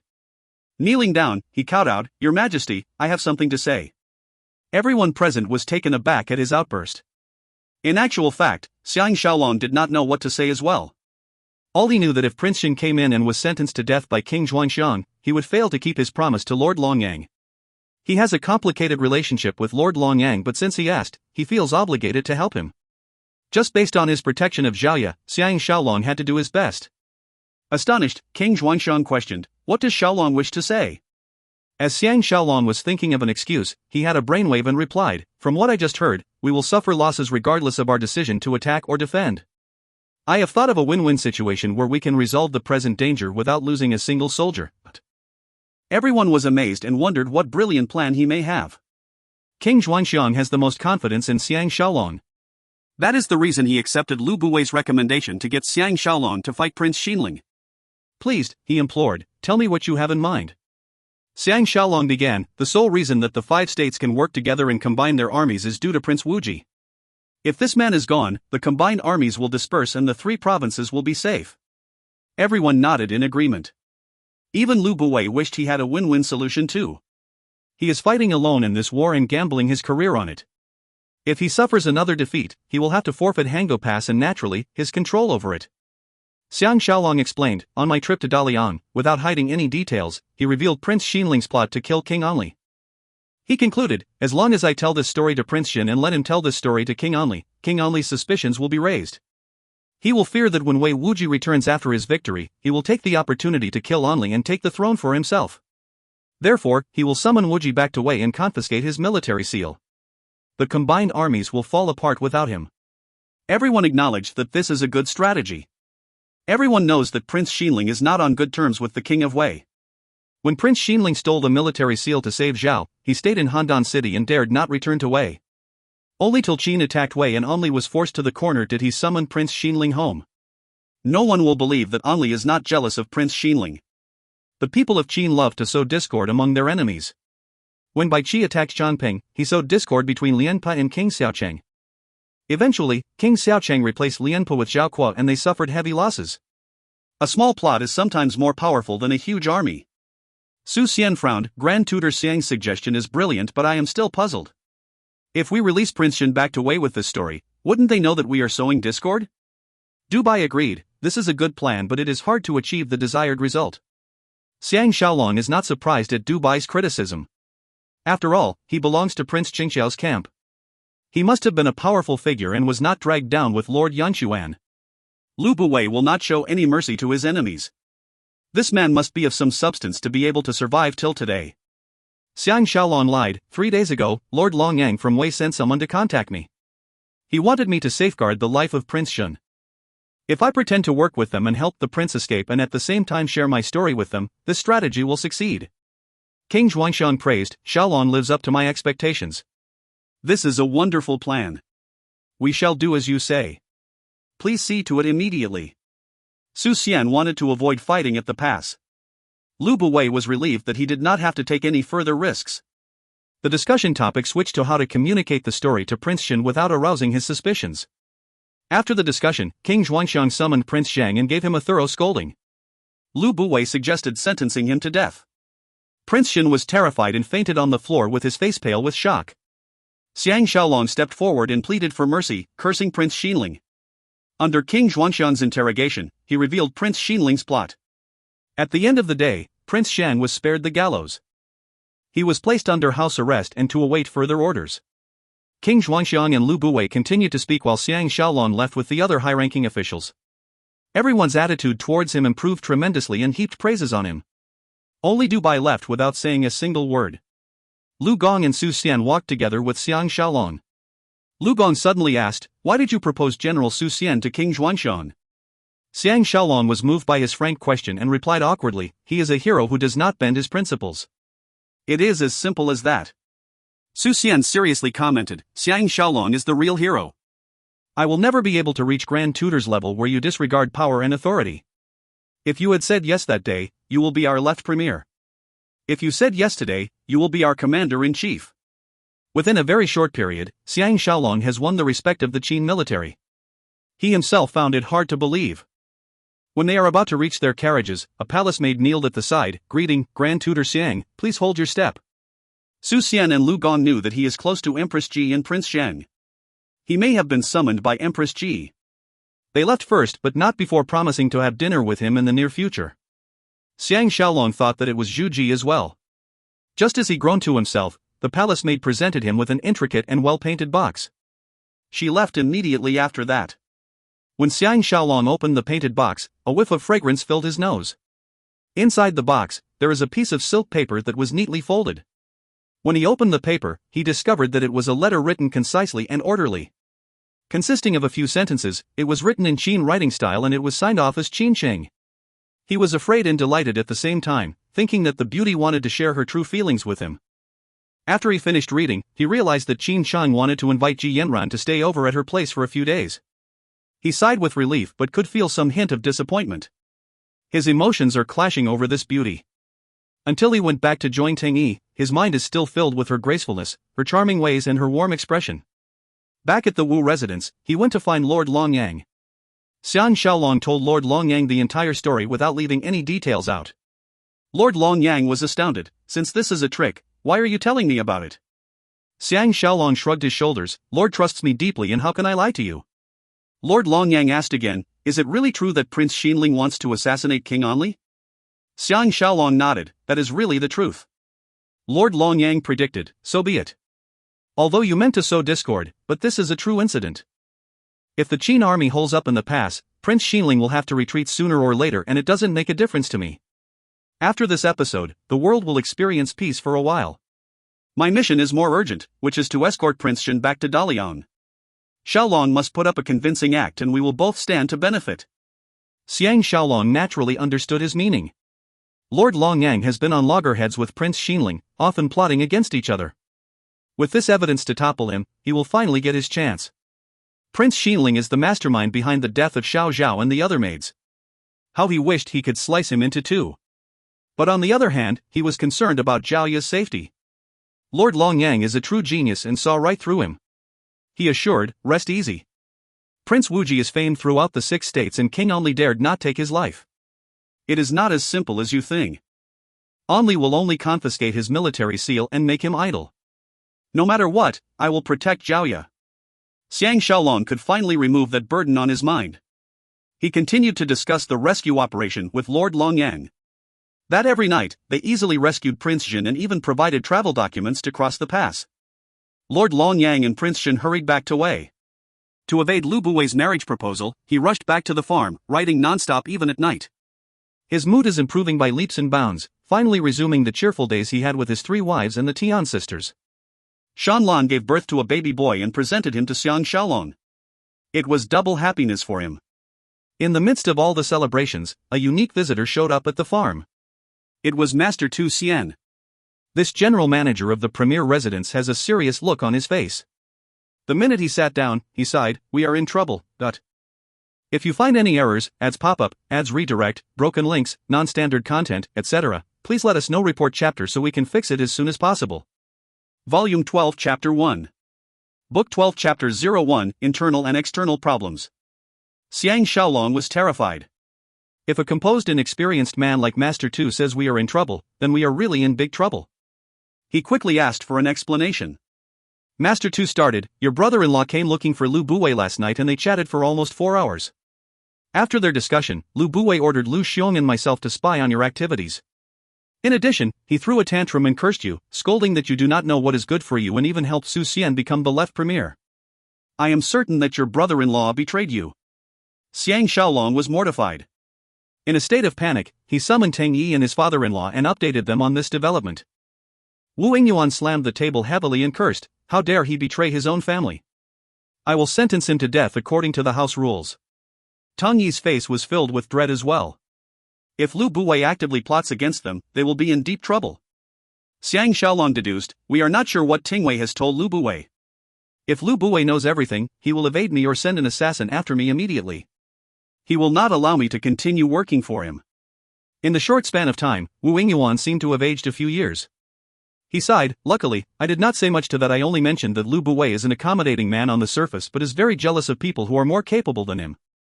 Therefore, he is not very dependable. With the king and queen favoring Shaolong, he will be extremely envious.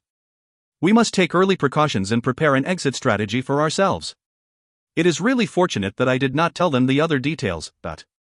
Teng Yi commented in a deep voice, from my point of view, Master Tingwei is not that brave. He must have had the backing of some of the other Wu family members to act like this.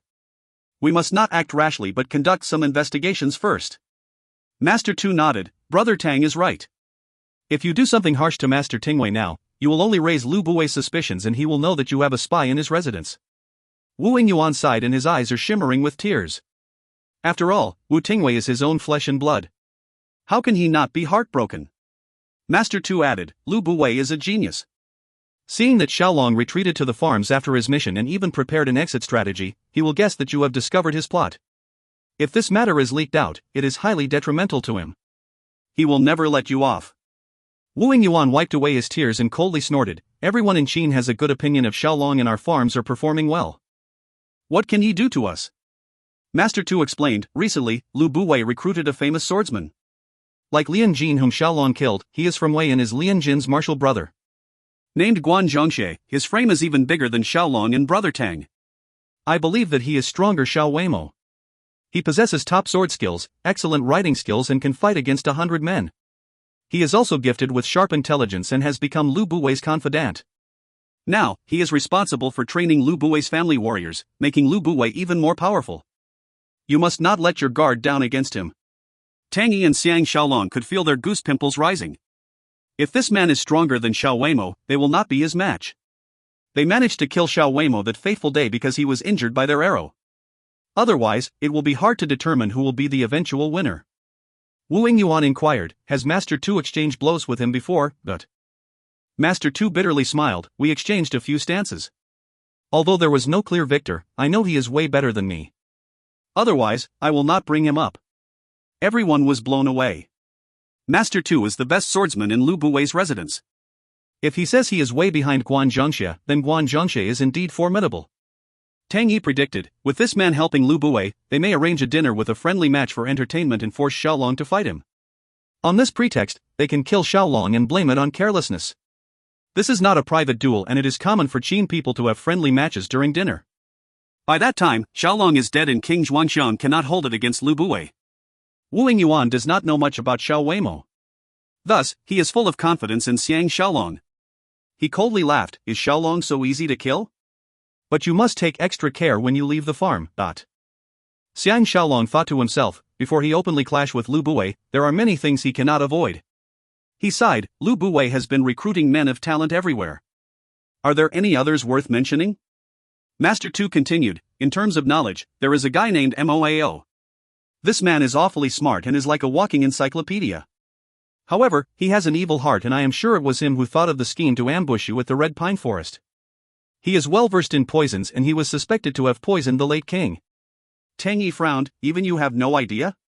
Master Tu sighed, Moao married Lu Bui's sister and is considered his relative.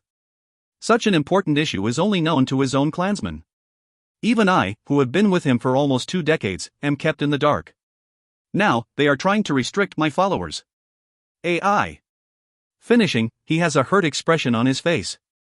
Wu Yingyuan could not hold back, asking, why doesn't Master Tu follow Mr. Zhao's example and leave his residence?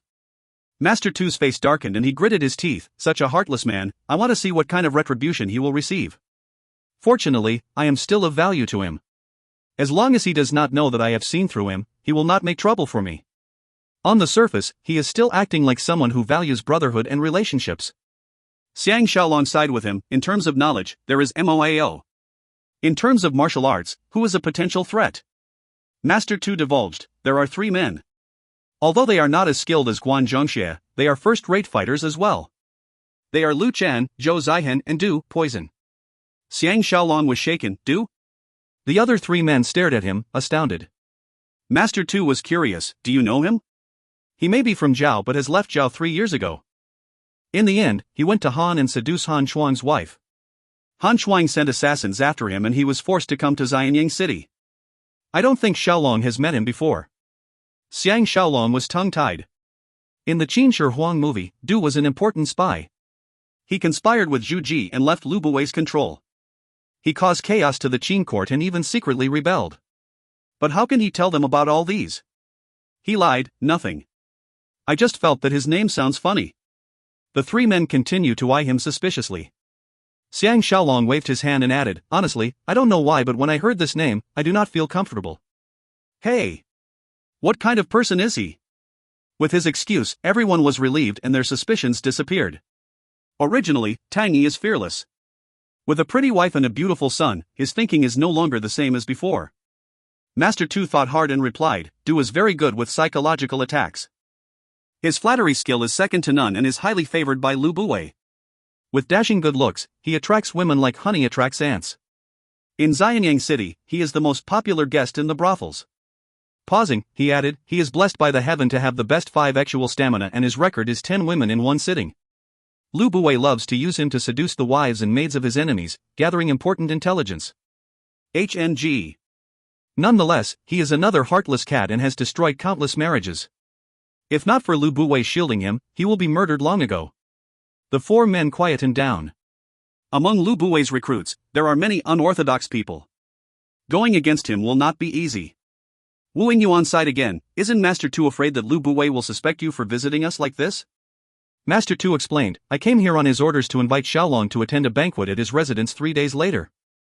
I have no idea why Xiaolong is invited and Master Wu is left out. I am sure he is up to no good. Xiang Shaolong recalled Lu Buwei's marriage proposal and sighed, I will do my best to counter him. We shall see what the future will bring.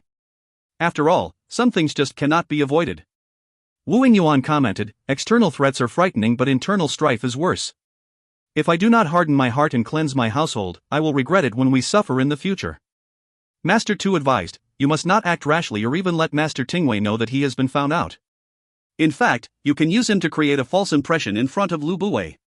Turning to Xiang Shaolong, he swore, Lu Buwei is the most scheming man I have ever seen.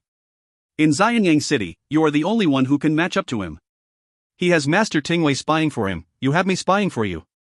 Let's see who will have the last laugh. Xiang Shaolong regained his composure and smiled, I will not make big promises but as long as I am alive, I will seek justice for our dead brothers and Princess Qian. Back at his backyard, his 3 wives and the Tian sisters are playing with his son happily. Despite his terrible mood, he picked up his son Baoer, whom Ji Yanran named, and cuddled him. Witnessing the cheerfulness of the ladies and thinking about the danger that is upon them, he is experiencing mixed feelings. The beautiful and clever Ji Yanran could tell that something is bothering him. Pulling him aside, she asked for the reason. Xiang Shaolong updated her about Wu Tingwei's betrayal and warned, we must remind Tingfang not to tell this anything about our last mission. After thinking it over, Ji Yanran suggested, I have a better plan. We will get Tingfang to create a false impression that Tingwei will believe with a doubt.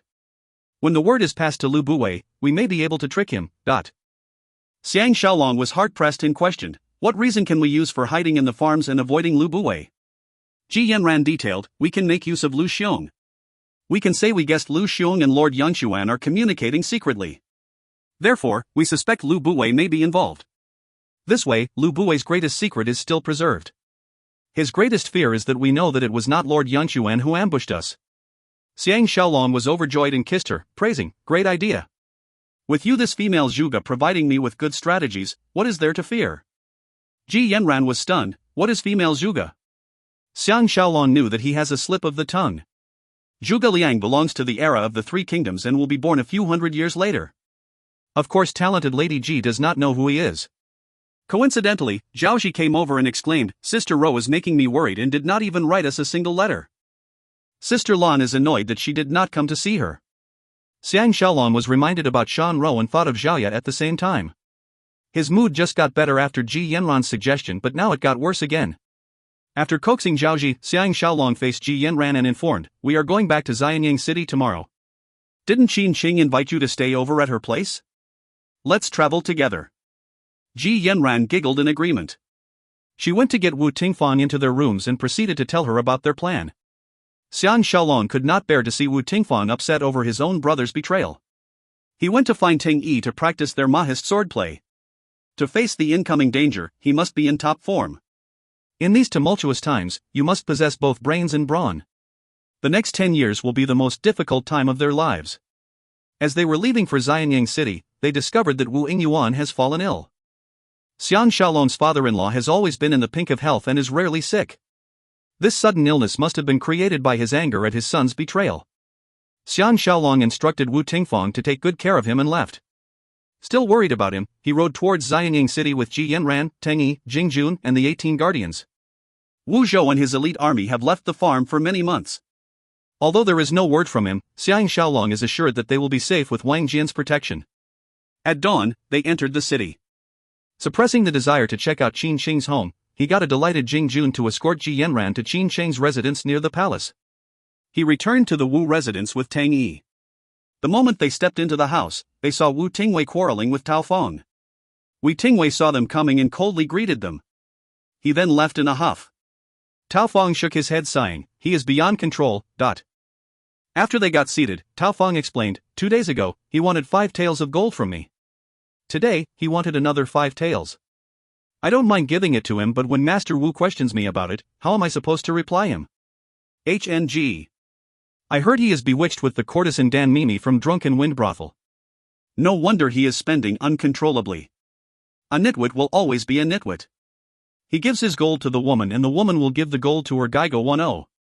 Xiang Shaolong cannot imagine that this is already in practice during these ancient times.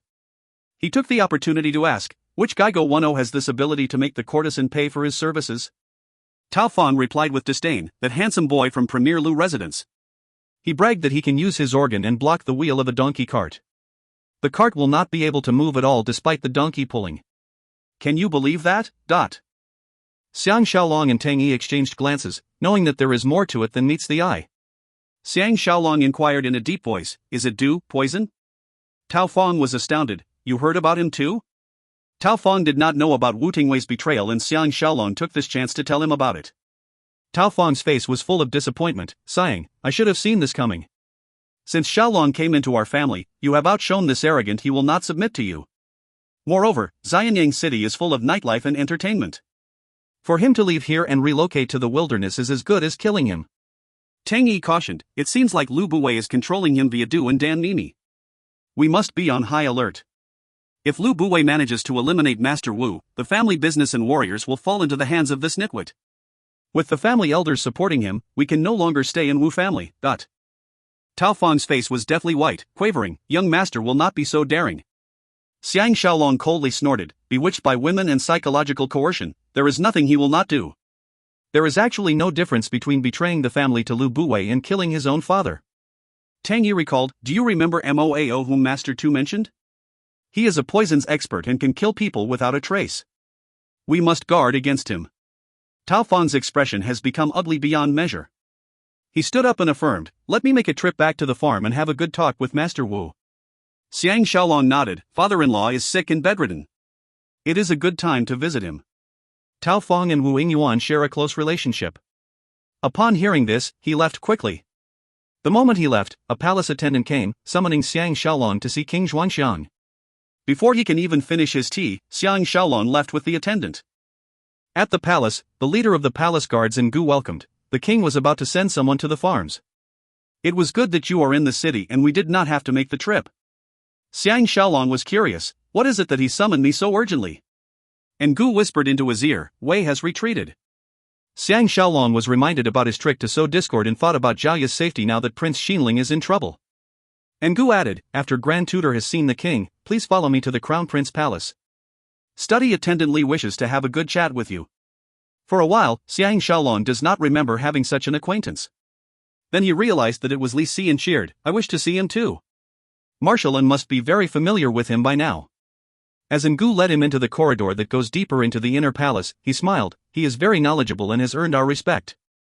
Even King Xuanxiang, Empress Ji and Prince Shang are full of praise for his farsightedness. Xiang Shaolong was highly amused. In fact, he is the most farsighted man during these ancient times. The people that he recommends can never go wrong. If Li Si cannot even impress these people, how can he be Qin's second-in-command in the future? This man is well versed in legalism, which is the same frequency as Shang Yang's reforms. It suits the needs of Qin well. A study attendant may be a lowly post, but it is a post that gives him plenty of exposure to the crown prince. With genuine abilities and his support of Xiao Pan, his career will naturally soar in the future. In the midst of his thoughts, he unknowingly came in front of a pair of majestic doors. Entering the room, King Xuanxiang's joyous words were heard, come here Shaolong. You have scored a huge merit for Qin. I must reward you handsomely. Xiang Shaolong glanced at him and the officials assembled in front of him. The two premiers Lu Buwei and Su Xian, Lu Gong, Jia Gongcheng, Kai Zhe, Ying Lu, Ying Ao, and Wang Ling are all present. Compared to the previous session, only General Dubai, who disliked him, is absent. He hurriedly kneeled down and declared, it is my duty to do my best for Qin. Your Majesty need not give me any reward. King Xuanxiang laughed, "You may rise." Without losing lives, we managed to resolve the situation. This kind of strategy is the best. Getting back on his feet, he peeped at Lu Buwei. A murderous look flashed across his eyes before he faked a smile. Xiaolong is a man who is humble about his achievements. He has yet to accumulate any military contributions. Your Majesty can let him lead an army into battle in near future. When he comes back victorious, we can reward him accordingly. Wouldn't that be better? Xiang Shaolong had just sat down and was thinking hard about the murderous look. He must be extra careful about the banquet tomorrow night. Otherwise, he may be killed when invited to duel at the friendly match. From King Xuanxiang's words, it proves that he does not like wars and deaths. This is the complete reverse of Lu Buwei's wild ambitions. Lu Gon laughed heartily, left Premier's thinking is too rigid. Without losing a soldier, the army of Wei has retreated and the other four armies are in a state of disarray. Isn't this a military contribution? King Xuanxiang was thrilled, my sentiments exactly. What suggestions do the rest of you have? Everyone pretended to be deaf and dumb. They already knew that King Xuanxiang has a favorable impression of Xiang Shaolong and will not bother objecting. After discussion, Xiang Shaolong was appointed as an imperial marshal serving to protect King Xuanxiang. This is the same rank as Ngu.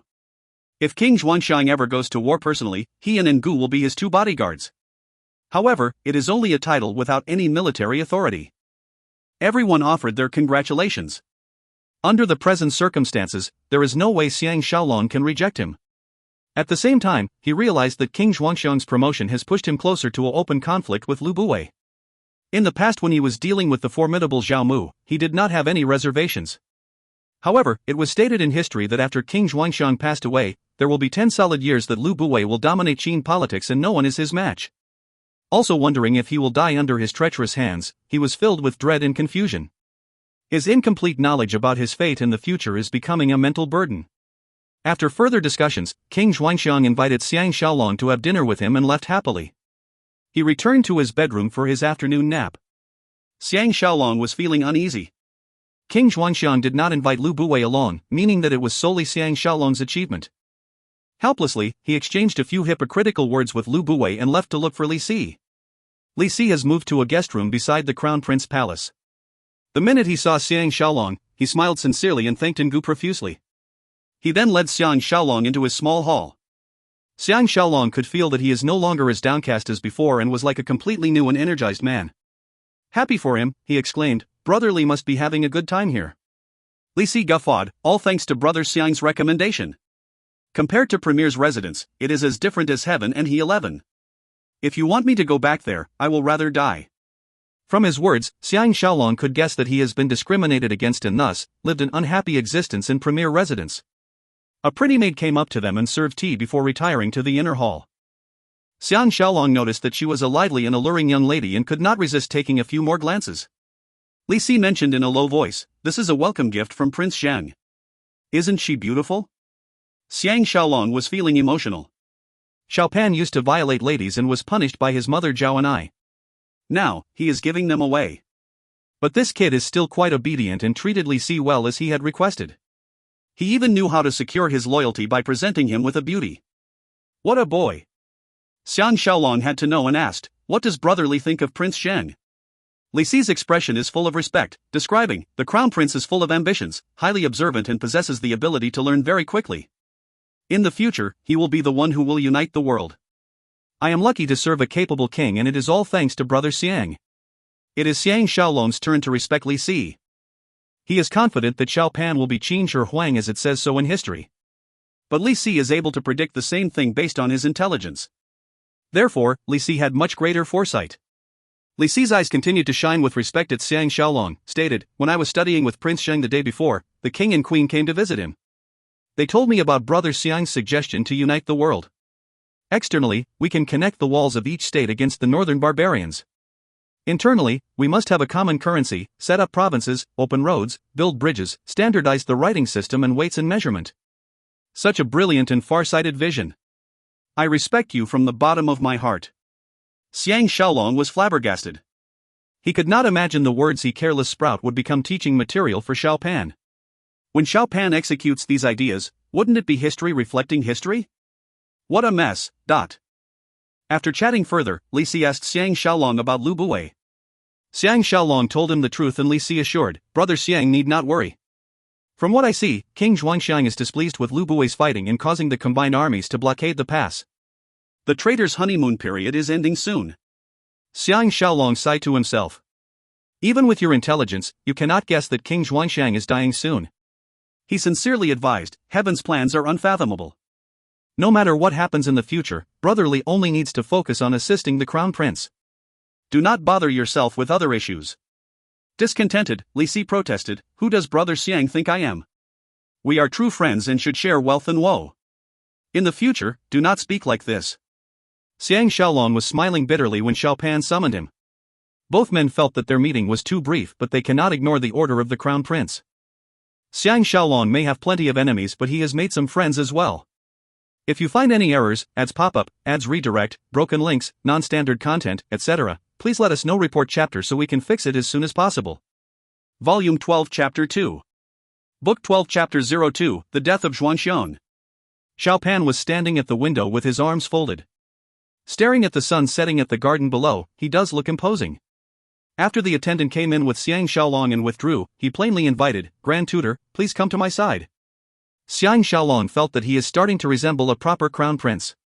Moving to his side, he joined him in watching the sunset. Xiao Pan turned and watched him briefly before he resumed his gaze, sighing softly. Xiang Shaolong was curious, is something bothering Crown Prince?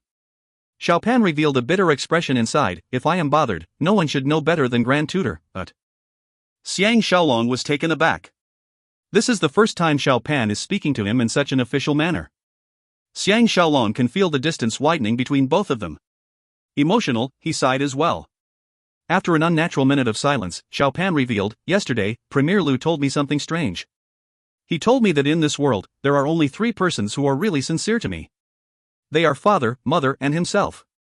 Among the 3 persons, only he can help me unite the whole world. He advised me not to trust anyone else. Anyone else besides the 3 of them are just stepping stones in helping me dominate the world. AI.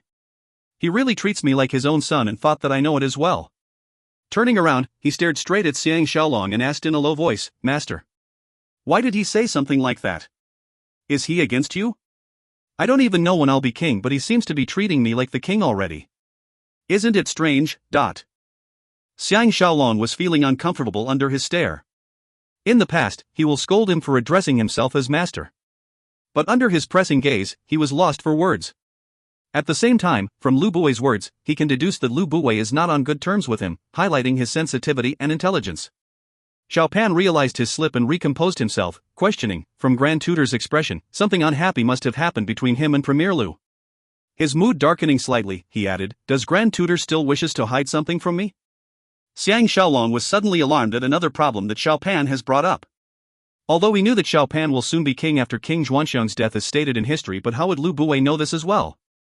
Thinking deeper, his heart pumped madly. Xiao Pan was surprised and inquired, why is Grand Tutor's expression so grave-looking?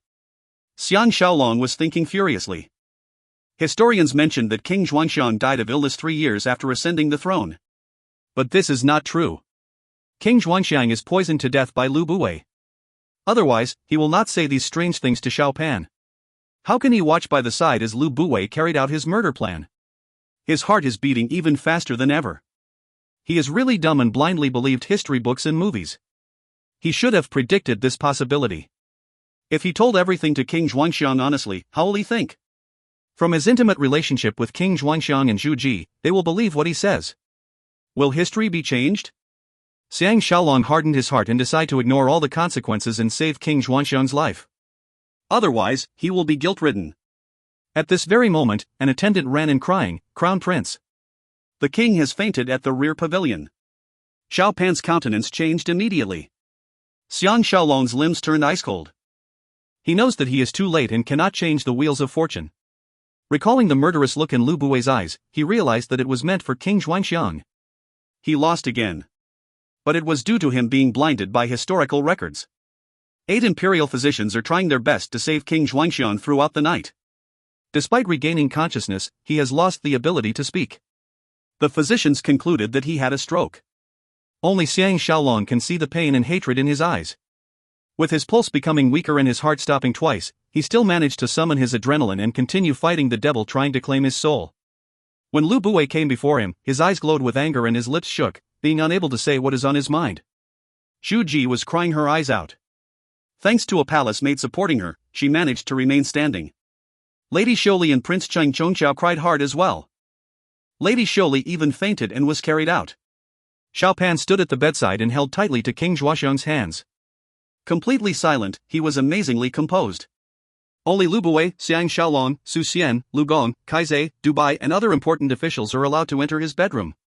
The other officials are waiting for the latest news outside the palace. King Zhuoxiang suddenly pulled Xiao Pan's hands away and pointed to Xiang Shaolong with much effort. Lu Buwei's eyes shone with anger and faced Xiang Shaolong, exclaiming, "Your Majesty wishes to see you." He stood aside, leaving Xiao Pan alone by his bedside. Xiang Shaolong was filled with regret and hatred.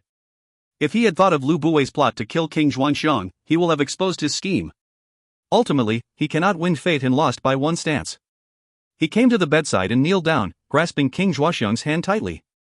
Straining hard, King Zhuoxiang focused his dimming eyes on his face, sending out a mixture of emotions, including anger, pain and a plea for help. Among all those present, only Lu Buwei and Xiang Shaolong would understand his meaning. Although he did not know how Lu Buwei got King Zhuoxiang to consume the poison, it is possible that he poisoned him personally due to their close relations. Therefore, after regaining consciousness, King Zhuoxiang knew that it was Lu Buwei who poisoned him but is unable to say so because the poison has caused him to become dumb. Lu Buwei's relative Moao is truly a poisons expert. None of the imperial physician could detect the presence of poison. Holding onto King Zhuoxiang's trembling hands, Xiang Shaolong could not stop his tears from coming out. Even Xiao Pan, who was expressionless all this while, suddenly kneeled down and starting crying loudly. The palace guards and maids were affected and began sobbing as well. Xiang Shaolong could not bear to see him suffer in silence. He leaned forward and whispered so softly that only Xiao Pan can hear him, "Rest assured, Your Majesty. I will kill Lu Buwei and avenge you." Xiao Pan was terribly shaken but maintained his silence. King Zhuoxiang's eyes flickered, revealing surprise, comfort and gratitude. The look quickly subsided as he closed his eyes and his head leaned to one side, without any strength left. He passed away like that. The bedroom was filled with loud crying. Everyone from the palace maid to the high-ranking officials kneeled all over the floor. In name, Xiao Pan is now the king of Qin. By the time Xiang Shaolong got home to Wu residence, it was deep into the night. Tang Yi, Jing Jun and himself are not in their best mood. Without King Zhuoxiang, Lu Buwei is unstoppable. Before Xiao Pan is 21 and officially crowned king, Lu Buwei the left premier will dominate Qin politics. Zhu Ji will become another influential person. Unfortunately for her, she does not have her own organization and can only rely on Lu Buwei. Supporting each other mutually, they form a powerful alliance. To a certain degree, Xiang Shaolong knew that he is the reason Lu Buwei poisoned King Zhuoxiang. As Li Si has observed, King Zhuoxiang and Lu Buwei's views are more and more divided. Adding fuel to fire is Wu Tingwei's betrayal. Lu Buwei is worried that Xiang Shaolong will report his plot to King Zhuoxiang and he will lose all his wealth, power, titles, and men overnight. Also hoping for his own son to ascend the throne as soon as possible, he took the risk and carried out the poisoning. Half of the Qin court is on his side. His only lapse is that he will never imagine that Xiao Pan is not his real son. The three men sat together in the main hall. Even though they are exhausted, they do not feel like sleeping. Tang Yi asked in a deep voice, "Is Lu Buwei behind this?" Xiang Shaolong nodded, "I am positive." Jing Jun was young and impulsive. Jumping up, he cried, "I am going to tell everyone I know and see how he can still lie through his teeth." But seeing the wooden expressions of his two elder brothers, he went back to his seat. Tang Yi suggested, "Why don't we leave Xianyang City now? While the king has just passed away and Lu Buwei is busy with the state funeral, we leave Qin as far behind us as possible." Xiang Shaolong sighed to himself. If not for Xiao Pan, he may do this. For the safety of the women and his men, he can put aside all his enmity. But right now, he just cannot leave. Tang Yi advised, "It is never too late to take revenge. The opportunity to leave now is once in a lifetime. Lu Buwei hates you to the core. He just needs to find some lame excuse and he can annihilate us." Xiang Shaolong sighed, "Can second brother leave first? And take everyone with you?" Tang Yi was horrified. What else is there in Xianyang City that is worth third brother's attention? Jing Jun interceded, "Third brother has to protect Empress Ji and Prince Sheng. I don't think Lu Buwei dare to attack us openly. If he attacks us in secret, we can still counter him." Xiang Shaolong decided, "Little Jun, you get some rest first. I have something to discuss with second brother. Jing Jun thought that he wanted to persuade Ting Yi on his own and left. Xiang Shaolong was quiet for a long while. Tang Yi sighed, Shaolong. Seriously speaking, we are closer than real brothers.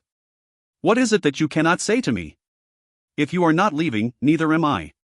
If we must die, we will die together.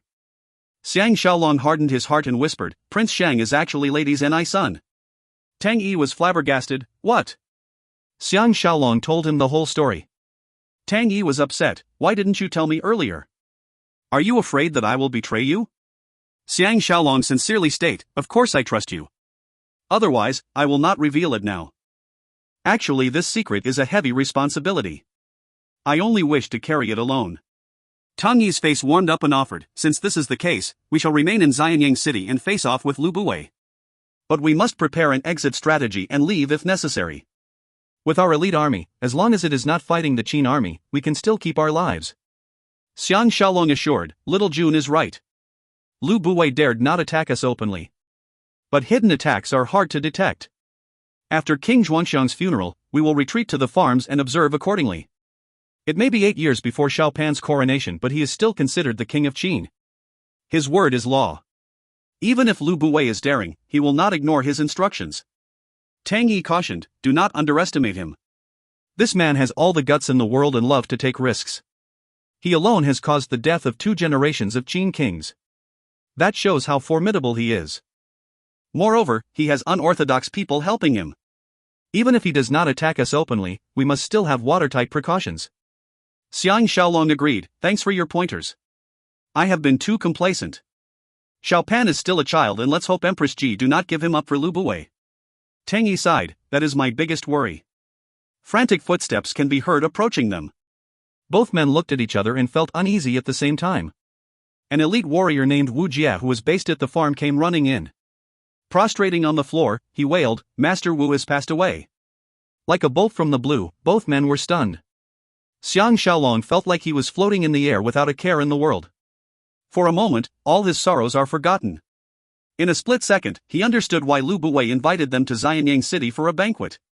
Luring them away from the farms, he got Wu Tingwei the traitor to carry out his devious plan and gain control of the farms. Luckily, Tao Fang rushed back in time. Otherwise, the news of Wu Yuan's death will not reach them so soon. Jing Jun ran into the room and wondered what happened. After he was informed, his face was covered with hot tears.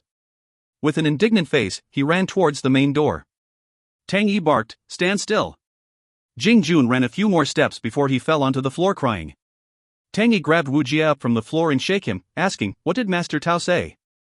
Wu Jia added, Master Tao ordered Master Wu, Guo and Master Pu Bu to lead the family warriors and arrested 3rd Master, 4th Master and Master Tingwei. He requested you 3 masters to return to the farms at once. Tang Yi released his hold and the exhausted Wu Jia collapsed back to the floor. Going to a crestfallen Xiang Shaolong, he grabbed him by the shoulders and reminded, this is a life and death situation. If 3rd brother cannot be decisive, the entire Wu family will be annihilated. Xiang Shaolong was at a loss, what can I do? You want me to kill them? Tang Yi insisted, that is right. If you don't kill them, they will kill you. These ED0TS actually believe Lu Buwei, thinking that Lu Buwei will not kill them to seal their mouths. If I am not mistaken, Lu Buwei's men are on their way to the farms right now. They will take advantage of the Wu family chaos to kill them once and for all. To Jing Jun, he roared, Little Jun. If we are not dead, there are many opportunities for you to cry in the future. Get out there now and keep watch for suspicious people. At the same time, prepare our horses. Jing Jun jumped up and led the 18 guardians, who had just come in, out of Wu residence. Xiang Shaolong sobered up and suppressed his grief. He asked their informant Wu Jia, did you come in from the city gate? Wu Jia answered, Master Tao instructed me to climb over the city wall and avoid detection. Tang Yi and Xiang Shaolong exchanged glances, impressed by Tao Fang's steadiness in the face of danger. Wu Jie added, we have over 100 men waiting for you 3 masters outside the city and we have prepared the best horses. Will the 3 masters please leave at once? In this instant, Wu Yanju frantically ran in shouting, the situation looks bad. There are hundreds of men approaching us among the darkness in the southwestern and eastern north direction. Tang Yi ordered, set fire to the residence at once. This will attract people to save the fire and they will not dare to act rashly. This can also save the lives of the maids and servants. Wu Yanju left to execute his order. Tang Yi faced Xiang Shaolong and stated, "Has third brother made up his mind?" Xiang Shaolong actually smiled, "I have no other choice. From today onwards, whoever tries to go against me will have a taste of their own medicine." But in this era where fighting decides the fate of everyone, it is the only solution. Xiang Shaolong finally understood this reality. Tang Yi nodded, "That's better. Are you ready to go?" The sound of cackling fire is heard. The storeroom at the back garden has just caught fire. The Wu residents stood alone and away from the neighboring houses. While the northern wind is strong, the fire will still not spread to the nearby buildings. The air is filled with people shouting for help to save the fire. The neighbors will not know about this fire so soon. Those shouting to save the fire are those who set the fire in the first place.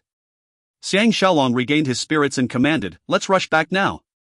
In this moment, he is officially against Lu Buwei. Until now, Lu Buwei has been gaining the upper hand.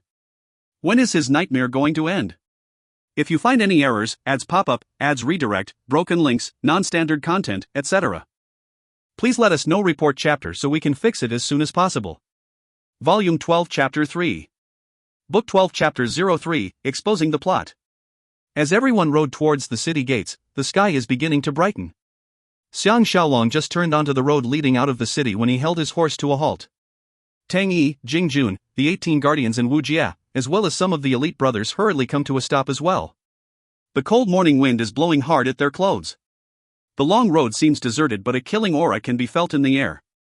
With the wind blowing and leaves falling, the trees on both sides rustled. Xiang Shaolong smiled bitterly, "No matter what, I must fetch Yanran before I can leave in peace." Tang Yi was dazed and frowned. She is with Qin Cheng and should be safe. Xiang Shaolong insisted, "I understand, but I still feel uneasy." I am sorry. Tang Yi and Jing Jun looked at each other and both of them have a helpless look on their face. The trip back to the farms must not be delayed and cannot afford this additional time lapse. Wu Jie suggested, "Master Xiang, why don't you send someone to fetch her?" Xiang Shaolong and Tang Yi exchanged glances, both feeling nervous about this. They were reminded about the time when they left for Wei and wanted to change their traveling path but was strongly objected by Lu Xiong. The elite squad members have been through the toughest training. When their superiors are talking, they are taught never to interrupt. Why is this Wu Jie so courageous? Would Xiang Shaolong and Tang Yi be so dim-witted to require his advice? Xiang Shaolong's suspicions are raised and he lied. Shall Wu Jie and Master Jing fetch her on my behalf? Wu Jie was taken aback and protested, "That would be wrong. I still have to guide Master Xiang and Master Tang, but..." Under Tang Yi's gestures, Wu Yanzhu and Wei Shu rode up from behind. Using their long swords, they held Wu Jie hostage. Xiang Shaolong's eyes are shining coldly and laughed icily. "Wu Jie, do you know where you went wrong and exposed yourself?" Wu Jie's countenance changed. "I did not. I am not a spy." The moment he said these words, he knew that he has let the cat out of the bag. Knowing that Xiang Shaolong has a high standing in the Wu family and is exceedingly far-sighted. In front of him, Wu Jie was psychologically affected and gave his game away. Jing Jun blew his top and barked, "Pull him down the horse." Bang! Wu Shu delivered a kick and sent Wu Jie falling down from his horse. Before he can stand up, Tang Yi jumped down his horse, held him up by his hair and punched him squarely in his abdomen. Wu Jie was in so much pain his body curled up. Two of the guardians held him up and forced him to stand straight. Jing Jun came in front of him and drew out a dagger. Pressing it against his throat, he coldly promised, "One lion, this dagger will pierce your throat. I will only pierce a reasonable hole so that you will slowly bleed to death in about 10 days. Wu Jie's face turned as white as snow. Breaking down, he sobbed, "It is young master who forced me to do this. It is all my fault. I owe him a lot of money in the past." Everyone was enlightened and thanked their lucky stars. If not for Xiang Shaolong wanting to fetch Ji Yanran, they would be ambushed and died a wrongful death. What a devious plot. Xiang Shaolong regained some hope and interrogated, "Is Master Wu really dead?" Wu Jie shook his head, "That is a lie. Everything is the same at the farms. Young master only wanted to get rid of you three. Otherwise, I will not do it." "Ya!" Wu Shu hit him at the waist with his knee. Xiang Shaolong could feel his spirits rising and ordered, "This chap shall be handed to second brother to be further interrogated. Little June and I are going over to Qin Cheng's residence. After we fetched Yanran, we will plan our next step." After fixing a place to meet, he rode with Jing Jun towards Qin Cheng's residence and was grateful for a narrow escape.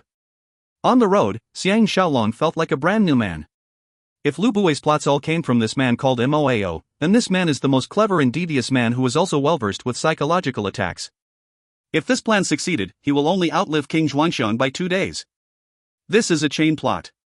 First, Lu Bui could not kill Xiang Shaolong at the Red Pine Forest. He turned his attention to Wu Tingwei, who indulges in wine and women. Using Lao Ai and a courtesan, he made use of his unhappiness with Xiang Shaolong and got him to switch sides. To gain Lu Bui's favor, he disclosed the Wu family plans to leave. This traitor was then determined to eliminate Xiang Shaolong for good. The plan to poison King Xuanxiang should have been prepared much earlier in order to consolidate his power. So Lu Bui used the banquet to lure him to Xianyang City. After King Xuanxiang's death, he will lure him out of the city and assassinate him on the roads. Now that Qin is in chaos over King Xuanxiang's death and Xiang Shaolong is the sworn enemy of the 6 states, no one will be bothered if he is killed. The lie about Wu Yuan's death, chaos in the farm, is not without loopholes. From Wu Jie's words, Tao Feng seems to be overrated. But King Xuanxiang has just been poisoned to death. Already mentally unsettled, they will not be surprised if Lu Bui poisoned Wu Yuan as well. In reality, Wu Tingwei may be useless, but he is only anti-Xiang Shaolong and not so heartless to take his own father's life. With the potential threat of enemies attacking the farms, they do not have much time to think things over but to hastily rush back to the farm. This way, they will fall straight into Lu Bui's well-thought trap. If not for Xiang Shaolong's love for Ji Yanran, they will die without even knowing why. Xiang Shaolong let out a long breath and gathered his courage. Whipping his horse, he and Jing Jun rode along the wide roads of Xianyang City towards Qin Qing's residence. In white mourning clothes, Qin Qing received the 2 men in her main hall. Without makeup, her original and enchanting beauty overwhelmed them.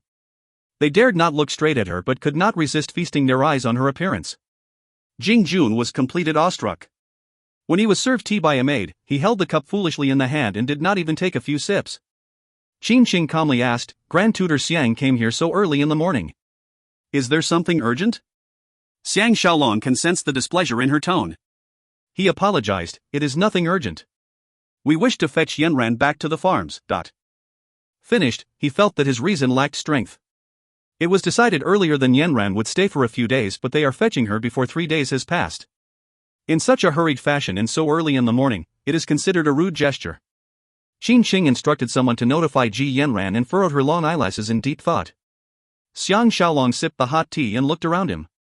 The hall was simply decorated without a hint of luxury. Its humbleness reflects the class and taste of its female owner. Qin Sheng plainly state, "For Grand Tutor Xiang to change his mind so suddenly, don't you think you owe me a proper explanation?" Xiang Shaolong was feeling troubled and remained silent. He could not bear to lie to her. Qin Sheng softly sighed, "Don't feel bad. At least you will not tell lies like others. If you leave like this with the recent death of His Majesty, you will invite rumors and gossips." Xiang Shaolong bitterly laughed, "I will come back shortly. AI. There are many things in the world that is beyond our control." Qin Qing repeated "beyond our control" a few times. She suddenly asked in a soft voice, "Does Grand Tutor Xiang think that His Majesty's death is rather unexpected?" Xiang Shaolong was stunned that she has suspicions regarding King Xuanxiang's death. He is committed to mislead her or she will be harmed by Lu Bui and frantically replied, "The imperial physicians will know what is going on."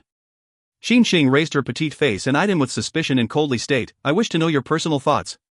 This is the first time Xiang Shaolong is looking into her eyes without any reservations. Trying his best to suppress the guilt in his eyes, he sighed, "My brain is in a mess and I have not thought about that." Qin Qing's eyes bore straight at him and continued her icy dialogue, "In that case, what did Grand Tutor Xiang say into His Majesty's ears that caused him to put his mind at ease and die in peace?" "Only Prince Xiang heard what you said, but he is unwilling to tell me and Empress Ji." Xiang Shaolong's limbs turned ice cold, recognizing that he has committed a serious error. The words he said were right, but the problem is he did not fix a lie with Xiao Pan. If someone questions and they said different things, it will show that one of them is lying. He was only concerned about Lu Bui and whispered to King Xuanxiang. He forgot that on the other side of the bed, there were Zhu Ji, Lady Xiuli, and a bunch of palace maids. Sooner or later, Lu Bui may know about this as well. Thanks to Qin Qing's reminder, he can try to salvage this VLEC. Qin Qing saw that his face is changing color. When she was about to question further, Ji Yanran came in. Xiang Shaolong hurriedly stood up and sighed, "Grand Tutor Qin's life has always been peaceful and does not meddle in worldly affairs. I do not wish to see Grand Tutor embroiled in complicated affair." Leading Ji Yanran, he bade farewell and left. Staring at Xiang Shaolong, Qin Qing's eyes revealed mixed feelings. Except arranging to meet up with Ji Yanran in the future, she did not say anything more to Xiang Shaolong. However, Xiang Shaolong could feel that she is beginning to understand him better. When they met up with Tang Yi, Ji Yanran has been updated about everything that has happened. The traitor Wu Jie is riding a horse, but his legs are tied to the harness. Unless one looks carefully, he looks like any other horseman. Everyone rode out of the city towards the farms. Entering a dense forest, they stopped. Jing Jun tied Wu Jie to a tree and instructed the 18 guardians to keep watch. Tang Yi's expression grows serious and detailed. The people ambushing us are led by Lu Buwei's top guy Guan Zhongxie.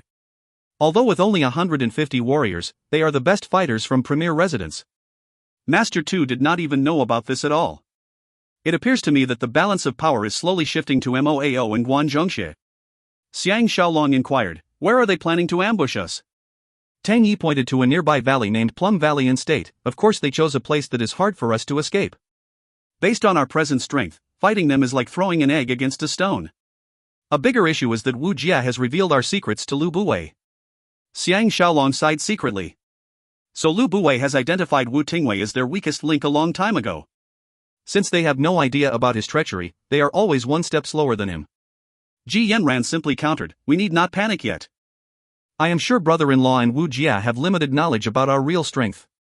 Xiang Shaolong agreed that it was a close shave. While raising this army of 5,000 elite warriors, he included the classification of secrets as well from his 21st century military training. Except for them, the core leaders of the elite army, their subordinates only react to orders. Any one of them alone will not have complete information about army strength, fighting prowess, armor and weapons. They will know things on a need-to-know basis. To further limit information outflow, they are strictly prohibited from discussing their training. As a result, Wu Jie's knowledge is limited. Tang Yi nodded, "It is fortunate that we have precautions in place. But Lu Buwei will be extra wary of us. HNG. What shall we do now?" Ji Yanran implored, "Where is brother-in-law now?" Tang Yi replied, "Of course he is back at the farm waiting for good news and to avoid suspicions at the same time. Guan Zhongxie will naturally kill Wu Jia. Dead men tell no tales." Ji Yanran proposed, "That's great. We will return to the farm now and force brother-in-law and Wu Jia to verify each other's words. We must find out if there are any other traitors in the family. After we have solved our internal problem, we will fight to the end with Lu Buwei. Worse come to worse, we simply die. We must take revenge for Princess Qian and those who died for us."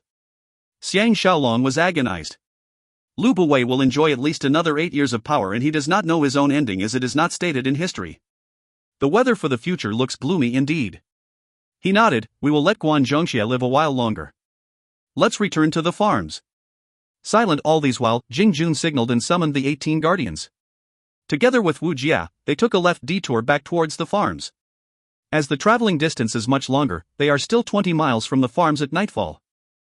As everyone was preparing to pitch their tents, Xiang Shaolong sounded, "Wait." Master Tu mentioned that Guan Zhongxie is both clever and highly skilled. We took so much time to leave the city and will raise his suspicions. He will send spies and they will soon find out that we have changed our traveling path. It is better to play safe. Even if we have overestimated him, it is still better than to lose our lives. Jing Jun jumped up excitedly, "If he attacks us during the night, I will let them taste their own medicine." Xiang Shaolong smiled, "My sentiments exactly." The campsite was situated beside a small river. 5 tents are surrounding a weak fire and there are straw men asleep in the tents and standing guard. It looks just as real unless one looks closely. Hiding in a dense forest uphill, their bows and arrows are prepared to give any invaders a surprise. However, there is no activity even till late into the night. Last night, they did not sleep at all and traveled the entire day. Xiang Shaolong and Tang Yi could not hold back and started yawning. Ji Yanran suggested, "Why don't we take turns to sleep or we will all die of tiredness?" When Xiang Shaolong woke up, he found Ji Yanran still in deep slumber in his arms. The sun is shining strongly and the birds are chirping, heralding spring. He could feel tranquility in his soul as he scrutinized the well-proportioned Ji Yanran sleeping. Now that he is far away from Xianyang City, he is enjoying the fresh air and the love of this beauty whose body is being illuminated by the sun. All of a sudden, his tense emotions and burdened mind feels like they have been relieved and freed. Like a Buddha who has gained enlightenment, he realized one thing. The reason why he is on the losing end is because Lu Buwei has been planning against him right from the start and he is burdened by his knowledge that Lu Buwei will remain unchallenged for 8 years. If he continues to remain passive, he will be at the losing end. He may not be able to kill Lu Buwei in the coming 8 years, but history has proven that he will be defeated by Xiao Pan, Li Si, Wang Jian, etc. In other words, there is no way these people will come to harm. Since this is the case, why doesn't he borrow their strength and fight till the end with Lu Buwei? King Xuanxian's death has proven that no one can change history. Even if he died, Xiao Pan will avenge him when he is crowned king on his 21st birthday. Thinking about this, he completely relaxed. Tang Yi's voice rang out behind him, "Third brother is awake." Xiang Shaolong tried to move Ji Yanran. The beauty hummed and woke up. Shyly, she crawled up from Xiang Shaolong's bosom and sat to the side. Still dazed from her sleep, she asked, "Guan Zhongxie is not here yet?" Her lazy yet enchanting posture caused both men to stare blankly at her. Ji Yanran shot them a dirty look and yelped, "I am going to wash up by the river." She was about to take a step when Xiang Shaolong stopped her, warning, "The smart Guan Zhongxie may have seen through our trap. Moreover, the campsite is near the river and it is easy to flee. If I am him, I will move my ambush further down the road or I will wait at the campsite until daybreak. If Yanran goes like this, you will fall into their trap." Tang Yi came to his side and scrutinized him. Fascinated, he exclaimed, "Third brother seems like a brand new man. Since the last mission, I have never seen you so full of confidence, fighting spirit, and alertness." Ji Yanran happily added, "Second brother is right. This is the hero Yanran loves." Xiang Shaolong knew what they meant. Since untying the dead knot in his heart, he has regained his ambition and heroic air. Summoning Jing Jun and the 18 guardians, he told them his theory. Jing Jun nodded, "This is easy. We, the Jing village hunters, spend long hours in the wild tracking animals. As long as Guan Zhongxie has his men come near the campsite, even if they just rode one round, we will be able to detect their existence." Under his command, the 6 hunters from the 18 guardians left with him. Xiang Shaolong and Tang Yi further interrogated Wu Jie about Wu Tingwei and discovered that Lao Ai was involved as they suspected. After they prepared breakfast, the 2 men went to another side of the slope and admired the beautiful scenery. As they ate their food, Tang Yi sighed, "It is not as bad as we thought." From Wu Jie's confession. "Only Wu Tingwei has betrayed us." Ji Yanran sighed, "He is Tingfan's elder brother. What can we do to him?" Xiang Shaolong coldly snorted, "There is no more relationships to talk about. If we don't kill him, we will send him outside the central plains and let Big Brother imprison him there. He will never step into Qin for eternity." Tang Yi was pleased, "Second brother has regained the composure you had as Dong Horse fanatic in Handan City." Jing Jun was seen hurrying back. Full of respect, he reported, "Third brother has excellent foresight. 2 miles away from the camp, we discovered horse dropping and signs of grass that has been eaten by horses. Following the trail, we detected that the enemy has relocated the ambush further up north." Tang Yi was astonished, he knows the place well. "That is a path we must use to get home. Unless we turn back and use another route, we will have to climb over the mountains." Xiang Shaolong stared at the river below and concluded, "He will leave some men to continue spying on us. In this wilderness, he can do whatever he wants. The men he left behind should already be more than enough to eliminate us." Ji Yanran mused, "This Guan Zhongxie is so clever. He will leave some men behind as hubby had guessed. Thus, even if we slip away, they can still pursue us." Jing Jun showed the fearless side of him and cursed, "If they have split into 2 groups to attack us simultaneously from the front and the back, we can use this against them and attack them separately." Tang Yi dismissed, "You are young and reckless, only knowing how to fight. If the enemy surrounds us, how can we escape?" Jing Jun was dumbfounded. Xiang Shaolong lied down and stared at the tree branches and clouds above him. He leisurely mentioned, "Let's have a good sleep first. When the enemy is confused over whether we have left last night or this morning, it will be time to go home." Everyone gazed at him with surprise, wondering how he plans to get out of this tight situation. If you find any errors, ads pop up, ads redirect, broken links, non-standard content, etc., please let us know. Report chapter so we can fix it as soon as possible. Volume 12 Chapter 4. Book 12 Chapter 04, An Escape Trick. It is evening time.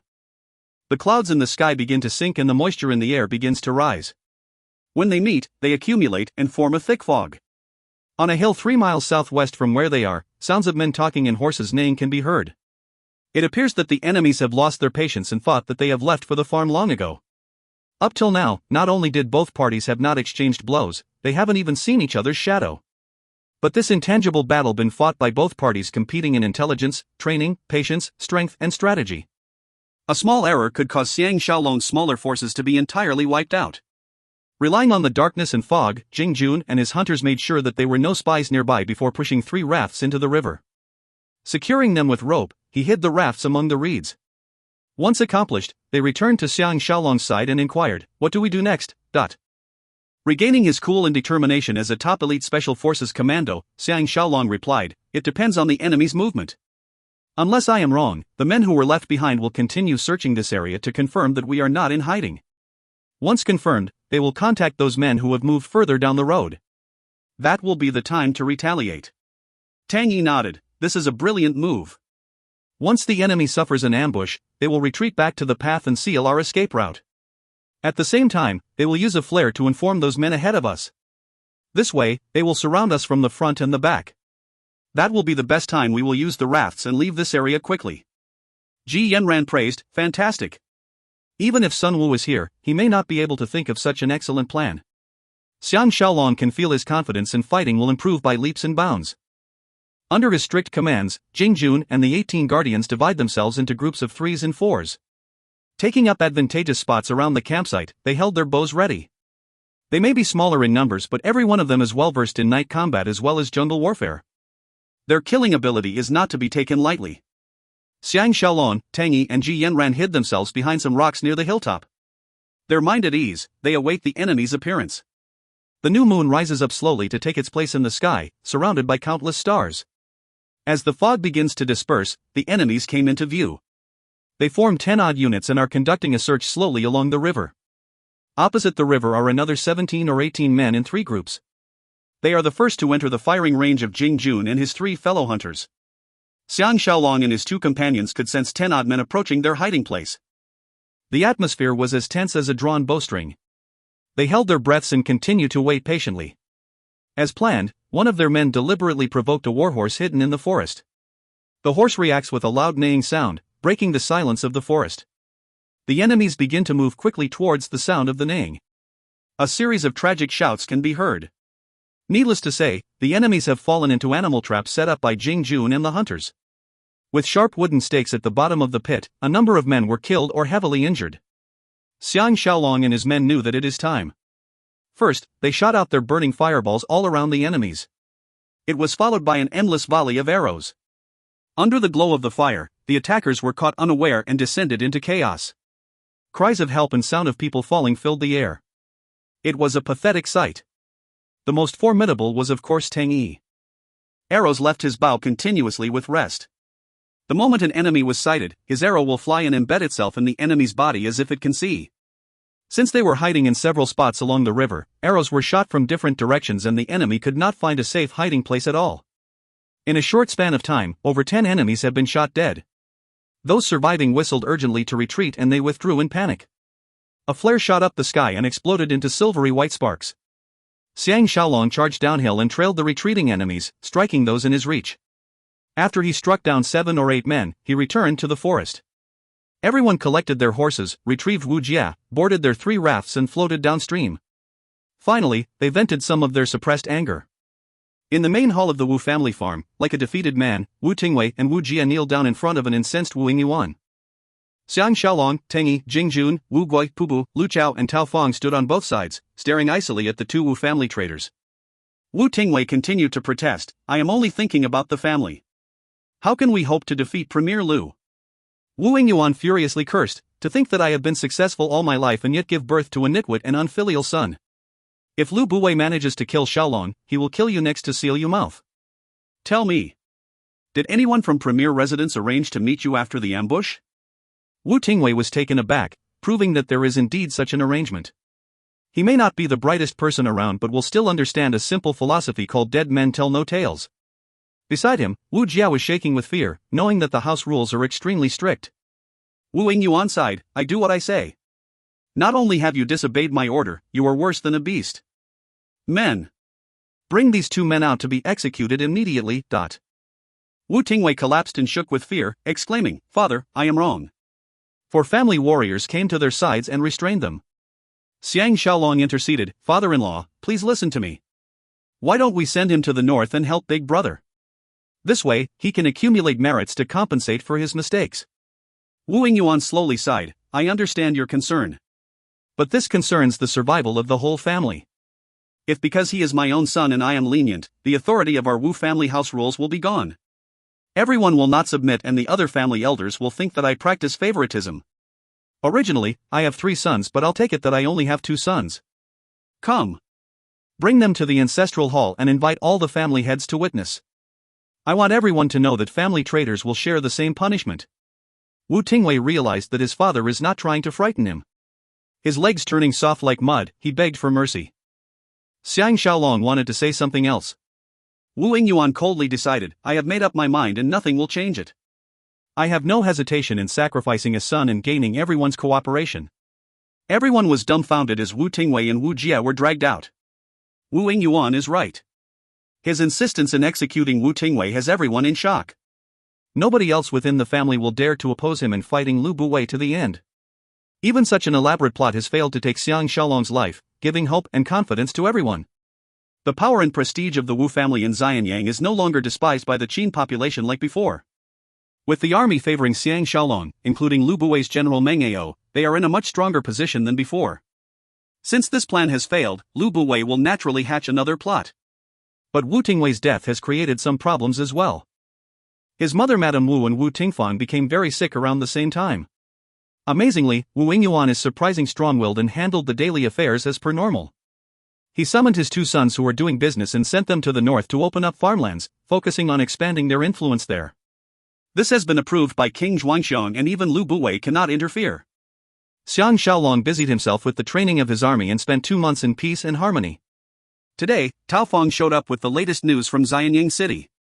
Listening to his reporter Wu Yingyuan, Xiang Shaolong, Tang Jing Jun, and Wu Yingyuan's 2 brothers Wu Yingjie and Wu Yingzhen.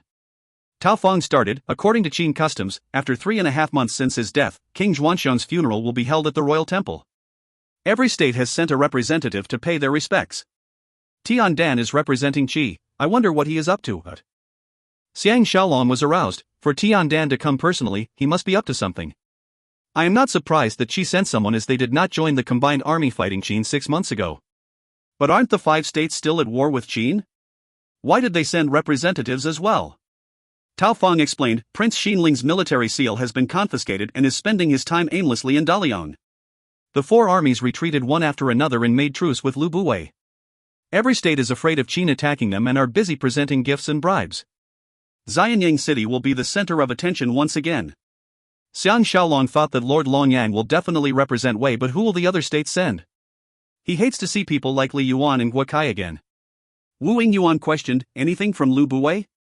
Tao Feng shrugged his shoulders. I believe he is too busy to pay attention to us. With the change of power, the most important task is to consolidate the country's authority. I heard that he made several changes to the high-ranking officials and generals with the support of Empress Ji. He did not touch Su Xian's or Wang Ling's men, as the official posts that they are occupying are irrelevant. Wu Yingzhen mused, he will carry out his plot step by step. Everyone nodded in agreement.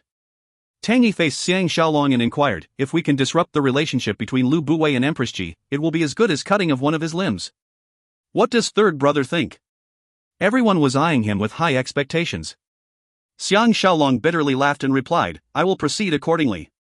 Tao Feng suggested, Shaolong should make a quick trip to Xianyang City. Empress Ji has tried to summon you 3 times, but I have rejected them, saying that you are unwell. I don't think it is good to ignore her too many times, but... Xiang Shaolong brightened up and resolved, I will return to Xianyang City tomorrow. Everyone cheered.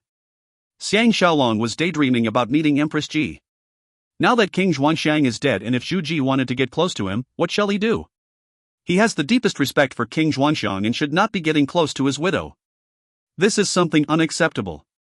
Back at the Hidden Dragon abode, Ji Yanran is chatting with Wu Tingfang in private. Wu Tingfang is still sick and bedridden. With his own brother executed according to the family rules, this beauty's face is dead white and she is so thin until her cheeks have sunk into her face. Xiang Shaolong was grieved. Ji Yanran saw him coming and stood up, advising, have a good chat with Tingfang. Winking at him, she left the bedroom. Xiang Shaolong understood that Tingfang hates her own brother for betraying the family and her father for being heartless. With conflicting emotions affecting her mentally, she fell sick. Sighing to himself, he sat at her bedside and lightly caressed her shoulder. He noticed a bowl in her hand that is still full of medicine and softly asked, not taking your medicine again? Wu Tingfang's eyes reddened and she lowered her head, sobbing silently.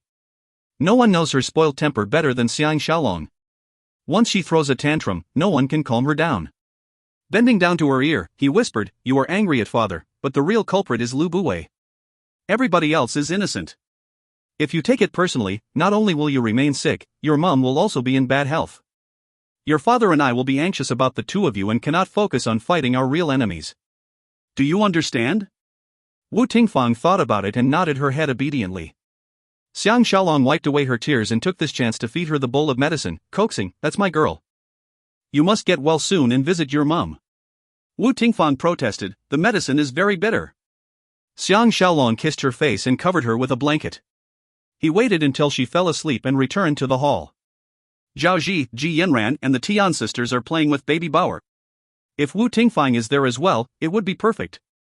He received Bauer from Ji Yanran and watched the sweet smile on his face. His heart swelled up with a strong will. Lu Buwei can harm him and he can harm Lu Buwei as well. The first man he must kill is not Lu Buwei but the devious and clever Missouri Ao. For every day he lives, one day, he will come up with a plot that will finally take Xiang Shaolong's life. Wu Tingfang's health improved greatly. By the third day, she is strong enough to leave her bed and visit her mother. She has become a quieter person and does not like to talk much or meet people outside the family. However, her eyes are glowing with never-seen-before determination. It seems that Xiang Shaolong's words have untied the knot in her heart, making her shift her hatred to Lu Buwei. Now that she has recovered, Xiang Shaolong could finally put his mind at rest. With Tang Yi and Jing Jun, they left for Xianying City. The 18 guardians have been increased to 80 guardians, increasing their might. With everyone alert and traveling non-stop, they reached Xianying City within a day. Xiang Shaolong entered the palace and sought an audience with Empress Zhu Ji and the soon-to-be King Xiaopan. Zhu Ji has lost considerable weight but Xiaopan is looking great and energetic, contrasting the morning clothes that don him. They were overjoyed to see him. Dismissing their men, Zhu Ji went straight to the point. "Shaolong, what's up with you? Out of the blue, you slipped back to the farm and I cannot even find someone to talk to." Xiang Shaolong was secretly stunned. With her husband dead, Zhu Ji is like a phoenix that has been set free. Nothing can hold her down anymore. He paid his obeisance to them, took his seat and answered, "Please excuse me, Empress. I have my own troubles as well." Xiaopan lowered his head, understanding what he meant. Zhu Ji demanded, "Tell me about it or I will not let you leave." From her tone, she did not treat him like a subordinate but as a friend. Xiaopan interceded, "Mother, please spare Grand Tutor Xiang. If he can say it, he would have done so." Zhu Ji exclaimed, "The two of you are ganging up against me?" Xiaopan winked warmly at Xiang Shaolong, stating, "I take my leave. Mother should have a good chat with Grand Tutor Xiang." Looking at him leaving, Xiang Shaolong almost wanted to pull him back. His biggest fear now is to be alone with Zhu Ji. When they were alone, Zhu Ji became quiet instead. After some time, she lightly sighed, "Is there some differences between you and Buwei?" Xiang Shaolong kept quiet. Zhu Ji scrutinized him for a while and slowly revealed, "When you returned from your last mission, I can tell that you have lost your bearings and seem to have become a different person. Buwei has a funny look in his eyes when he looks at you. I know him too well. To achieve success, he will resort to all means. Isn't it obvious when he presented me to Xuanxiang? He told me he will never leave me in the morning and by night I am with another man." She suddenly asked, "Will Shaolong blame me for not differentiating between good and evil?" Only Xiang Shaolong will understand these words. Zhu Ji, Xiaopan, and Lu Buwei's fate are intertwined together. Lu Buwei needs Zhu Ji and Xiaopan to continue his hold of power and run the country legitimately. Zhu Ji and Xiaopan needs Lu Buwei to manage the opposing court officials. With rumors that Xiaopan is Lu Buwei's son and if Zhu Ji eliminates Lu Buwei, they will be in danger. Without Lu Buwei, before Xiaopan can be crowned king, they may be toppled down already. Xiang Shaolong bowed, "How can I blame Empress?" With an agonized smile, Zhu Ji softly reminded, "Remember the day when we left the Wu family fortress in Handan City? I promised Grandmaster Wu that as long as I am alive, Wu family will live in prosperity. I have never forgotten my promise. Shaolong can rest easy." Xiang Shaolong was touched that Zhu Ji remembered her promise in times like this and was lost for words. Zhu Ji brightened up and added, 2 days ago, Su Xian, Lu Gong and Wang Ling proposed that you be promoted as the Imperial Cavalry Commander, leading 10,000 cavalry and securing the safety of Xianying City. Lu Buwei objected strongly to their proposal. "I did not know how would you feel and did not insist. I am surprised that the 3 most powerful men in the military are supporting you. Shaolong, you must not hide anymore. Little Zhang and I need you by our side." Xiang Shaolong was stunned. Does Su Xian and the rest know that he is opposing Lu Buwei? Zhu Ji wailed, "You Aren't you concerned about the Wu family's safety? Xiang Shaolong knew what she meant. If she must choose between Lu Buwei and himself, she will choose him. If he can replace Lu Buwei and protect her in Xiaopan, then Lu Buwei will be unnecessary. Hatefully, he knew that Lu Buwei will not be easily toppled. It is all recorded in history. He nodded his head vigorously, thanks for Empress's concern. Zhu Ji's face reddened and she lowered her head, commenting, as long as you do not treat me like an outsider, I will be satisfied. Xiang Shaolong bitterly smiled, I have never considered you as an outsider. But the king has treated me well, how can I? AI. Zhu Ji's eyes shone with anger, sighing, how can I forget his love too? Shaolong spoke to him before he passed away. I think I can guess what it is. But please do not tell me because I do not want to know it now. I hope Shaolong can take pity on me in my unfavorable circumstances. Xiang Shaolong discovers that Zhu Ji is cleverer than he expected. Reminded about Lao Ai, he wonders if he should challenge fate and warn her beforehand. The attendant at the gate suddenly reports, Right Premier Lu Buwei is here to seek an audience with Empress. Xiang Shaolong wished he could disappear into thin air. Of all people, he has to run into his archenemy today. If you find any errors, ads pop up, ads redirect, broken links, non-standard content, etc., please let us know. Report chapter so we can fix it as soon as possible. Volume 12 Chapter 5. Book 12 Chapter 05, Grand Preparations. Dressed flamboyantly in his official robes, Lu Buwei strode in arrogantly into Zhu Ji's Hall of Kindness. Xiang Shaolong hurriedly got up and greeted him. Even livelier than before, he scanned Xiang Shaolong and nodded with a smile, I am so happy to see you again. A simple sentence that hints strongly at many things. It hints at Xiang Shaolong's sudden disappearance, his disregard of the Qin court and the fact that he is able to stay alive. He continued to pay his respects to Zhu Ji but did not kneel down, showing the special relationship he shares with her. With her support, he does not see himself as a subordinate anymore. Lu Buwei sat opposite Xiang Shaolong and smiled, with shameless individuals coming in with evil intentions and creating trouble, these are trying times for the Qin court. If Shaolong has nothing urgent, why don't you stay in Xianyang City? I may have some tasks for you. Xiang Shaolong nodded in consent but secretly admired Lu Buwei's psychological warfare. Using the present danger as an excuse, he forced Zhu Ji to cooperate with him. Turning to Zhu Ji, Lu Buwei asked, what are Empress and Shaolong talking about? A simple sentence like this betrayed Lu Buwei's proud attitude. After all, he is a subject of Empress Ji and who is he to question Empress Ji about her affairs? Zhu Ji was not angry and plainly state, I am just asking about his recent activities. Anger flashed his eyes as Lu Buwei coldly dismissed, Shaolong, please leave us alone. I have something important to discuss with Empress. Xiang Shaolong was annoyed at his comment, indicating that he is not fit to join in their discussion. He was about to take his leave when Zhu Ji interrupted, Shaolong, hold your step. How can Premier Lu treat Shaolong like an outsider? Lu Buwei was shocked but put on a smile, it is not that. He has no interests in court affairs and I do not want to burden him. Zhu Ji nonchalantly asked, Premier Lu is so impatient, what can be so important?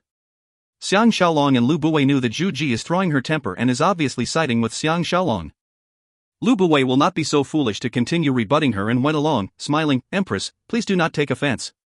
I wanted to see you as I have an excellent recommendation for the Imperial Cavalry Commander. The Imperial Cavalry Commander is the next post after Ngu to work closely with the royal family. Xianyang City is protected by 3 armies. They are the palace guards protecting the palace and the Imperial Infantry and Imperial Cavalry defending the city. The Imperial Infantry are foot soldiers and Imperial Cavalry are soldiers on horseback. If you combine both Imperial Infantry and Imperial Cavalry, it will be the same as Xiang Shaolong's city commander back at Handan City. It is just a separation of armies. There are 30,000 foot soldiers, 3 times more than the cavalry. But if you compare the honor and rank, the Imperial Cavalry commander is more prestigious than the Imperial Infantry commander. Zhu Ji coldly concluded, Premier Lu need not recommend anyone. I have decided to promote Shaolong to be the Imperial Cavalry commander. Except for him, there is nobody else I will trust. Lu Buwei could not imagine the normally obedient Zhu Ji decided on this matter and did not offer any room for discussion. His face changing color slightly, he glanced at Xiang Shaolong with surprise and checked, Shaolong has changed your mind? Xiang Shaolong understood where Zhu Ji is coming from and she is indeed formidable. She did not want to live in Lu Buwei's shadow forever. Now that Xiang Shaolong has gained the respect of the army and is the Imperial Cavalry commander, he can check Lu Buwei's influence. Thus, Lu Buwei dare not act hastily and disregard her in Xiaopan. Through Xiang Shaolong, she need not always bend her will and support Lu Buwei blindly. Xiang Shaolong knew that Lu Buwei is pretending to be concerned but is actually forcing him to give up this promotion. Then he can recommend the person he has in mind. Xiang Shaolong smiled. As Premier Lu mentioned, it is trying times for Qin. I can only put my personal responsibilities and accept this challenging position. Anger shooting out of his eyes, Lu Buwei faked a smile and coughed. Good. Since Empress thinks so highly of you, do not disappoint her. Shuji plainly asked, does Premier Lu have anything else to say? Lu Buwei was infuriated but dare not argue with her, knowing that he has crossed the line earlier. He reported, Qi Chancellor Tian Dan, Zhu Imperial Uncle Li Yuan, Zhao General Pang Junyu arrived in Xianyang City yesterday. They hope to meet Empress and Crown Prince before attending the late king's funeral. Shuji coldly hissed, we are still dressed in mourning clothes. What is there to see? Wait till the late king is buried first. This is the first time Lu Buwei is being admonished by Zhuji in such a manner and knew that it was due to Xiang Shaolong. He hid his feelings well and did not reveal any discontentment. After exchanging a few more words with Zhuji, he left. The Hall of Kindness is completely noiseless. After a long while, Zhuji sighed, I have secretly ordered everyone who saw you speaking to King Zhuangxiang to keep it a secret. Violators will be sentenced to death. Buwei should be ignorant about this matter. Xiang Shaolong was grateful, thank you Empress. Zhuji sighed, Shaolong. I am so tired. So what if I have everything? I just cannot bring myself to be happy. Xiang Shaolong knew that she is trying to get him to comfort her. He advised, Empress must pull yourself together. The Crown Prince still needs your guidance and care. Under such circumstances, he cannot bring up Lao Ai's issue. Firstly, he cannot explain how he could forecast Lao Ai seducing her. Moreover, if Zhu Ji wants him to replace this future Lao Ai, he will be in trouble. He knows that history can never be changed. Zhu Ji was quiet for a while and softly added, you must be careful of General Pang from Zhao. He is famous for his strategies and is very articulate. He is the new city commander and is the most prestigious general in Zhao after Lian Pa and Li Mu. For him to come personally, he must be here to spy on our army strength. I really do not know what Buwei is planning. Now, he is very close to the 6 states as if nothing has happened. Xiang Shaolong is not bothered with this General Pang that he has never heard before. If not for Guokai's intimacy with Zhuji in the past and dare not come, this man will not even have the chance to come to Qin. Both of them do not know what to say next. After some unimportant exchanges, Xiang Shaolong bade his farewell. Zhuji is unwilling to let him go but is afraid of rumors and let him leave. The moment he left the Empress Palace, and Gu stepped up welcoming, the Crown Prince wants to see Grand Tutor, but Xiang Shaolong walked with him towards the Crown Prince Palace. This head of the palace guards whispered, after Grand Tutor has seen the Crown Prince, can you make a trip to General Lu Gong's residence? Xiang Shaolong understood his meaning and nodded in agreement. And Gu did not say anything else. He escorted him to the Crown Prince's study room and left. With a heavy expression, Xiao Pan was seated on a long sofa north of the study room. Waving the usual courtesies aside, he got Xiang Shaolong to sit in front of him and viciously declare, Grand Tutor. I want to kill Lu Buwei. Xiang Shaolong was flabbergasted and exclaimed, what? Xiao Pan detailed in a low voice, this is a violent man who forgets about father's benevolence and is worse than wild beasts. He claims to be a pioneering official in the rebirth of Qin and even planted his own son to be the next king of Qin. Without his death, I cannot consolidate my power as king, but Xiang Shaolong had intended to contact Xiao Pan, Li Si and Wang Jian to make trouble for Lu Buwei. He was astounded that Xiao Pan brought this up before he could. Hesitating, he asked, have you spoken to Empress about this? Xiao Pan answered, Empress and Lu Buwei are deeply embroiled. If I told her, I will be scolded instead. Grand Tutor. With your invincible sword skills and intelligence, killing him should be easy, right? Xiang Shaolong thought of Guan Zhongshe and felt that he is overrated by Xiao Pan, but he could not say this to him. He sighed, if we killed him, what will be the consequences? Showing the mature side of him, Xiao Pan detailed, first, I will make you the Imperial Cavalry Commander. I will select a few loyal men and entrust them with important positions. If we can consolidate our power, we do not need that traitor. I am only afraid of Empress. If she works with him, we will be in trouble. Xiang Shaolong questioned, do you love Empress? Xiao Pan was stunned and nodded. Only Xiang Shaolong can understand him. Xiao Pan has gradually shifted his love for Lady Yanai to Zhu Ji. Xiao Pan is right. Zhu Ji knew that King Zhuangxian was poisoned by Lu Buwei but did not hold it against him. Xiang Shaolong explained, I want to kill him more than you do. You should have guessed that he was the real culprit who caused Princess Qian's death. But before we have built up our strength, we should not act hastily. Moreover, the Qin military system is extremely complicated and it is hard to manage them. With a group of them supporting Prince Cheng Chongxiao, it is better for us to bear with him for the time being. Xiao Pan brightened up and asked, "So Grand Tutor has agreed to be the Imperial Cavalry commander?" Xiang Shaolong bitterly smiled, "I have just promised Empress." Xiao Pan was pleased, "I am relieved to have Master by my side." In this moment, he became a kid again. His expression turning heavy again, he added, "Grand Tutor's foresight is unparalleled. Study attendant Li Si is the best example. His thinking is totally unlike other people and taught me that if we can grab hold of this opportunity and utilize our strengths well, we can expand out territories and eventually unite the world. So I must not let this heartless cad Lu Buwei control the Qin court and affect my grand plan." Xiang Shaolong finally realized Li Si's influence on Xiao Pan. He cannot regard Xiao Pan as a child anymore. Under the influence of the Qin palace politics, he has become another person. And in the future, he shall be the first emperor of China. Xiao Pan coldly inquired, "How long do I have to wait?" Xiang Shaolong calmly forecast, "The best time to act is at your coronation on your 21st birthday." This is right, because this is history. Xiao Pan was mortified, "I would have to wait for another 8 years. Wouldn't Lu Buwei be beyond control by then?" Xiang Shaolong reasoned, "During this time, we can use him to eliminate those men who oppose your rule and at the same time, we can nurture your own organization and weaken his at the same time." Pausing, he emphasized, "For politics, you can let Lu Buwei handle them as long as Su Xian is there to keep him in check. You must do your best to gain the respect of the military. Let Lu Buwei be the bad guy and we remain as the good guys. With control of the military, Lu Buwei will not be able to escape your clutches. It has been proven time and time again that governing authority comes after military might." Xiao Pan's body shook heavily as he repeated, "Authority after military." Xiang Shaolong kicked himself for saying too much and continued, "There are 2 men who are loyal to us. They are Wang Jian and Wang Ben. They are terrific generals whom every king wishes to possess. With them leading your army, Lu Buwei is nothing to be afraid of." But in a daze, Xiao Pan asked, "What about you?" Xiang Shaolong commented, "I will do my best to help you, but in the end, I am still an outsider. You must win the hearts and minds of the Qin military and use them to consolidate your power." Xiao Pan frowned, "But Lu Buwei has Meng Ao fighting for him and has made his 2 sons Meng Wu and Meng Tian assistant generals to assist Meng Ao in his battles. What can I do to counter them?" Xiang Shaolong replied, "That is why Lu Buwei wanted to get rid of me. If Meng Ao discovers that his 2 sons nearly died under his scheming, how do you think he will feel? The 2 Meng brothers will eventually come to our side. You can use them to help you and it can even lessen Lu Buwei's suspicions." Xiao Pan was delighted, "There is no one better than Grand Tutor. I know what to do." After further discussion, Xiang Shaolong took his leave. Compared to Lu Buwei's new premier residence that is still being constructed, Lu Gong's residence is far from the Qin palace. Lu Gong invited Xiang Shaolong into a private chamber where an attendant served him tea and left them alone. Lu Gong smiled, "I heard that you are a descendant of Qin. However, there has never been anyone surnamed Xiang here. May I know which tribe do you belong to?" Xiang Shaolong was in a dilemma and lied, "My surname came from my mother.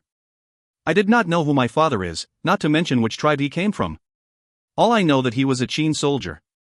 AI. What a mess. Lu Gong, the advocate of Qin, did not suspect anything and nodded, "The people of Zhao are not as imposing and powerfully built as you. Your type of figure is not even seen often in Qin. You must be a mixed blood. I am good at judging people." "Hey! From the first time I met you, I know that you are a righteous man."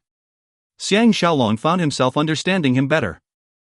Amused, he praised, "Lu Gong has great eyesight and I cannot hide anything from you." Lu Gong sighed, "It will be great if I can really see everything. But I have miscalculated many things, including the early death of the late king." AI. Xiang Shaolong quietened down. Lu Gong stared sharply at him but in a calm and slow manner, asked, "What is the relationship between Shaolong and Lu Buwei?" Once again, Xiang Shaolong was taken aback at his frankness and replied, "Why is Lu Gong interested?"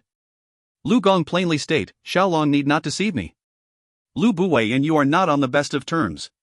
Otherwise, the Wu family need not hide in the countryside farms. Speak your mind. The Wu clan are the descendants of our Qin nobles. From our point of view, they are way better than Lu Buwei the outsider."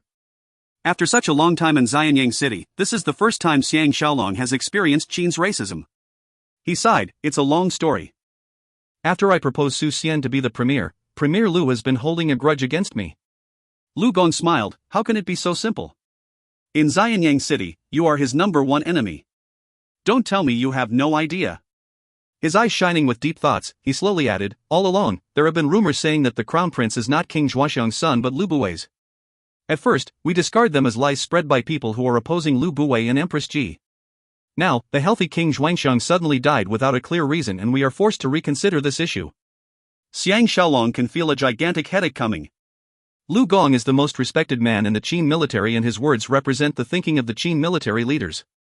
If they regard Xiao Pan as Lu Buwei's illegitimate child and supported Zheng Chongqiao instead, Lu Buwei and Xiao Pan will both be destroyed. Lu Gong mused, we must verify this issue before we can plan our next step. Just like we are not sure what is going on between you and Lu Buwei, so we petition to promote you as the Imperial Cavalry Commander to test Lu Buwei's reaction. Surprisingly, the test is very successful as Lu Buwei is the only man who objects your promotion. Xiang Shaolong finally comprehends the complications of politics. When he first heard about it, he thought Lu Gong and the military are in favor of him. Now, he knows the real reason and motive. Lu Gong shook his head and bitterly smiled, actually, only they themselves know what is going on and it is rather difficult to prove their relationship. Not impossible but difficult. Xiang Shaolong had a big shock and asked, is there a way to test? He was also puzzled that Lu Gong is discussing this with him. After all, isn't he close to Zhu Ji and Xiao Pan and may warn them beforehand? Lu Gong mentioned, we need Shaolong to help us with the testing. Xiang Shaolong was staring at him in amazement when he recalled Zhu Ji's words and realized, you want to conduct a blood test? Lu Gong seriously explained, this is the only way to satisfy us. We shall put a drop of blood of each person into a silver bowl filled with a special chemical. It is a foolproof method. Abruptly, Xiang Shaolong's thumping heart slowed down. As light as an astronaut in space, he nodded, I will get the blood from Crown Prince. Lu Gong had better prepared a witness to see me drawing the blood personally from him. This way, there will be no tricks. It is Lu Gong's turn to be amazed. He looked for Xiang Shaolong as he is the closest to Zhu Ji after Lu Buwei. In addition, he is the one who personally saved them from Handan City. More or less, he should have an idea about the relationship between the three of them. If he hesitates about the blood test, Lu Gong will guess that something is amiss and know which prince he will support. Unexpectedly, Xiang Shaolong readily agreed and even wants him to provide a witness. Both men were silent for a minute and Lu Gong decided, fine. I will get Lu Buwei's blood. If the crown prince is Lu Buwei's son, what will Shaolong do? Xiang Shaolong plainly state, I am positive that the crown prince is the late king's own flesh and blood. The test will prove everything. All of a sudden, his biggest headache has been resolved. The blood test will prove that they are not related and the Qin military will fully support Xiao Pan unlike now. But with Zhu Ji's support, Lu Buwei can continue to expand his influence and control the politics. As Xiang Shaolong was wondering about the efficacy of this blood test method, he thought deeper and kicked himself for thinking too much. History has proven that Xiao Pan will be Qin Shi Huang. If you find any errors, ads pop up, ads redirect, broken links, non-standard content, etc., please let us know. Report chapter so we can fix it as soon as possible. Volume 12 Chapter 6. Book 12 Chapter 06, Before the Funeral. Xiang Shaolong returned to the Wu residence. The fire that night only burned down a rice granary. The rest of the buildings are not affected. Over the past 10 days, 2,000 of the elite family warriors entered Xianyang City separately, increasing their fighting prowess. Riding Jifeng, he rode through the main gates with Tang Yi, Jing Jun, and the guardians. The air is filled with loud noises as the warriors are busy erecting sentry posts and other fortifications. Xiang Shaolong was feeling great and jumped down his horse, wanting to inspect their work. Tao Fong came up and welcomed, Lord Longyang is waiting for you in the main hall. Tang Yi glanced at the huge courtyard in front of the residence and did not see any horse carriages or escorts. Puzzled, he asked, he came alone? Tao Fong nodded. Xiang Shaolong is excited to see him as well and know more about matters in Wei, including news about Zhaoya. With Tao Fong, he entered the hall to see Lord Longyang. He did not put on a fake beard this time but was dressed as a commoner to keep a low profile. Tao Fong left the two men alone and Lord Longyang happily exclaimed, I am delighted to see Brother Xiang doing well. Xiang Shaolong smiled, from your tone, it seems that I should count my blessings to be able to stay alive. Lord Longyang faintly sighed, countless people inside and outside of Qin are dying to kill you. There has been news that you are opposing Lu Buwei. With Lu Buwei's growing influence, even I am worried for you. Xiang Shaolong is already used to this drag queen's emotional outbursts. He bitterly smiled, paper cannot contain a fire. Nothing can be concealed from the world. Lord Longyang was astounded and asked, what is paper? Xiang Shaolong kicked himself, remembering that paper is only invented during the Han Dynasty. He lied, it is my hometown dialect which refers to silk material.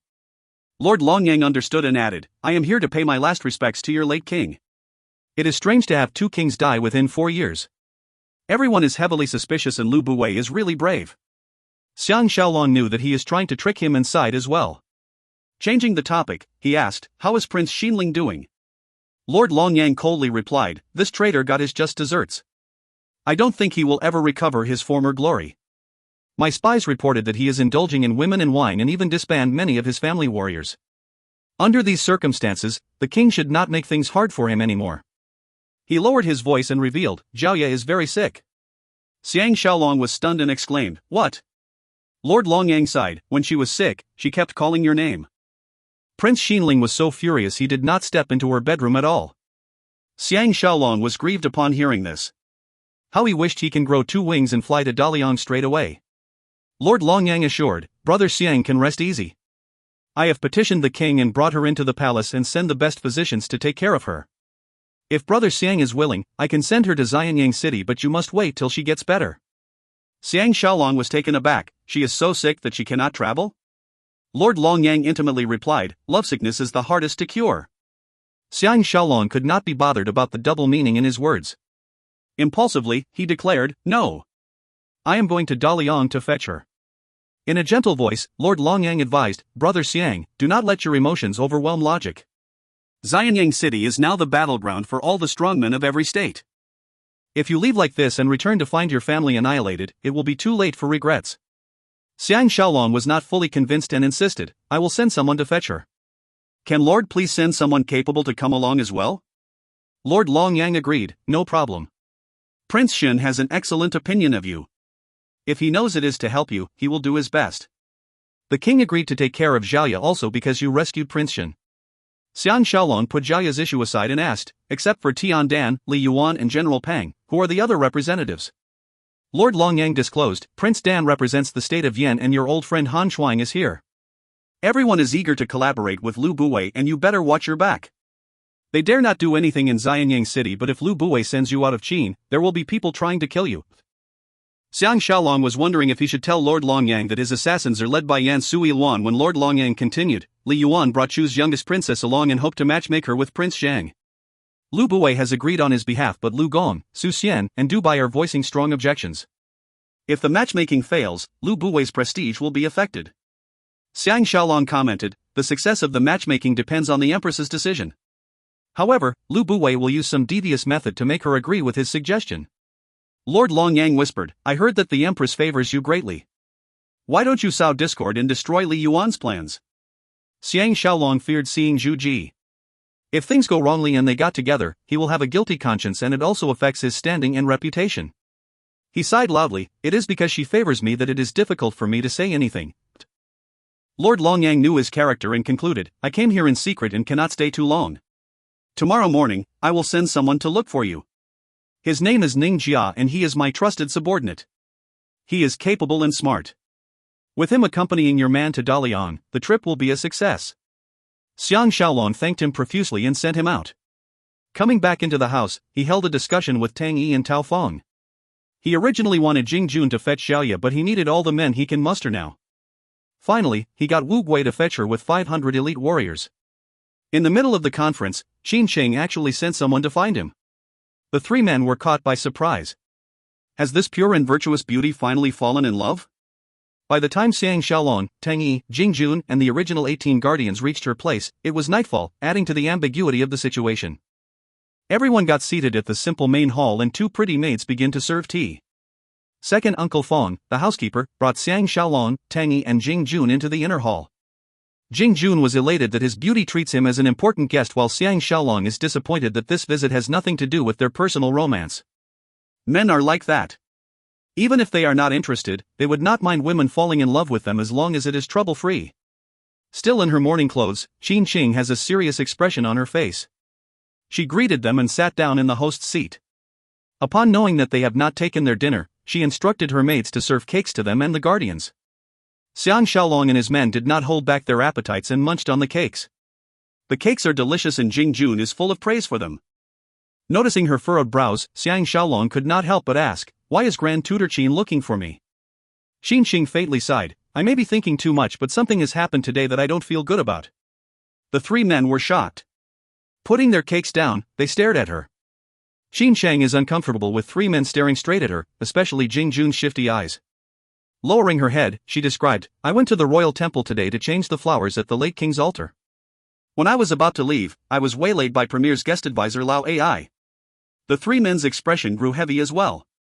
Jing Jun was incensed, "How daring! I must teach him a lesson." "Who cares, where is he from?" Tang Yi questioned, "Doesn't Grand Tutor Qin have any warriors escorting you?" Xin Shang responded, "Not only do I have warriors escorting me, even the two premiers are at the royal temple. When they heard my cries, they ran out. Jing Jun coldly smiled, "Now Lu Buwei is in trouble."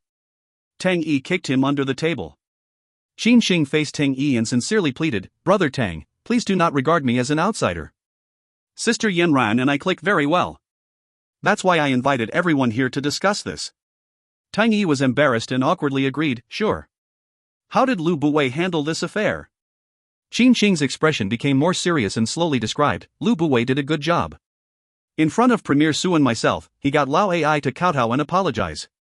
He even publicly censured him." Xiang Shaolong could guess what is coming next as it is recorded in history. He sighed, "Did he proceed to send him into the palace to be a eunuch?" Bewildered, Xin Cheng asked, "How did you know?" Tang Yi and Jing are even more fascinated. They have been with Xiang Shaolong the entire day. If there is anything he has seen or heard, they should seen it or heard it as well. Even if Philosopher Sure is reborn, he may not even guess that Lu Buwei is punishing Lao Ai in such a manner. Xiang Shaolong was in a fix, knowing that he has a slip of the tongue and revealed heaven's secret. No matter how he tries to explain, no one will believe that he is that lucky. Xin Xing had thought that Xiang Shaolong has spies in the palace who told him. But witnessing the look of amazement on the faces of Tang Yi and Jing Jun, she had a big shock and interrogated with disbelief, "Grand Tutor Xiang only made a guess?" Xiang Shaolong composed himself and pretended that it is nothing significant inside, "This is quite easy to predict. Lu Buwei's top priority is to get Empress Ji to support him fully. In Xianyang City, there is no one who knows her weakness better than him. Lao Ai is his strongest pawn.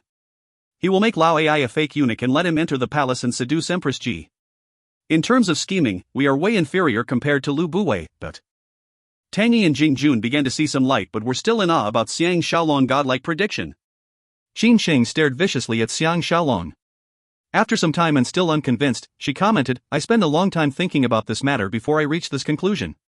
Before I could finish speaking, Grand Tutor Xiang knows everything as if he is also present as well. I think Grand Tutor's intelligence is sky high and the inferior Lu Buwei is therefore jealous of you. Xiang Shaolong was feeling guilty and worried at the same time. Zhu Ji and Lao Ai are like dry wood in fire. Nobody can stop it. What should he do next? Jing Jun suggested, "Let me sneak into the palace and deliver a cut to him, making him a real eunuch." Xin Xing cannot tolerate his coarse words and her face turned red. Displeased, she chided, "Brother Jing, we are talking about important issues." Tang Yi shot Jing Jun an angry look but Jing Jun is dissatisfied. Xiang Shaolong spoke coarsely too but this widow did not blame him. Xiang Shaolong knew that he has deceived them and relaxed. He was inspired and replied, "Grand Tutor Qin thinks too highly of me. It is a pity that nobody can stop them." Xin Sheng was taken aback, but Empress always listens to Grand Tutor. In a frank and agonized manner, Xiang Shaolong replied, "The problem is that I cannot replace Lao Ai and thus, lose my advantage." Momentarily, Xin Sheng does not understand his meaning. After realizing, she lowered her head and bit her lip, pondering, "I understand but this is no small matter. Not only does it concern the reputation of the palace, it will allow Lu Buwei to be even more aggressive." "Isn't Grand Tutor Xiang worried at all?" Xiang Shaolong earnestly suggested, "Why don't Grand Tutor Qing head to Bashu and accompany Lady Hua Yang and lead a peaceful life?" Xin Sheng was shaken and stared at him. With mixed expressions on her face and lost for words, she finally lowered her head and dismissed in a low voice, "I have my own life and Grand Tutor need not worry.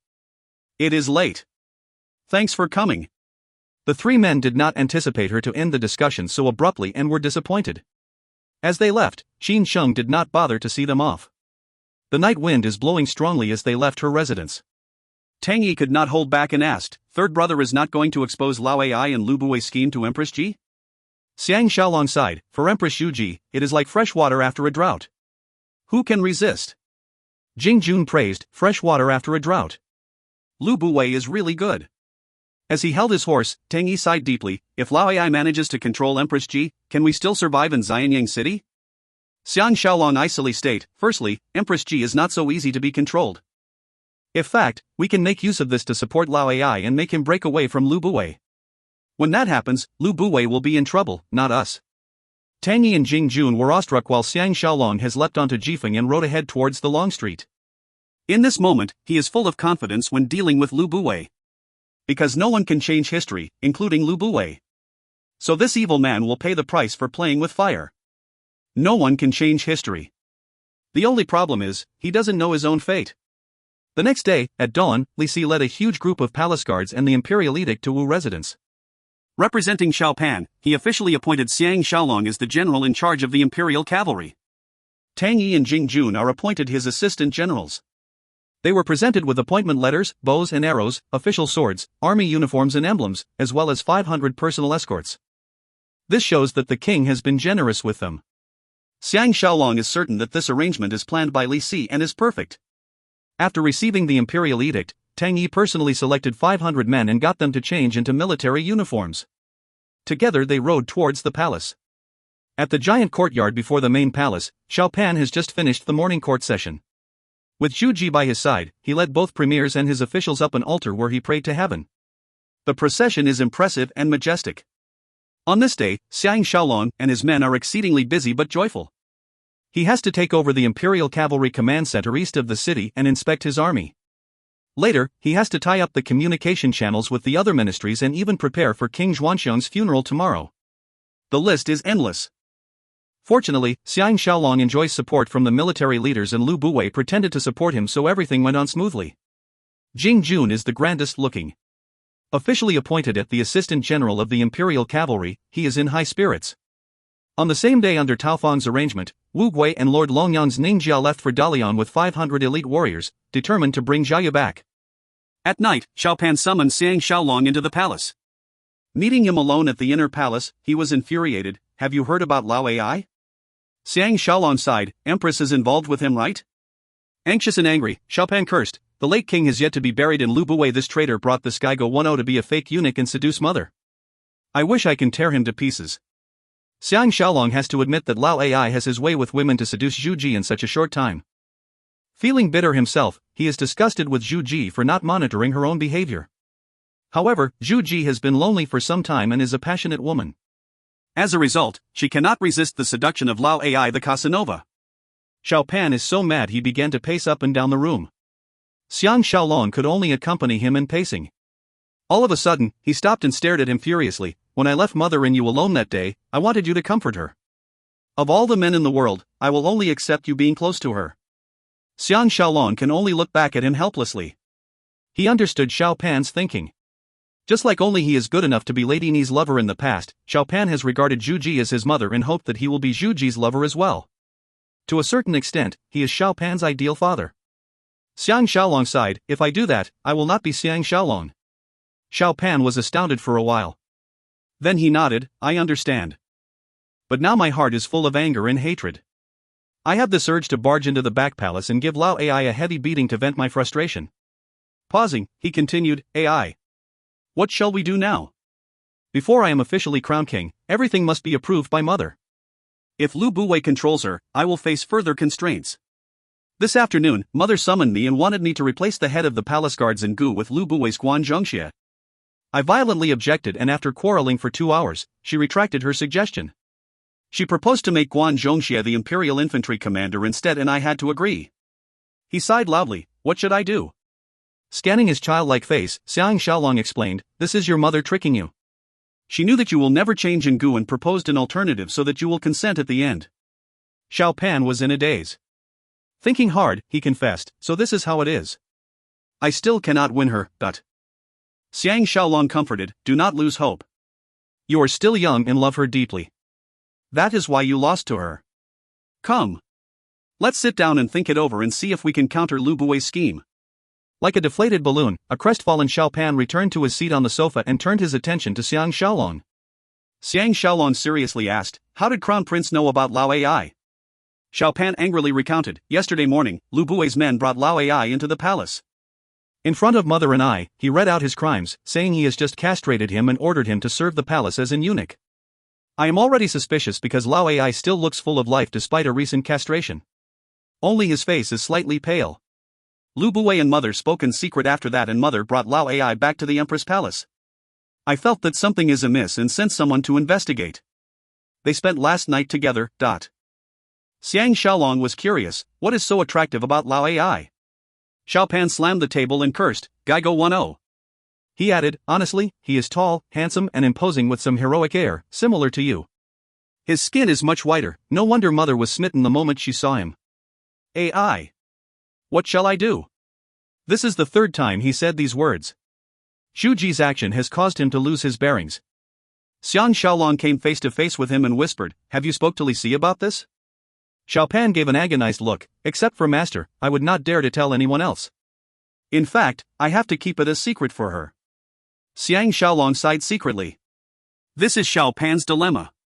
With everyone eyeing his position, he is dependent on Lu Bui and Zhu Ji. Without them, this 12-year-old will be fighting a lone battle.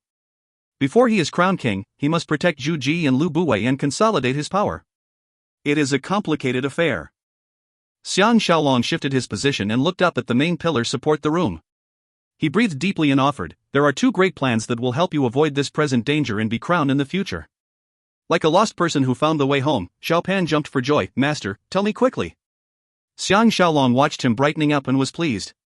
He explained, first, we must win the support of the military. They are divided into 4 main groups.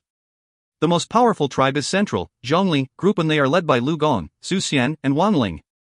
They stand for righteousness and fairness. In a way, they are the most dangerous. If they turn against us, we will fight a losing battle. We can say that whichever side they choose, that side will benefit tremendously. Xiao Pan frowned, I understand this. The other 3 groups are Lu Bui, Lord Jieling, and Cheng Chongqiao. How can we win the support of Lu Gong and his men? Xiang Shaolong almost wanted to laugh, it is simple. You must prove to them who you are. He proceeded to tell him about Lu Gong and the blood test. Xiao Pan was initially dumbfounded and exchanged a strange look with Xiang Shaolong. Simultaneously, they burst out in wild laughter, unable to believe such a ridiculous and funny experiment. This future Qin Shi Huang was laughing so hard that his tears are flowing. Panting for air, he asked, what is the other plan? Xiang Shaolong bitterly laughed, that is to work with Lu Bui. Xiao Pan was flabbergasted and exclaimed, what? Xiang Shaolong analyzed, Lord Yanquan may be gone by Cheng Chongqiao still remains. There is also Lord Jieling who is waiting patiently at the side. Both of them are serious contenders for the throne. If we focus on opposing Lu Bui, both of us will be at a disadvantage and these 2 groups can seize the opportunity to attack us. They may even work together and force you to abdicate, and that will be disastrous. If Lu Bui still treats you as his son but Lu Gong and his men knows a different truth, you can control both sides and eliminate both contenders first. Then you will turn around and attack Lu Bui. By then, no one will dare to oppose you. Xiao Pan slapped the table, this is a good plan, but Lu Bui is a domineering man. If we allow him to do whatever he wants, he will end up with the most authority. If the military leaders are all his men, what can we do? Xiang Shaolong's mouth curled up in a smile and simply state, this is called using your own weapon against yourself. Not only will we not bother about your mother, we will support Lao Ai. Xiao Pan thought he heard wrongly and exclaimed, what? Xiang Shaolong explained, Lao Ai is a heartless and selfish man, always looking for benefits. If he sees the opportunity, he will leave Lu Bui's control. Since he knows the premier residence well, he will get capable men to defect as well, weakening Lu Bui. Your mother will support him and use him to counter Lu Bui's influence. While they are fighting, you will be the one reaping all the rewards. Pausing, he added, unless I am wrong, when your father is buried, Lao Ai will ask your mother for an official appointment. When that happens, you should know what to do. Xiao Pan is totally swept off his feet.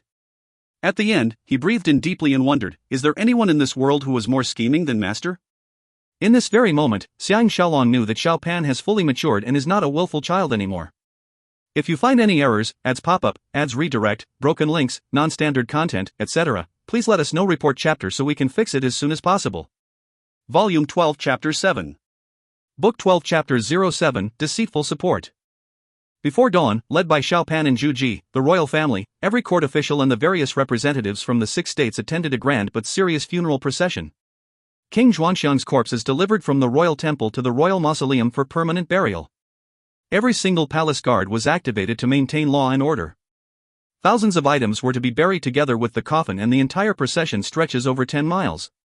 The citizens of Xianyang City put on mourning clothes and kneeled by the side of the streets, crying over the death of this benevolent ruler. Xiao Pan and Zhu Ji cried heavily too. Everyone who heard them will be affected to cry as well. Lu Buwei acted his part very well, expressing his deep sorrows and pain. Xiang Shaolong, and Gu and Jianshang rode ahead and opened up the roads for the procession. Jianshang is the current imperial infantry commander, as Guan Zhongxie is not officially appointed yet. After Handan City's incident, this is the first time he saw Tian Dan, Li Yuan, Han Shuang and the rest. They paid attention to him but does not seem to realize he is Dong Horse fanatic. General Pang is a steady man of average build with a square face and large ears. When their eyes meet, he can see the intelligence shining from his eyes. No wonder he can rise to such a post based on his words alone. In his 20s, Prince Dan is the youngest among them. He is of medium build and has a jade complexion, making others trust him. But to Xiang Shaolong, it is a different matter altogether. Zhao Qian and the maids indirectly died under his hands. If he has the chance, he will not let him off. Qin Chang was mingling among the royal family and the esteemed guests. Xiang Shaolong waved to her, but she pretended not to see him. Under the strict and sad atmosphere, the procession has traveled for several hours. They finally reached the mausoleum in the afternoon. The royal mausoleum is divided into 2 parts, an exterior and an interior, forming a formation. There is a northern gate, southern gate, eastern gate, and western gate.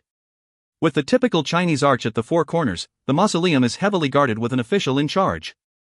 The way leading into the mausoleum is lined with burial items such as pottery, furniture, books, and clothes. The most important people entered the inner part of the mausoleum and were seated in a resting area while attendants start to move the burial items into the burial chamber. When everything is settled, Lu Buwei went to the front and delivered a eulogy. At the end of the eulogy, the burial process begins. Xiang Shaolong was grieved as he recalled King Xuanxiang's generosity, and hot tears began to flow down his face. When the coffin is finally brought into the mausoleum, Zhu Ji fainted. Thinking about the past 2 nights she spent with Lao Ai, Xiang Shaolong still find it hard to forgive her. To a certain extent, he could sympathize with her behavior. First, she lost this man who has treated her so well and even made her the Empress of Qin. Secondly, she knew it was Lu Buwei who poisoned him but could not take revenge. In such a helpless scenario, she reacted irrationally.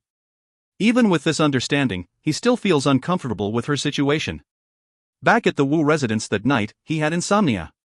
The moment he woke up, he got his men to fetch Ji Yanran and the other girls back to Xianyang City. He really needed them by his side. Tang Yi naturally wishes to have Shan Lan around too. As long as he is the Imperial Cavalry commander, Lu Buwei dared not attack him rashly. 3 days later, the population of Xianyang City removed all signs of mourning and everything resumed as per normal. Xiao Pan had not attended his coronation yet, but he is now the king of Qin. Except for Xiang Shaolong and the far-sighted Li Si, no one will expect this kid to break centuries of deadlock and lead Qin to victory over the 6 states. Back at the East Gate Command Center, Xiang Shaolong was in a conference with Tang Yi and Jing Jun when Lu Gong came to find him. Generals are the highest-ranked positions in the military. There are many different general ranking. Xiang Shaolong's Imperial Cavalry commander is considered a lower-ranked general and his army size is limited to 50,000 men. But as he is considered half a city commander, his status is slightly higher. The highest ranked is Imperial General, which only Lu Gong ranks. Others like Wang Ling, Su Xian, Meng Ao, and Du Bai are only great generals. Thus, Lu Gong is considered the military chief. Tang Yi and Jing Jun excused themselves while Lu Gong got seated at the chair of authority, smiling. "I came here to discuss something with you and to give you support as well. Now, everyone will know that I am behind you and will obey your command with question." Xiang Shaolong hurriedly presented his thanks and appreciation. Lu Gong's face became serious and revealed, "Are you aware that during the morning court session, Lu Buwei made another recommendation? Xiang Shaolong is not permitted to attend morning court yet." Frantically, he asked, "What are the changes?" Lu Gong angrily detailed, Lu Buwei made an exception and recommended a family warrior Guan Zhongxie to be the Imperial Infantry commander instead of Lord Zhangping. Su Xian and I objected strongly but were put down by Empress and Lu Buwei. Luckily, the Crown Prince got Ngu to guard Hango Pass and made Lord Changping and his brother Lord Chanwen the new leaders of the palace guards, preventing a military protest. HNG. Lu Buwei is getting more and more out of hand. He keeps promoting outsiders as if Qin has no talented men. Xiang Shaolong sighed with relief, glad that Lu Gong has treated him as a Qin native. He felt some regrets not having his buddy Ngu in the palace anymore. But Xiao Pan's decision is the best given the circumstances. It must be Li Si who advised him to promote another person from the Qin military. It will help to convince Lu Gong that Xiao Pan is not on the same side as Lu Buwei and Zhu Ji. Lu Gong lowered his voice. I have spoken to Su Xian and Wang Ling. We have unanimously decided that the blood test is the best plan. Look. From his bosom, he retrieved a special needle that has a sharp point but a wide base. He proudly explained, this needle has a small opening. Once inserted into the flesh, blood will flow and accumulate at the base. When it pierces the skin, it is as painless as a mosquito bite and the bleeding will stop after it has been removed. If you are quick enough, the person being pierced may not even notice it. Xiang Shaolong received the needle from him and scrutinized it closely. Realizing that it is probably the origin of acupuncture, he praised this invention and asked, when do we act? Lu Gong explained, according to our laws, 10 days after the funeral, we must hold a hunting fair as a show of appreciation to everyone. The royal family, every official, the state representatives will all participate. Even those young men without official appointments will take part too. As the imperial cavalry commander, Xiang Shaolong naturally knew about this but did not expect it to be so grand. He was curious, is it very lively? Lu Gong bellowed, of course. Everyone is doing their best to display their talents and hope to be noticed by the new king. That year, I was talent spotted by the late king during the hunt and nobody else received a bigger honor. Xiang Shaolong was uncomfortable with the idea of killing animals blindly for pleasure and not for food. He will never stoop to such a level. Lu Gong continued, this is the best opportunity. I will draw Lu Buwei's blood while you get the crown princes. Changping, Changwen and Su Xian will be our witnesses. Hey! Only Shaolong is brave enough to draw the crown prince's blood. Ngu is a coward and he deserves to be posted out of Xianyang City. Xiang Shaolong was highly amused. After going through the details of their plan, he sent him off respectfully. Lu Gong's estimate is right on the spot. His rebellious subordinates underwent a huge attitude change and were more respectful than before, saving him and Tang Yi lots of time and effort. In the evening, Zhu Ji summoned him to the palace. Xiang Shaolong knew that it is inappropriate but still went ahead. Zhu Ji looks calm and did not do anything extraordinary. She treated Xiang Shaolong warmly and expressed much concern. First, she inquired about his work as the imperial cavalry commander and smiled, I have warned Buwei that you belong to me. If you lose a single strand of hair, I will not let him off. AI. The dead cannot come back to life. Will Shaolong see to your duties and do your best to protect Zheng'er, and leave everything else out of your consideration? Xiang Shaolong understood where she is coming from. He secretly thought that this is her own wishful thinking and Lu Buwei is not an easy person to get along with. At the same time, he can see the shift in Zhu Ji's attitude. Unless she is happy with her present state of affairs, she will not want everything to stay the same forever. He smiled, I obey Empress's orders. Zhu Ji wailed, don't give me that subordinate expression. I am able to speak my mind only when I am with you. Xiang Shaolong bitterly smiled, if I do not act befittingly our positions, there will be gossips. Zhu Ji was irritated, there is nobody here and who cares about what they say. Who dares to offend me? Xiang Shaolong reminded, don't forget about Lady Xioli. We are meeting each other privately and if word gets out, Xianyang City will be gossiping about us. Zhu Ji smiled coquettishly, you can relax. Cheng Chonqiao has been made Lord Chang'an and will leave with Lady Xioli to Chang'an province tomorrow. Now, we do not have to run into each other in the palace. Everyone in the palace now belongs to me. See, I still have what it takes. Xiang Shaolong thought that this is probably to prevent news about Zhu Ji and Lao Ai leaking out instead, but he cannot expose her now. He plainly state, Empress definitely has what it takes. Zhu Ji was slighted, stunned and stared at him with suspicions. In a gentle voice, she inquired, this is the first time you are speaking to me like that. Are you unhappy that I am supporting Buwei? But everyone has their difficulties and must resort to doing certain things against their will. I am able to say this confidently because of what I went through in Handan City. Xiang Shaolong is not sure she is defending Lu Buwei or herself with Lao Ai. After thinking, he replied, Empress is right. I am feeling so helpless now. Zhu Ji slowly sighed and stood up. Xiang Shaolong hurriedly stood up, thinking that she is sending him off. This charming and mesmerizing beauty came face to face with him and looked deeply into his eyes. In an enchanting manner, she offered, the Xiang Shaolong I love the most is the heroic man I met at Handan City's hostage residence. full of courage and fearless, allowing a weak woman like me to fully rely on without hesitation. Shaolong. Now that I am freed, why should we be bothered about all the unreasonable restrictions? Let's rekindle our relationship. Watching her heaving chest, pretty face and smelling her scent, Xiang Shaolong nearly wanted to embrace her in his arms and make passionate love, forgetting about the world outside and indulge in pleasure between woman and man. He will be lying if he says he is not aroused or have feelings for her. But with King Xuanxiang's image still fresh in his mind, he resisted this temptation. When he was about to say something, heavy steps can be heard from beyond the door. Both of them were shocked and hastily retreated a few steps from each other. Incensed, Zhu Ji yelled, "Who is it?" An attendant from the inner palace came in, kneeled down, and kowtowed. "Lao Ai is here to accompany Empress." Xiang Shaolong was stunned and looked over at this handsome man. Lao Ai happened to raise his head to face him as well. His eyes were filled with hatred and pain. Scrutinizing him carefully, Xiang Shaolong was secretly impressed. In terms of looks, other handsome men like Ngu, Lian Jin, Shi Yu, and Li Yuan are not too far off. But in terms of overall feeling, Lao Ai stands out. His body is as sturdy as a hunting leopard, with every muscle toned. A perfect body coupled with skin as white as snow and hair as black as charcoal. He does look similar to himself. But his most attractive part is his wild and playful side. With his eyes burning with passion and emotion, it makes whichever girl that conquers him feel an extreme sense of accomplishment. No wonder Zhu Ji is seduced by him in such a short space of time. Zhu Ji is apparently flustered at his interruption and is afraid of Xiang Shaolong knowing about their affair. Her face turning white, she scolded, "What are you doing here?"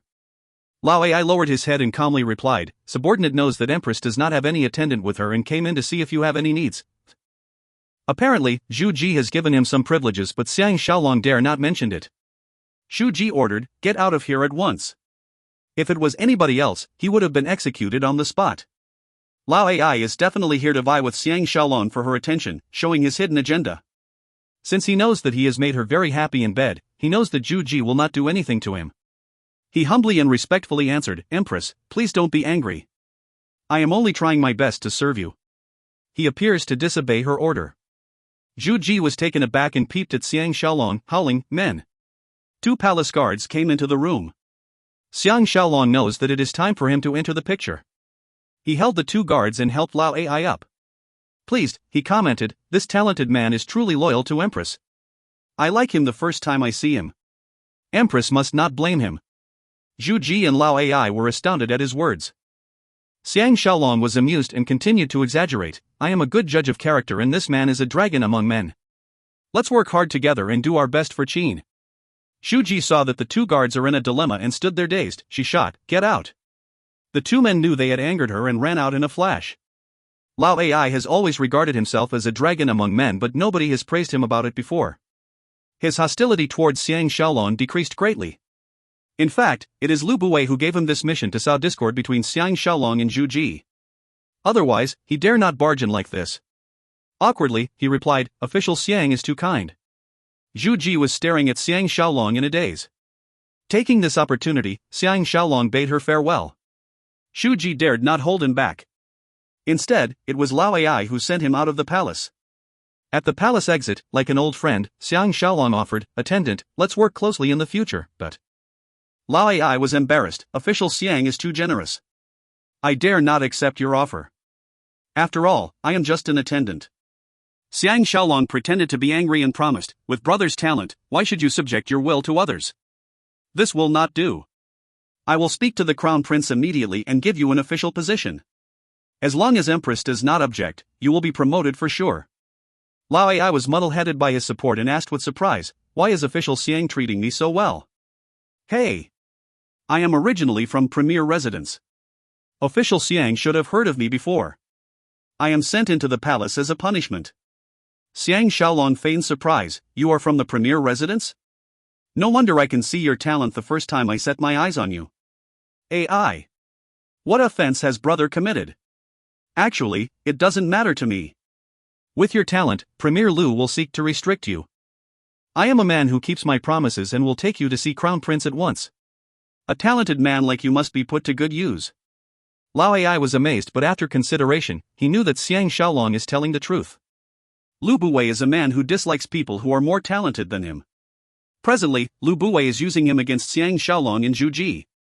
In the future, when Empress Ji is favoring him, Lu Buwei may seek to harm him. If he can be on good terms with Xiang Shaolong and Crown Prince, it will help him in the future. He happily nodded. Many thanks for official Xiang's recommendation. He became alarmed and asked, will Crown Prince be unwilling to see a mere attendant like me? His is ranked the lowest among all the people in the palace. Strictly speaking, he is just a toy for the Empress. No wonder he is having low self-esteem. Xiang Shaolong nearly burst out laughing and dragged him along. Back at the Wu residence, Ji Yanran and the ladies have arrived. Even Wu Yingyuan came personally. Wu Tingwei's execution has become a matter of the past. Everyone knows that he has been promoted to be the Imperial Cavalry Commander, and we're jumping for joy. Wu Yingyuan got his beloved son-in-law to the back garden for a private chat. He started, thanks to Shaolong, our family's reputation is growing day by day. In the past, applying for an exit permit takes almost 2 weeks, now, we get it on the spot. This is even better than our days in Handan City. Xiang Shaolong laughed bitterly. Father-in-law must be mentally prepared that Lu Buwei will become more powerful in the future and things will become more difficult for us. Wu Yingyuan smiled. By then, we'll be out of here. Wu Zhua has sent word that he has discovered fertile land that stretches for thousands of miles. It is right beside Mount Hurilwan and consists of grasslands and rivers. More importantly, there are no aggressive nomads nearby. With a few years of hard work laying the foundation, we can migrate there. I have decided to send another team of men there to start work. When we finally build our own state, our farms in Xianyang City will be insignificant. Xiang Shaolong was happy for him and inquired about mother-in-law. Wu Yingyuan sighed. She'll be fine after a while. She will cry occasionally when she thinks about Tingwei. Xiang Shaolong do not know how to console him. That night, Xiang Shaolong and his 3 alluring wives chatted by the candlelight, telling them everything that has happened over the past few days. When he mentioned Xiaopan promoting Lao Ai to be an official, everyone was full of praise. Absence makes the heart grow fonder. Like fish finding water, they made passionate love. Out of the blue, Xiang Shaolong can feel that his entire year of bad luck is finally over. Currently, he is super confident in dealing with Lu Buwei. If you find any errors, ads pop up, ads redirect, broken links, non-standard content, etc., please let us know. Report chapter so we can fix it as soon as possible. Volume 12 Chapter 8. Book 12 Chapter 08, Jing Luo Canal. Xiang Shaolong, Tang Yi and Jing Jun have finally worked out the intricacies of Imperial Cavalry. Taking charge, they begin to improve the training and operations. The Imperial Cavalry consists of 10,000 soldiers and are divided into 5 armies of 2,000 men each. They are elite soldiers hand-picked from the Qin army to protect the palace guards. The majority of the soldiers are descendants of the royal family and previous officials. With clean records and an attractive salary, everyone wishes to be part of them. On normal days, the Imperial Cavalry will be based in Xianyang City's 4 strategic fortresses and are responsible for patrolling the city's external perimeter. Issues within the city are the responsibilities of the Imperial Infantry. The 2 roles are very clearly defined. If anything happens, the Imperial Infantry Commander is subjected to the Imperial Cavalry Commander's instructions. Between the 2, the Cavalry Commander is the main commander and the Infantry Commander is the assistant commander. Every 3 months, they must practice their drills together to ensure that everyone knows their job well. The Infantry Commander will report to the Cavalry Commander once a month and the Cavalry Commander will report to the King of Qin. The Imperial Cavalry Commander is almost as good as the City Commander, receiving instructions directly from the King and must be a trusted and reliable person. In the eyes of Zhu Ji and Xiaopan, there is no one more suitable than Xiang Shaolong. Moreover, it was proposed by Lu Gong. Even with Lu Buwei's influence, he cannot prevent this from taking place. All he can do is to counter back by promoting Guan Zhongxie as the infantry commander. The palace guards, Imperial Cavalry and Imperial Infantry formed the backbone of Xianyang City's defense. Early in the morning, a promotion ceremony was being held at the palace courtyard. Angu was promoted to the rank of Great General and was commissioned to defend Hangzhou Pass, Hulao Pass and Yaosai Pass. Angu was delighted that his new post and rank were both higher than before. His position is succeeded by Lord Changping Ingho and Lord Changwan Ingyue, relatives of the royal family. One of them manages the palace cavalry and is made the palace cavalry commander while the other manages the palace guards and chariots and is made the palace infantry commander.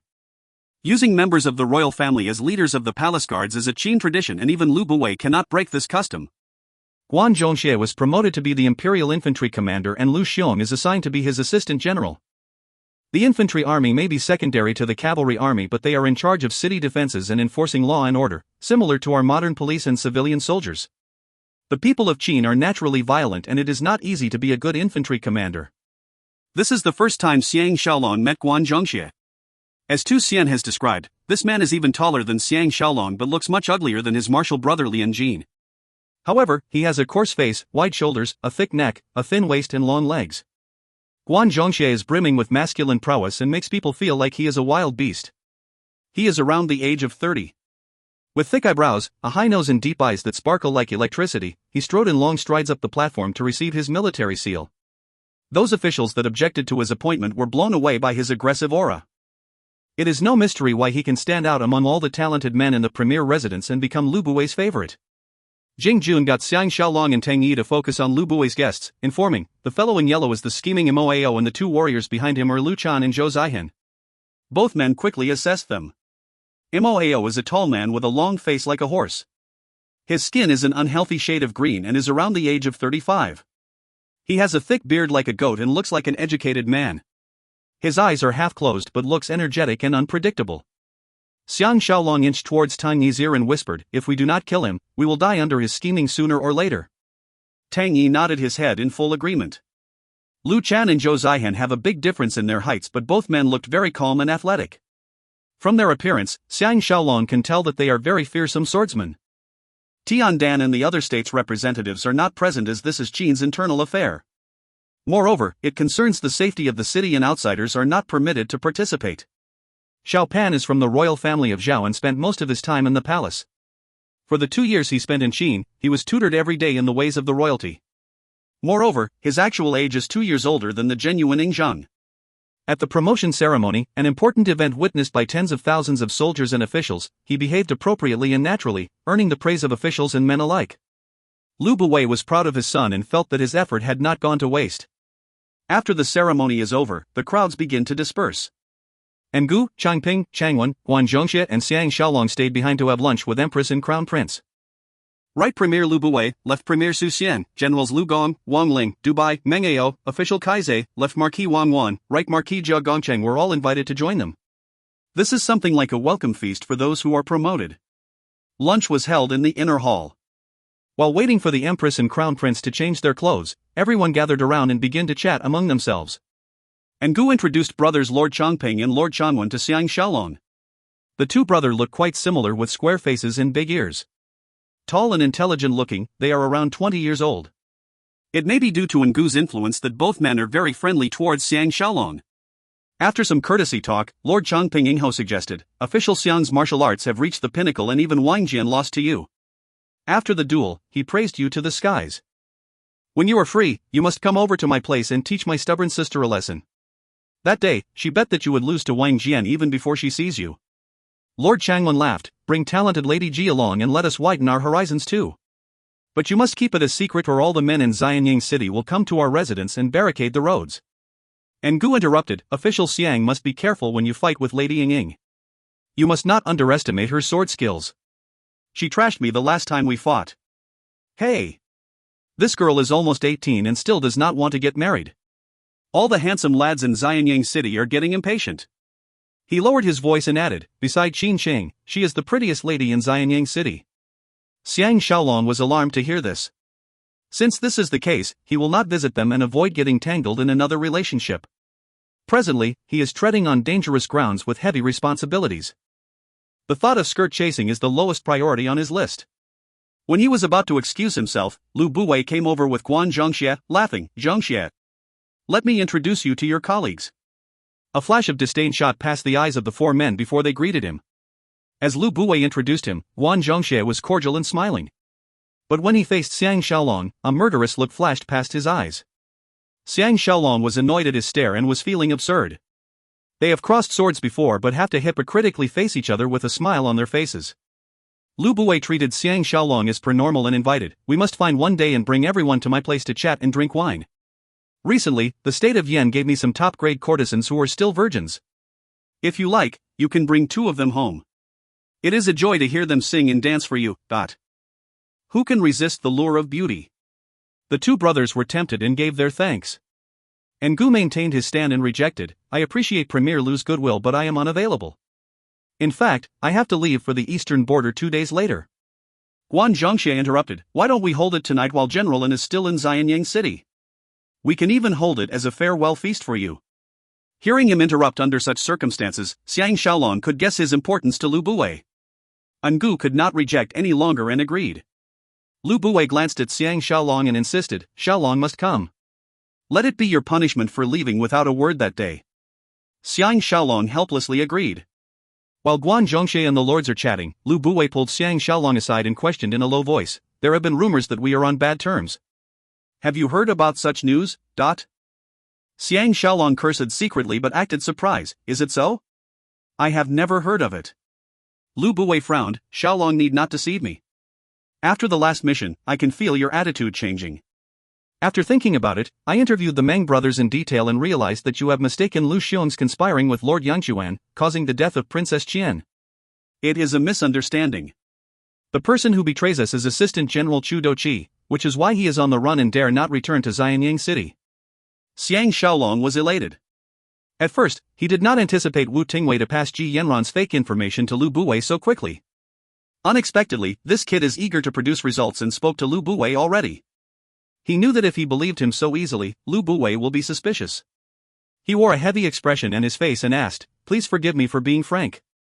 On the night the late king died, somebody bribed my family warrior to lead me out of the city to be ambushed. Fortunately, I discover his ruse and narrowly escape. Does Premier Lu know about this?" Lu Buwei's expression turned serious. "Did you capture the traitor?" Wu Tingwei's death is a Wu family secret. The public was only informed that he was sent out of Qin for business. Thus, Xiang Shaolong lied. He said he was bribed by someone from Premier residence and we killed him on the spot. After much difficulty, we managed to slip back to the farms. Lu Buwei sincerely suggested, "No wonder Shaolong has doubts about me. You are my confidant and I will not harm my own men. I will investigate this matter thoroughly. I am sure it is related to Dubai." He wholeheartedly supports Cheng Chongqiao and is using this opportunity to sow discord between Empress, Crown Prince, you and me. Xiang Shaolong is certain that his next target is Dubai and Cheng Chongqiao. Therefore, he should be safe for the time being. However, things are unpredictable and he feigns surprise. "I did not think so far ahead." The gong sounded at this instant, signaling the start of the banquet. Lu Buwei hurriedly added, "The storm is over and so is the misunderstanding. Shaolong must cooperate with Guan Zhongxie and defend our city well. I have high expectations for you." Xiang Shaolong agreed on the surface but was cursing Lu Buwei's ancestors secretly. Everybody lunched in harmony.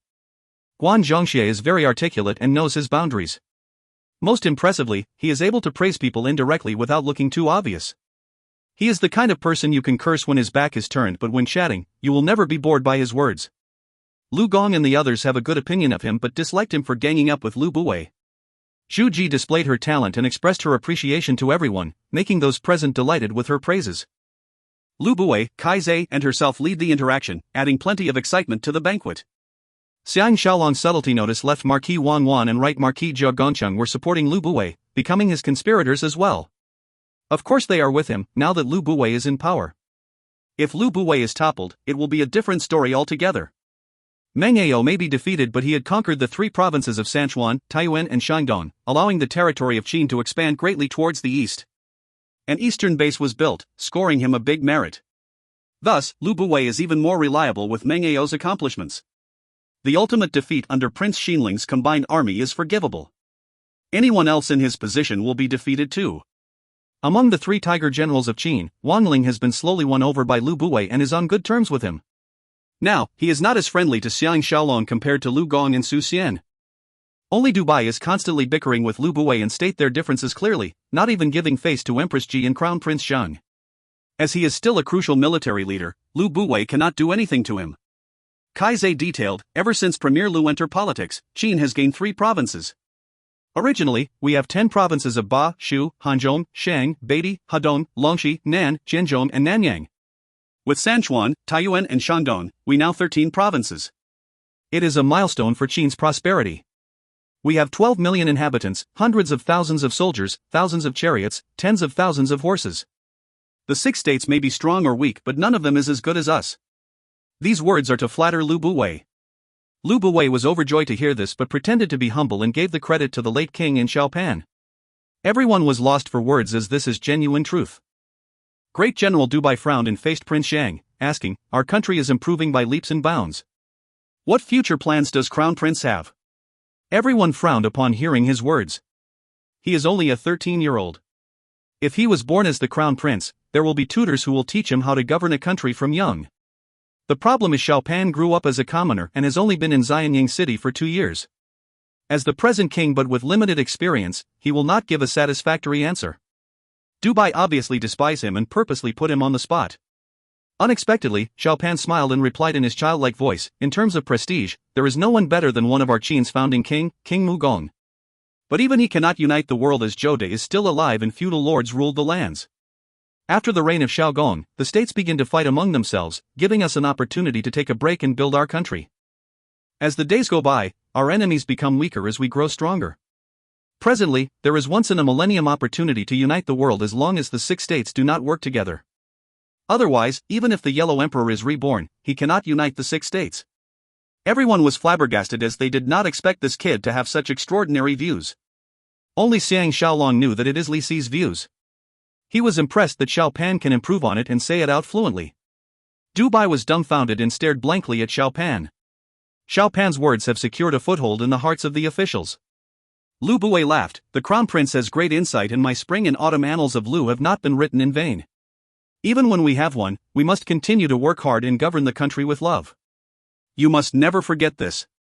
Not only did he grab the credit for himself, he acted like a father lecturing a son, making all those present frown deeply. Zhu Ji smiled, "Zheng'er is still young and we must still depend on Premier Lu and everybody's support." No one dared to rebut Lu Buwei after hearing her words.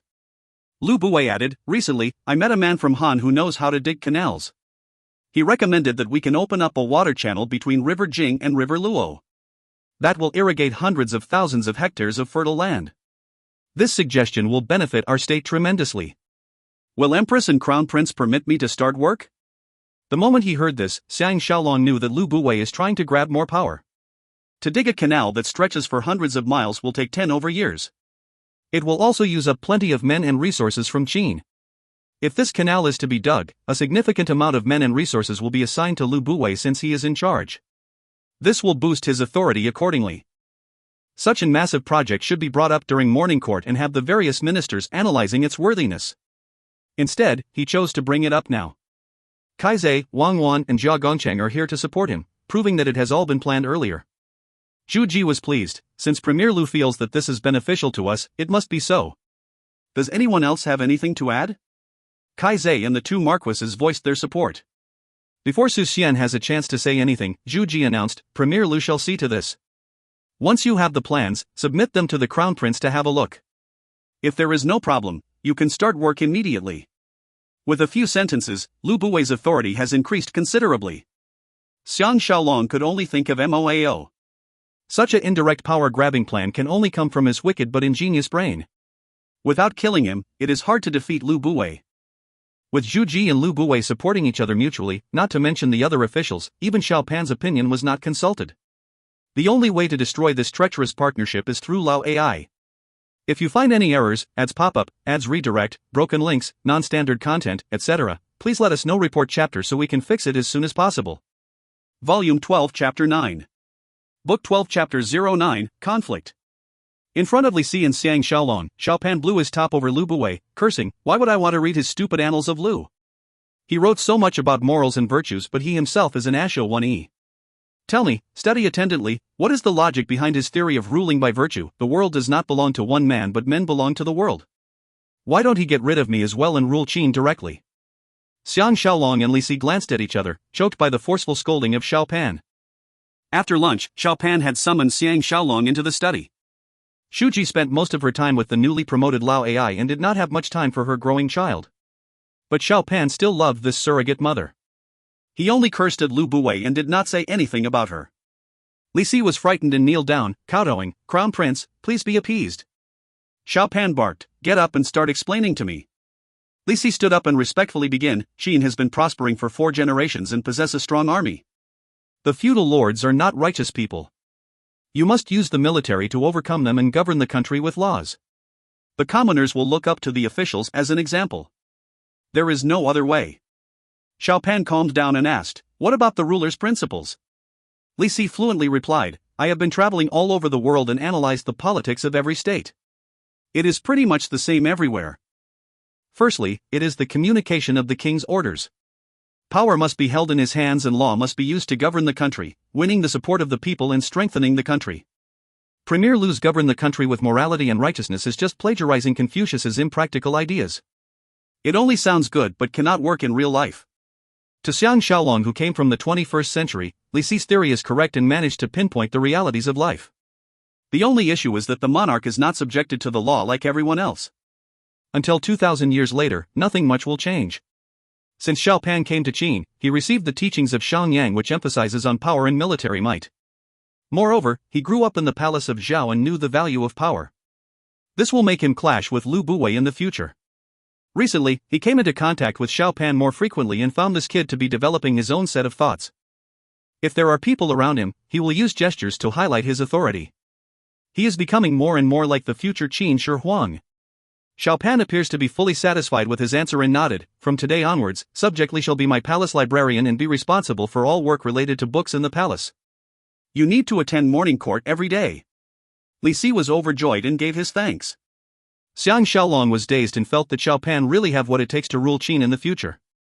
Although everything in the palace has to be approved by Zhu Ji, she will not fall out with her son over a librarian. Moreover, her son has just promoted her secret lover. Xiao Pan gestured, I have something to discuss with Grand Tutor Xiang. Li Si got the hint and took his leave. Xiao Pan sat down and sighed, you saw it for yourself how Empress and that traitor are singing the same tune. Even I do not have a chance to speak up. Xiang Shaolong shook his head, no. Crown Prince performed excellently and won the hearts of the officials. Now, the Crown Prince is only lacking in patience. Xiao Pan continued scolding, Lu Buwei took all the credit for himself, wanting both power and fame. He may even want the throne. Pausing, he angrily added, the annals of Lu mentioned that we must punish evil men and not take bribes, we must give good men official positions. The good man is referring to himself. He is the one accepting bribes. And yet he says that the king must be frugal and lead by example. Although there is still a long time before his coronation, Xiao Pan's dissatisfaction with Lu Buwei is growing every day. The moment he comes into power, Lu Buwei will be toppled for sure. Xiao Pan asked, have you seen Li Si's classmate, Han Fei's work? He mentioned, since Xiang Yang's reforms, Qin has become rich and strong, but there is still evil at work. The people really getting wealthy are the ministers. He also mentioned, the Marquis of Rang crossed Han and Wei to attack Qi and did not even gain any territory after 5 years of war but was given a title. The Marquis of Ing attacked Han for 8 years and was also given a title. Since then, everyone followed their example and start wars. If they win, they will be promoted, otherwise, they will be conferred a title. The king has no idea about all these treachery. What fascinating views he has. I cannot wait to meet him. Xiang Shaolong has not seen Han Fei's work before and was impressed by his literature and brilliance. He curiously asked, is it Li Si who introduced them to Crown Prince? Xiao Pan shook his head, it is Grand Tutor Chang who introduced them to me. Xiang Shaolong thought that this is human nature. Li Si may be his good friend, but he knows that he has a one-track mind and will not easily accept the teachings of others. After a moment of reflection, Xiang Shaolong assured, we have stirred up Lao Ai's ambitions. If we can give him more benefits, I am confident that he will betray Lu Buwei and set up his own organization. When that happens, Empress will stand on his side and counter Lu Buwei. We will then reap benefits from their fighting. Xiao Pan sighed, is there anything else we can do? I did not want to approve the canal project or the majority of our men and resources will be under his control. Xiang Shaolong plainly state, this strategy comes from a person named Moao. Once this man is eliminated, Lu Buwei is as good as someone who has lost half his brain and will be easier to deal with. Xiao Pan cheered, Master has finally decided to act? Xiang Shaolong's eyes flashed with a strong killing aura and coldly promised, Lu Buwei's schemes originated from this man. He is considered my archenemy, and how can I not avenge Princess Qian's death? I guarantee he will not survive the 3-day hunting fair, but... Xiang Shaolong was about to leave the Crown Prince Palace when a sweet voice called him from behind, Grand Tutor Xiang. Xiang Shaolong was caught unaware and turned his head. A lively Qin came into his sight. She sauntered up to him and solemnly apologized, my mistake. I should have addressed you as Imperial Cavalry Commander. Xiang Shaolong bitterly smiled, your words are filled with sarcasm. Are you still grudging me for saying the wrong things that night? Qin Chang was stunned at his forthrightness. Her alarmed expression is enchanting, and even Xiang Shaolong, who is used to seeing pretty women, feasted his eyes on her beauty. However, her attitude remains the same and coldly replied, "Not really." Grand Tutor's words are right. Men are like that, always thinking that they are right and everyone else should listen to them. Xiang Shaolong was amazed at her angry words. But since it was her who approached him, he should have a chance to maintain a certain degree of relationship with her. He raised his hands in mock surrender. "I give up and I throw in the towel. Grand Tutor Qin, please forgive my incompetency and foolish behavior." Originally, Qin Shing successfully maintained her cold demeanor, but now, like the sun after the storm, she lowered her head smiling and wailed, "You are incorrigible. Heavens! If she gives him this hot and cold treatment continuously, he may cross his own line and fall in love with her." Luckily, Qin Shing resumed her coolness and lightly sighed, "I cannot forgive you because you did not expose Lu Bui's scheme to Empress. But after thinking, I find it reasonable. Everyone is trying their best to get into Lu Bui's good books and even you are not an exception." Xiang Shaolong felt that he was severely misunderstood. But he cannot rebut her. How can he tell her that he cannot change the path of history and thus will not support Lu Bu, as Lu Bu will be the ultimate loser at the end? While he was lost for words, Qin Sheng added with disdain, "I felt bad for Sister Yanran to have married a husband who panders to those in power." She turned and left. Watching her graceful, swan-like posture moving away from his, he roared, "Hold it!" The nearby palace guards were alarmed and looked in their direction.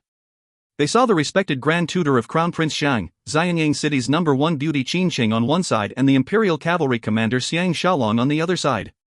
Helplessly, they pretended not to have heard or seen anything and returned back to their original duties.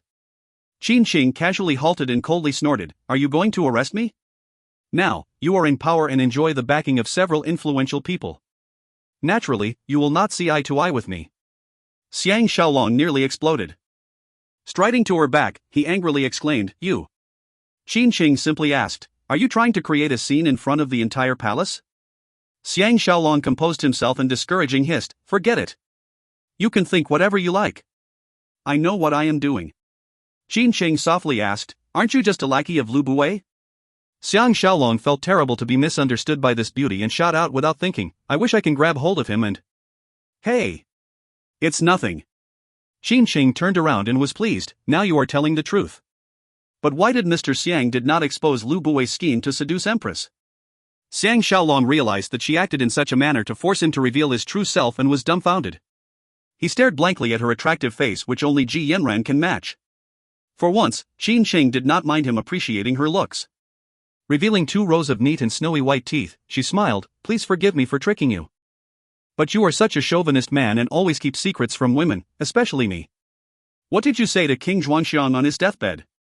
Xiang Shaolong hardened his heart and bent forward towards her, admiring her flawless skin, her petite ear and her novel earring. In a hushed voice, he disclosed, "I promise His Majesty that I will kill Lu Bu one day to avenge him," and told him to leave peacefully. Hot tears flowed continuously from Qin Sheng's eyes. Through her vision blurred by tears, she saw Xiang Shaolong walking away from her. To keep his dinner appointment at the premier residence, Xiang Shaolong quickly left the palace and rushed home to shower and change. Naturally, the Tian sisters were tending to him. Music from Ji Yanran's playing of the flute can be heard from the rear garden. The tune was sad and full of pain. Yanran played for a while, stopped, resumed playing and stopped again. Xiang Shaolong was finding it strange and proceeded to the rear garden to see his pretty wife. Ji Yanran was seated in the garden pavilion and holding her flute. Something seems to be on her mind. Xiang Shaolong went up behind her and stretched his hands in front, embracing her into his bosom. Kissing her delicate face and smelling her scent, he implored, "Why is Yanran's music so melancholic?" Ji Yanran slowly explained, "Today is the anniversary of our country's annihilation. Thinking that our grand empire is gone just like that, I cannot help but be distracted. People fight and countries fight. When will everyone see eye to eye with each other?" Xiang Shaolong went for her lips and kissed her heavily, sighing, "This will never change. Everyone is out to benefit themselves and it doesn't matter if it is one man, an organization, a tribe or a country. As long as greed and benefits are present, fighting is unavoidable. For example, there is only one talented Lady Ji whom I have gotten. Other people will not have a share of you and will fight with me for you." Ji Yanran was greatly amused and hugged him in return, shaking her head in amazement. Xiang Shaolong asked, "Did you have an afternoon nap? When I first saw you in Daliang, you just woke up from your nap and your fragrance is overwhelming." Ji Yanran was happy with his teasing and giggled, "Nonsense. Hubby seems to be in a good mood today." Xiang Shaolong bitterly smiled, "Don't even ask. I was tricked by your good friend Qin Sheng and nearly blew my top." Ji Yanran was surprised. Are you sure? She is a proud woman but still has a good opinion about you. Based on our friendship, she should not give you any trouble. Hugging her, Xiang Shaolong led her to another side of the pavilion. After they got seated, he told her the whole story. Ji Yanran was laughing nonstop like a blossoming flower. Even though he is familiar with her looks, her charming posture aroused him and he began to fondle her. Ji Yanran held his naughty hands and wailed, "Stop tempting me. You are going to the premier residence for dinner soon." Xiang Shaolong was reminded and stopped immediately. Curious, he asked, "How did Qin Qing become a widow? Do you know about her background and history?" Ji Yanran softly sighed. Sister Qin is a royal descendant and her forte is in academic. At the age of 16, she married a capable general according to her parents' wishes. Sadly, on the day of their wedding, her husband received a military order to enter war at once. He did not return. Xiang Shaolong sighed, "Such a pitiful girl." Ji Yanran objected, "I don't think she is pitiful. Sister Qin knows how to enjoy life and loves to trim plants. Once, I saw her spend an entire day trimming a pot of peonies. I cannot be like her and entertain myself and be lost in my own world. Unless it is with you, Xiang Shaolong." Xiang Shaolong sighed, "I have just heard the best flattery in the world. But you are right. Qin Qing an elegant and virtuous lady who is as calm as the moon." Ji Yanran laughed, "But her peaceful composure has been shaken by you. It is said that she never talks about men but she kept asking me about things related to you. When I told her about you, her eyes are shining with excitement. HNG. I did not pick the wrong person to marry." Xiang Shaolong was dazed. "You are telling me all her secrets, are you trying to encourage me?" Ji Yanran seriously stated, "On the contrary. Sister Qin is special and commands the highest respect from all Qin women, like a goddess of chastity. Unless you can bring her away from here, you will create endless trouble for you and for her if you violate her purity." Xiang Shaolong was awestruck and promised, "Relax. After the unfortunate incident of Princess Qian and the maids, I have given up skirt chasing. Except for my wives and maids, I have no other desires." Ji Yanran straightened up and repeated, "Given up skirt chasing. AI. Why does hubby's casual words always enlighten me and taught me something new?" Xiang Shaolong was feeling guilty. He managed to woo this top beauty and shake the resolution of the pure Qin Sheng because he has 2,000 years of history backing him up. This is his trump card in betting his life against Lu Buwei's. Otherwise, he would have been killed a long time ago. At this very moment, Wu Tingfang and Zhao Ji came home with Xiang Bauer whom they had brought out to play. Xiang Shaolong accompanied them for a while until evening time. He then made his way to the Imperial Cavalry Command Center to meet up with Tang Yi and Jing Jun together. They rode towards the premier residence for Lu Buwei's banquet. If you find any errors, ads pop up, ads redirect, broken links, non-standard content, etc., please let us know. Report chapter so we can fix it as soon as possible. Volume 12 Chapter 10. Book 12 Chapter 10, Premier Residence Banquet. Arriving at the premier residence, Master Tu Xian is waiting to welcome them. This old friend whispered a secret meeting time and place to them before getting his men to bring them into the eastern hall where the banquet is being held. He was the last to arrive. Lord Changping, Lord Changwen, and Ngu were there before him. Unexpectedly, Tian Dan and Li Yuan were present as well. Tian Dan's General Dan Chu is also present. As a host, Lu Buwei introduced the three of them to Tian Dan and the rest. Xiang Shaolong recognized Tian Dan but pretended to meet him for the first time. Tian Dan is scrutinizing him carefully but did not display any recognition. However, this devious man masks his thoughts well. Even if he spots something wrong, he will not express it on his face. Lu Buwei continued to introduce them to the other guests from the premier residence. Guan Zhongxia, Lu Xiong are definitely joining them for the banquet. The others are Moao, Lu Chan, Zhou Zihan, and his other clansmen. Moao is a quiet man with little words, keeping a low profile. If not for Tu Xian's warning, nobody will know that this man is Lu Buwei's chief strategist. Li Yuan is looking great and was quite friendly and polite towards Xiang Shaolong. From his facial expressions, he did not show any signs of jealousy about losing Ji Yanran to him. Xiang Shaolong was thinking about Guoxior who married him. Is he treating her well? Love can be the biggest mental burden. The three allied states of Han, Zhao, and Wei were not invited to this banquet, showing that Lu Buwei supports only the friendship between Qin, Qi, and Chu. Since this is the case, Yan should be invited as well. It is possible that Yan has caused the death of Princess Qian and Lu Buwei did not invite them on purpose so as not to make things difficult for Xiang Shaolong. Everyone got seated. Just by looking at the seating arrangements, Xiang Shaolong can tell that it has been thought over carefully. The banquet is held in the large hall with people seated on two side rows. Tian Dan and Li Yuan were seated at the first seat of the two rows. Lu Buwei himself was seated beside Tian Dan while Ngu was accompanying Li Yuan. Following them were Xiang Shaolong seated with Guan Zhongxie, the Chongping brothers with Dan Chu and Lu Xiong, followed by Teng Yi, Jing Jun accompanied by Tu Xian and Moao, etc. Tian Dan started, "If this banquet is held 10 days later, it will be surely held at the new premier residence." Lu Buwei laughed gleefully at his remark. Until now, Xiang Shaolong does not know how these two men are related, but he can guess that there are some dealings going on between them. Otherwise, why didn't she send their forces to join Prince Xinling's combined army? Or it could be Li Si's deduction that she is only good at boasting and lack real military prowess. Li Yuan comes from Chu, which took part in fighting against Lu Buwei's general Meng Ao but was still well received by Lu Buwei. Thankfully, Xiang Shaolong knew what is going on and was not surprised at all. At the end of the day, the most influential man in Chu is Lord Chunshan. He may indulge in women and wine but is someone who looks at the big picture and is on good terms with Prince Xinling. He will definitely support Prince Xinling by sending the Chu army to join his combined army. To execute his plan to ally with Qi and Chu while attacking the three allied states, Han, Zhao and Wei. Lu Buwei has to do his best to win Li Yuan to his side. If Li Yuan can topple Lord Chunshan and gain military control, he can attack the eastern states in peace without fearing intervention from Qi and Chu. Tian Dan is not easily tricked, so there must be a secret agreement between Lu Buwei and him. This is what politics is all about. Secret arrangements can have a far greater effect than the results of a fierce battle. To Xiang Shaolong, who knows the eventual winner of the warring states period, Tian Dan and Li Yuan are making unwise decisions. But to the people who existed during these times, the future is unpredictable. Warlords and heroes have fought countless battles for centuries, making everyone believe that this will go on forever.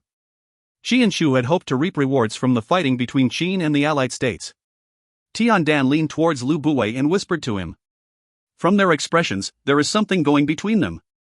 While waiting for the dishes to be served, everyone began chatting among themselves. Xiang Shaolong did not want to speak to Guan Zhongxie, but the next table is a few feet away from him. He knew that conversation is going to be unavoidable. Guan Zhongxie began, "Official Xiang's swordsmanship is famed throughout Qin and I value martial arts more than my life. We must find one day and exchange pointers." Xiang Shaolong could guess that his words sound nice, but he is actually trying to beat him in a duel and gain fame for himself. But he is a real expert after all. His posture, footsteps and balance reveals everything about his real fighting talent. Among all the men he can duel before, including Yuan Zong, Tang Yi and Wang Jian, this man should be the most formidable. If his arm strength is stronger than Xiao Weimo, Xiang Shaolong is likely to lose unless he resorts to some extraordinary fighting techniques.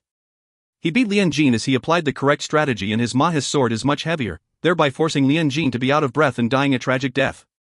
This method will not work on Guan Zhongxie. He smiled. "Official Guan may not know about our rules yet. The king has decreed that military officials are forbidden to duel among themselves." Guan Zhongxie was startled and weakly replied, "Official Xiang is mistaken. How would I dare to duel against you? I am only suggesting we examine each other's swordplay." Xiang Shaolong officially state, "I see. I have misunderstood you." Guan Zhongxie cheerfully added, "I heard that the crown prince loves sword fighting. Premier Lu is concerned that official Xiang may be too occupied and wanted me to teach the crown prince, but forgot that I am very busy myself. Premier Lu may be a brilliant man, but he makes some small errors as well." Xiang Shaolong was caught by surprise. Lu Buwei's attacks come one after another like waves upon the shore. Firstly, he used Lao Ai to tie Zhu Ji down, and now he is trying to use Guan Zhongxie to isolate Xiang Shaolong from the royal family altogether. Lu Buwei did not know their secret and thought that Xiao Pan favors Xiang Shaolong because children love to worship heroes. If Guan Zhongxie can defeat Xiang Shaolong, Xiao Pan will lose interest in him. He could forecast Lu Buwei arranging a duel between them in front of Xiao Pan. When Xiao Pan personally witnesses his defeat, Guan Zhongxie will likely replace him in tutoring Xiao Pan. If Moao is the originator of this scheme, then this man is simply horrendous. Unconsciously, he looked towards Moao and saw him chatting joyfully with Jing Jun. He is worried that Jing Jun may reveal some secrets unknowingly and prayed hard that Jing Jun is cleverer than he looks. A series of gongs can be heard approaching the hall. A group of 10 odd musicians came in from the left and began playing. Everyone stopped talking and enjoyed their performance. This is the first time Xiang Shaolong saw musicians at dinner banquets since he came to Qin. This is a common sight in the 6 states but rare in Qin. It appears that Lu Buwei is becoming more and more reckless and even started this culture in Qin. As everyone is waiting with anticipation, a group of nearly 30 courtesans danced lightly like butterflies into the hall. Full of liveliness and beauty, they gathered at the center of the hall and began performing according to the music. These Yen ladies were of average build and dressed in bright flowery colors, showing their excellent curves and astonishing skin. With their gentle expressions and pleasant singing, everyone present was intoxicated by their presence. Lord Changping and Lord Chanwan are hot-blooded young men and were dazed at the sight before them. Remembering Lu Buwei's promise to give them some of the courtesans, they stared hard and tried to memorize who are the prettier ones. Xiang Shaolong hated this practice of using women as gifts. He frowned in silence. Guan Zhongxie suddenly came to his ear and whispered, "Like you, I hate to see decent women who are treated like slaves. The only thing I can do for them is to keep them in my own room and treat them well." Xiang Shaolong was completely blown away and cannot imagine these humane words coming from him. His impression of him greatly improved. After the dance has ended, the Yen girls divide themselves into two groups and greeted the guests. The hall was filled with thunderous applause. They did not take their leave and lined up neatly to be assessed by the men. Lu Buwei chortled, "People say that the ladies from you are the prettiest. Having traveled all around the world, I must say that the ladies of Yen are not inferior too." The Yen ladies must be virgins, as Lu Buwei had mentioned, because every one of them became embarrassed immediately.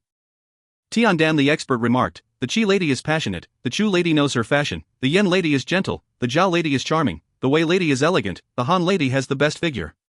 This is my frank assessment after personally trying and after discussing with other men." Lord Changping objected, "Why is there no assessment of the Qin lady?" Li Yuan joked, "The Qin lady is known for her stubbornness and Chancellor Tian is a guest and dared not say it. But having seen Qin Qing's excessive beauty, I think the ladies of Qin and you are the prettiest of all. Who can match the beauty of official Xian's wife and the widow Qin Qing?" Finishing, hints of jealousy can be seen on his face. Guan Zhongxie interrupted, "No wonder Lord Changping has such strong objections. I heard that Lord's sister is an expert swordswoman and her looks are as good as her sword. If it was me, I will speak out for my sister as well." Lord Changping smiled bitterly, "A Qin lady like her is indeed stubborn. My brother and I have suffered greatly under her hands." The moment he said these words, everyone at the banquet roared out with laughter. Xiang Shaolong is reassessing Guan Zhongxie, thinking that this man is more capable than he had imagined. He is very articulate and knows how to win the hearts of others. Compared to Xiao Weimo, who only knows how to fight, and Lian Jin, who is so cocky, he is way better than them. As a result, Lu Buwei has chosen him to counter himself. Lu Buwei laughed until he choked. Prince Dan's generous gift consists of 100 Yen ladies. After careful selection, I have hand-picked the best 28 for all of you. You can choose with your eyes blindfolded and still end up with a good catch. After the banquet, I will send them to each of your residences. The Yen ladies, you are dismissed." The ladies kneeled down and bade farewell before taking their leave. Lord Changping and the rest finally regained their composure. Lu Buwei is an easygoing man and is very generous to those he is keen to bribe. It is no mystery why his power is growing every day, and he even dared to poison King Zhuangxiang. After 3 rounds of drinking, the musicians begin to play again. Everyone was astounded and did not know what program is coming up next. Out of a sudden, a cloud of red flew into the hall.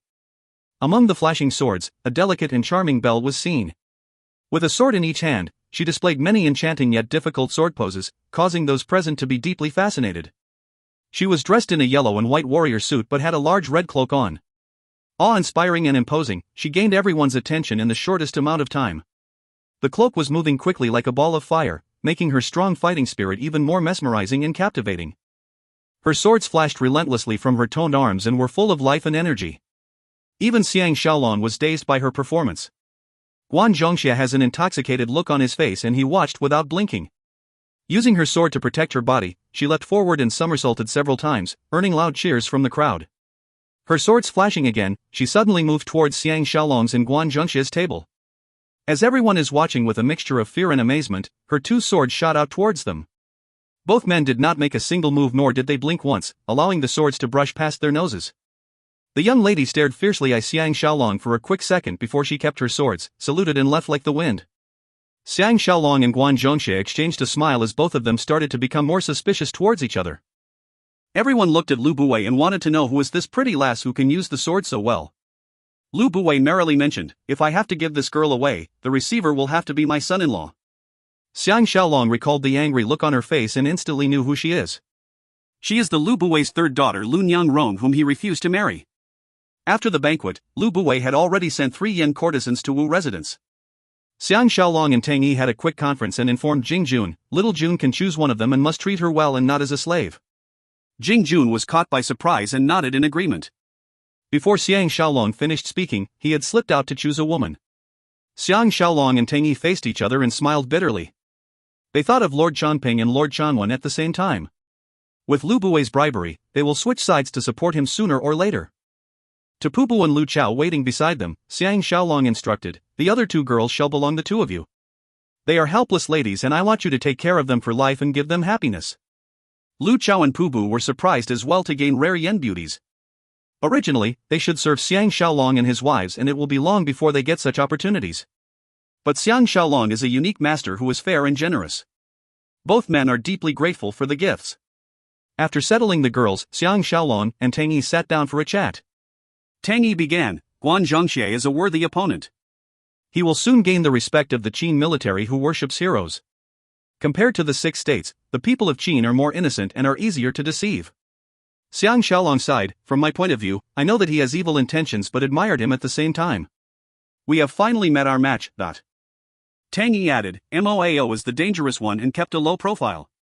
Without Tu Xian's reminder, we will never know that he is such a significant character in the premier residence. This kind of hidden enemy is the most frightful. You must not forget your appointment with Tu Xian tomorrow at Phoenix Bridge. I am sure he has some news for us.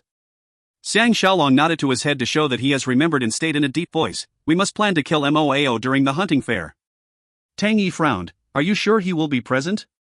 Xiang Shaolong affirmed, this is the best time to network with Xianyang City's royal family as well as the high-ranking officials. Lu Bu will need him around to assess his opponents and he will be there for sure. Our biggest advantage is that Moao does not know that we are aware about his devious schemes. Tang Yi detailed, leave this to me. We will begin by examining and analyzing the western wilderness intimately. The people of Jing village are second to none in the forest. As long as we can get Moao to be alone for a short while, we can make it look like he has been bitten by a poisonous snake. Lu Bu can only blame heaven for his death.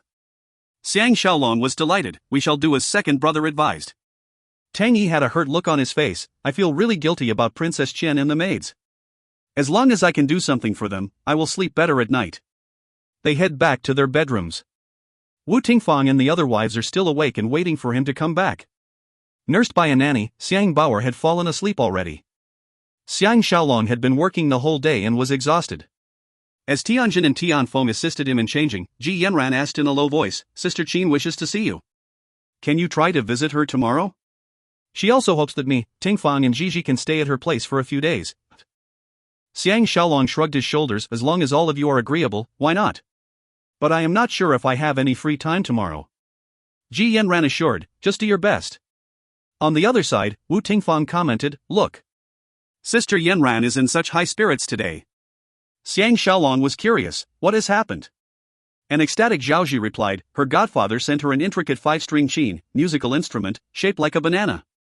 Sister Yanran is over the moon. Xiang Shaolong was pleased, is there news about Mr. Zhou? Ji Yanran blissfully state, godfather went to Bashu and visited Lady Huayang. He found the scenery to be picturesque and stayed there to focus on his teachings of the 5 morals. Based on his intellect, it will be a great piece of work. Wu Tingfang smiled, when will our talented lady write her own book? Ji Yanran shot her a look, I did have that intention but once I met my nemesis Xiang Shaolong, I discovered that my knowledge compared to his was like comparing the glow of the firefly to the glow of the moon. Thus, I gave up that idea. He should be the one who should write a book. Xiang Shaolong was guilt-ridden and he led his pretty wives to bed. That night, he dreamed that he was in the heavenly Bashu and even Qin Qing is with him. Together, they led a peaceful existence without a care in the world. The dream turned into a nightmare where he saw Zhaoye who was so sick until she did not look like a human anymore. When he woke up with his body full of sweat, he found out that the sun is already high up in the sky. If you find any errors, ads pop up, ads redirect, broken links, non-standard content, etc., please let us know. Report chapter so we can fix it as soon as possible. Volume 12 Chapter 11. Book 12 Chapter 11, each having their own plots. When Ji Yanran and the ladies set off to Qin Qing's residence, Xiang Shaolong removed Bloodwave, the sword that has never left his side, and changed into commoner's clothes. Under the discreet protection of the family warriors, he slipped out of Wu residence and made his way to Phoenix Bridge north of Xianyang City to keep his appointment with Tu Xian. Since he arrived at Handan City, he has always been mixing with the royalty and upper class. In Xianyang City, he is leading an even more prestigious lifestyle which is very different from the commoner's way of life. Whenever he wants to do anything, there is someone at his beck and call. Now, he has regained some freedom and has transformed into a common man, enjoying the interesting lifestyle of the man in the street. He intentionally squeezed his way into the busy business streets and observed the stalls selling various vegetables, goods, and art pieces. Regardless if it is made of steel, bronze, porcelain, wood, leather, cloth, or sculptures, everything for sale has an ancient feeling which is not seen in the modern 21st century. He could not resist buying a few toys to present to his wives and maids to make them happy. The market is crowded with people and most of them are females. Noticing Xiang Shaolong's sturdy built and handsome looks, they disregard other men and cast their gazes at him frequently. The young girl selling the bracelet to him kept staring at him with love in her eyes and was smiling sweetly like a blossoming flower. Xiang Shaolong found it very unique. If it was him years ago when he first came to the ancient times, he would seduce the prettiest girl back home to his bed. The ladies of Qin are open-minded and straightforward, unlike those in the southeastern states. Xiang Shaolong hardened his heart and ignored the young girl's loving gaze. When he turned around, the crowd was becoming chaotic. It seems like several thugs are chasing a young man and are trying to hit him. On the other side, a girl who appears to be his sister or wife is crying as she tries to stop the attackers but was pushed down to the floor instead. The young man has strong endurance. Despite being overwhelmed, he did not succumb to their attacks and gritted his teeth and continued fighting. One of the thugs picked up a pole from a stall nearby and was about to hit the young man on his head. Xiang Shaolong leapt in front of the young man and pushed the fiercest thug back a few steps. Spreading his hands, he called, "That's enough. This matter shall end here and no one is allowed to fight anymore. If someone dies, who is accountable?" The lady took this chance to rush up to the badly bruised young man and cried, "Hubby Zhou, are you okay?" Xiang Shaolong realized that this is a young couple and took pity on them. The group of thugs are rascals who have been terrorizing the common folks. Even though they have caused several stalls to collapse, no one dare to say anything or even blame them for it. Seeing that someone has come to challenge them, they were infuriated and cannot let Xiang Shaolong off. They observed Xiang Shaolong is extremely brave and heroic looking and dared not underestimate him. Picking up poles and other makeshift weapons, they surrounded Xiang Shaolong. The leader of the thugs roared, "Who are you? You look like a newcomer and probably has not heard of us, the 10 Tigers of Xianyang. If you know what is good for you, you better kneel down, kowtow to us and admit your mistake or we will give you a good trashing." Xiang Shaolong rudely stared at him and couldn't be bothered. He turned back to the young couple and smiled, "Is little brother okay?" Before the young man could answer him, his wife shrieked, "Be careful." Xiang Shaolong let out another smile and flipped to one side, snatching the pole that was about to hit his head. At the same time, his leg kicked out into the private region of his attacker. The thug gave a loud and tragic cry and released his pole. He was sent flying by another kick from Xiang Shaolong and cannot get up anymore. Grabbing another pole with his other hand, Xiang Shaolong took up a fighting stance and attacked two men simultaneously with his two poles on two sides. He aimed for their ears and felled both men in one stroke. The ear is the human body's most fragile part and their agony is written all over their faces. The other thugs were scared stiff and dared not attack him. Picking up their fallen comrades, they slipped away quickly into the crowd. The onlookers clapped loudly to show their appreciation. Xiang Shaolong has an appointment to keep and cannot stay around for too long. From his bosom, he retrieved enough silver to buy several horses and pushed them into the hands of the young man and sincerely advised, "Find a physician to treat your injuries and leave quickly before those men come back." The young man firmly rejected, "I did not do anything to deserve this money. Mister has helped me greatly and how can I receive your kindness once again?" His wife nodded her head vigorously, showing her strong approval of her husband's decision. Xiang Shaolong is secretly joyful and gently asked, "If it was me that was in trouble and you are wealthy, would you have done the same thing?" The young man named Zhou replied, "Of course." Xiang Shaolong laughed, "So be it." Stuffing the silver into his hands, he left laughing. Among the cheering of the crowd, he hurriedly left the market. Just as he was about to cross a wide street, someone called him from behind, "Mister, please hold your step." But Xiang Shaolong turned around in surprise and saw a stocky man approaching him. This man is neatly dressed with a long sword at his waist and appears to be a family warrior. The man invited, "Mister's action has been witnessed by my young mistress who happened to be passing by. She admires your character and wishes to meet you." Xiang Shaolong was very amused, but looking at his fine bearing, he must have come from a prestigious family. He politely rejected, "I am a born wanderer and aspires to fly everywhere like the wild geese. Please tell your mistress that I am grateful for her appreciation." Finishing, he left. The family warrior repeated, "Fly everywhere like the wild geese," the refreshing new proverb a few times before he left dejectedly. Tu Xian led Xiang Shaolong to a simple and inconspicuous hut near the bridge and declared, "I have specially arranged this place for our rendezvous. If we have to meet up in future, this will be the place." Xiang Shaolong knew that he is very experienced and will make this safe house undetected by Lu Buwei and his cronies. He sat down and inquired, "How is Lu Buwei treating brother Tu?" Tu Xian plainly state, "There are many things he still needs my help. Especially those that he wishes to keep confidential. For example, it was me who extorted the bunch of yin courtesans from Prince Dan. Originally, Prince Dan wanted to give them to the influential people in Xianyang City as bribes, but Lu Buwei learnt about this. He hinted to me and got me to be the bad person and extort these girls. I even have to pretend that this issue has nothing to do with him. Isn't it hilarious?" Xiang Shaolong is slightly amused and felt less hatred for this man. He recollected that he will send assassins after Xiao Pan in the future. The assassination will fail and his state will be annihilated. He will eventually become another pitiful soul. Of course. Prince Dan can never guess that his future is so tragic. Tu Xian voice sounded in his ear, "There is news of Yuatan." Xiang Shaolong is rejuvenated by this news and happily asked, "Where is brother Xiao now?" Tu Xian disclosed, he has changed his identity and is currently an attendant in Han's Lord Nan Liang's residence. I have sent someone to give him 50 taels of gold. Han is not a good place to stay for long. Xiang Shaolong agreed, if Qin wants to attack the east, the first point of contention is Chongping and Han will be in great danger with their minimum resistance. Tu Xian smiled, Han may be weak but still have some tricks up their sleeves. You should know about this man called Zhenghua. This man is not as simple as he looks. For a while, Xiang Shaolong did not know who he was talking about. He suddenly remembered Zhenghua as the water engineer from Han who was trying to build a canal linking River Jing and River Luo, irrigating the land between them.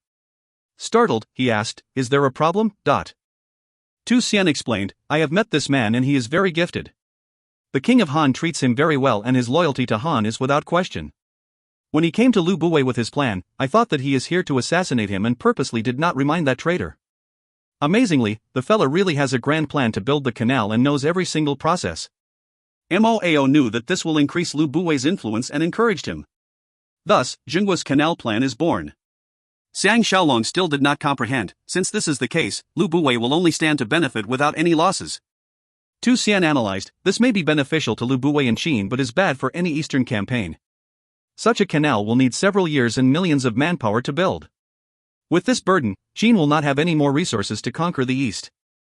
The most they can conquer is a few plots of land around Chongping. Zhenghua's strategy is indeed top-notched. Xiang Shaolong was enlightened. Although he is from the elite special commando unit, he is not someone who wants to look for trouble. All these infighting before Xiao Pan's coronation may not be a bad thing after all. He nodded, so Master Tu summoned me here is to update me on these two issues. Tu Xian seriously commented, of course it is not over such small matters. Lu Buwei has plotted to kill you during the hunting fair. Wu Tingwei's disappearance has raised his suspicions. He knows that you and him are irreconcilable like fire and water, and can never work together again. Unless you marry Lu Niangrong as a form of submission, Lu Buwei will not allow you, his scourge, to remain alive. There is no one who knows how capable you are other than him.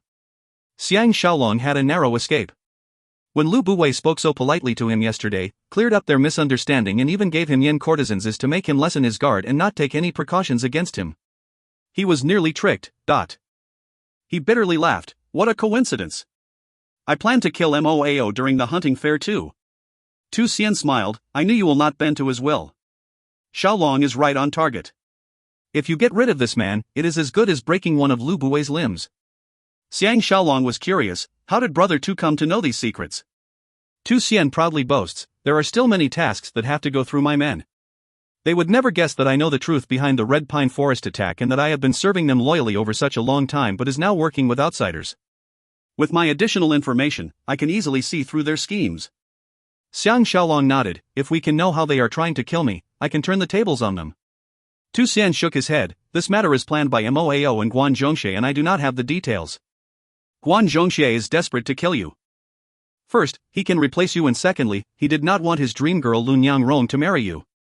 If he can become Lu Buwei's son-in-law, his reputation will grow drastically. Xiang Shaolong sighed, he is trying too hard. You should have seen the hatred in her eyes last night. Tu Xian laughed, women are strange creatures.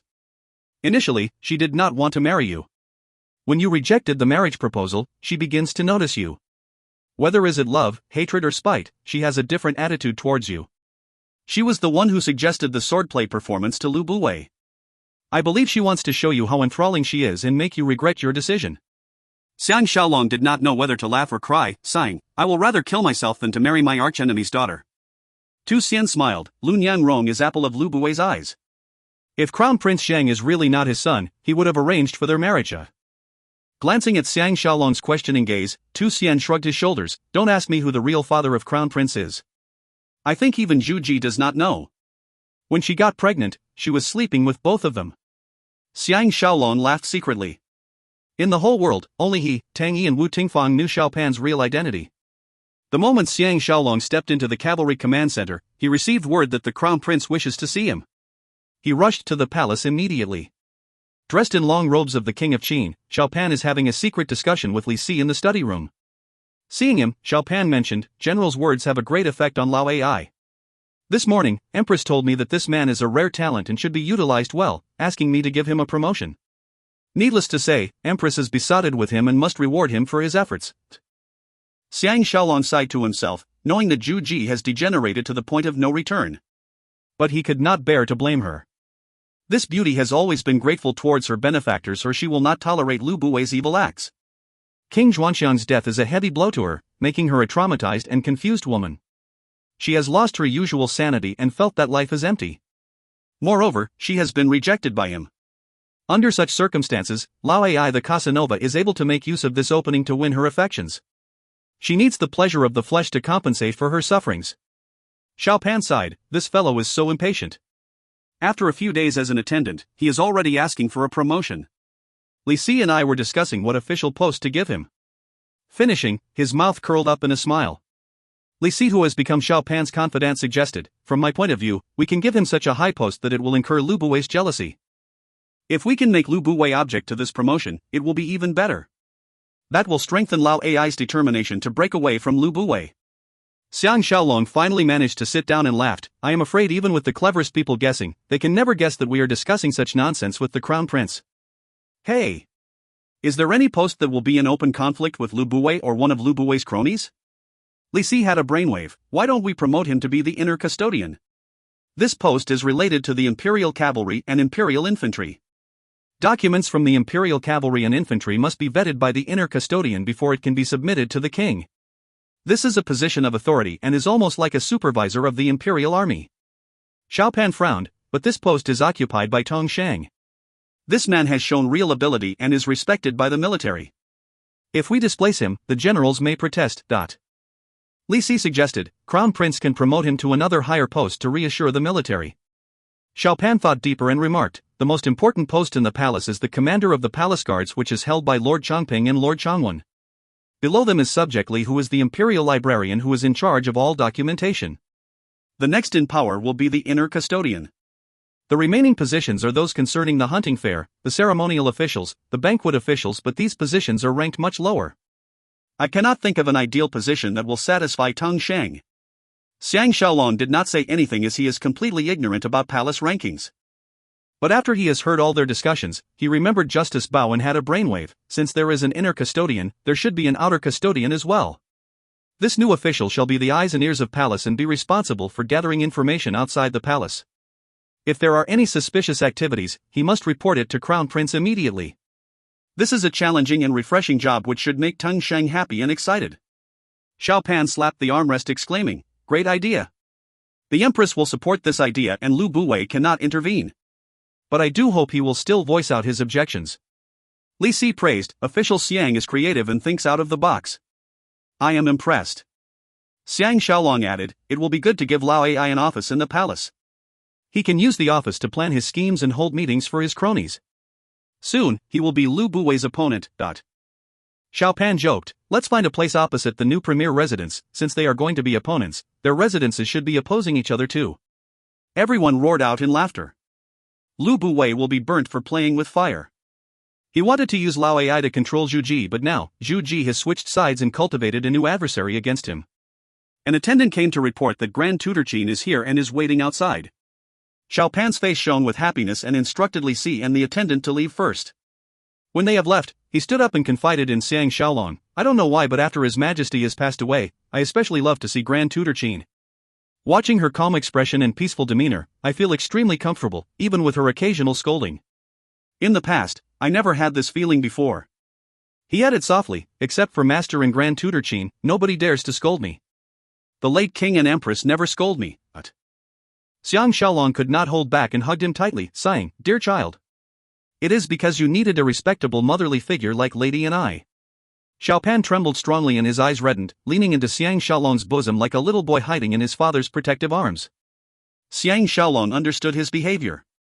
Ever since he became Mingzhang, this poor orphan began to treat King Xuanxiang and Zhu Ji like his natural parents, especially doting on Zhu Ji. With King Xuanxiang's death, his beautiful dream is shattered.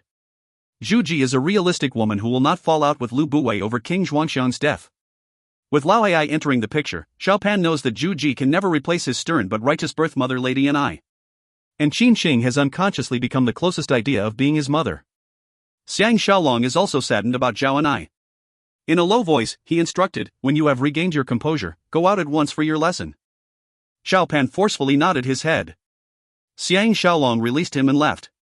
If you find any errors, ads pop up, ads redirect, broken links, non-standard content, etc., please let us know. Report chapter so we can fix it as soon as possible. Volume 12 Chapter 12. Book 12 Chapter 12, Heartbroken over a silk painting.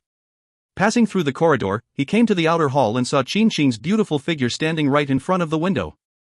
She is staring at the garden beyond the window and seems to be thinking about something. Xiang Shaolong could not resist going up to her back and softly asked, "A penny for your thoughts?" Qin Shang must have predicted that he will pass by and wasn't surprised at all. She did not turn around but plainly state, "Is Grand Tutor Xiang interested to find out?" Based on these words, Xiang Shaolong affirms that she has feelings for him, as these words have crossed the line on an ordinary conversation. Moreover, she is someone who is not into relationships, making it even more striking. Xiang Shaolong is stunned and wanted to cower back, but he likes her special attention towards him. Summoning his courage, he answered, "Hey. If I am not interested, I would not have asked in the first place." Qin Xing turned her slender frame around and her icy face is just an arm's length away from Xiang Shaolong's own face. Her eyes shining sharply, she simply remarked, "I am thinking, if official Xiang knows that I am here, would he take a detour and avoid me?" Xiang Shaolong could not take it anymore and dryly laughed, "Grand Tutor is thinking too much." "Oh. Have you seen Yanran and the rest?" This strong-willed woman refused to back down and scolded, "Don't change the subject. The people I hate the most are the traitors who bring harm to the king. The other types of people I also hate are those who have a high opinion about themselves, pretending to protect women but actually regard women like us to be nothing more than goods. Have I wronged you?" Xiang Shaolong had a taste of her temper before and bitterly laughed, "It seems that I am not any better than Lu Buwei.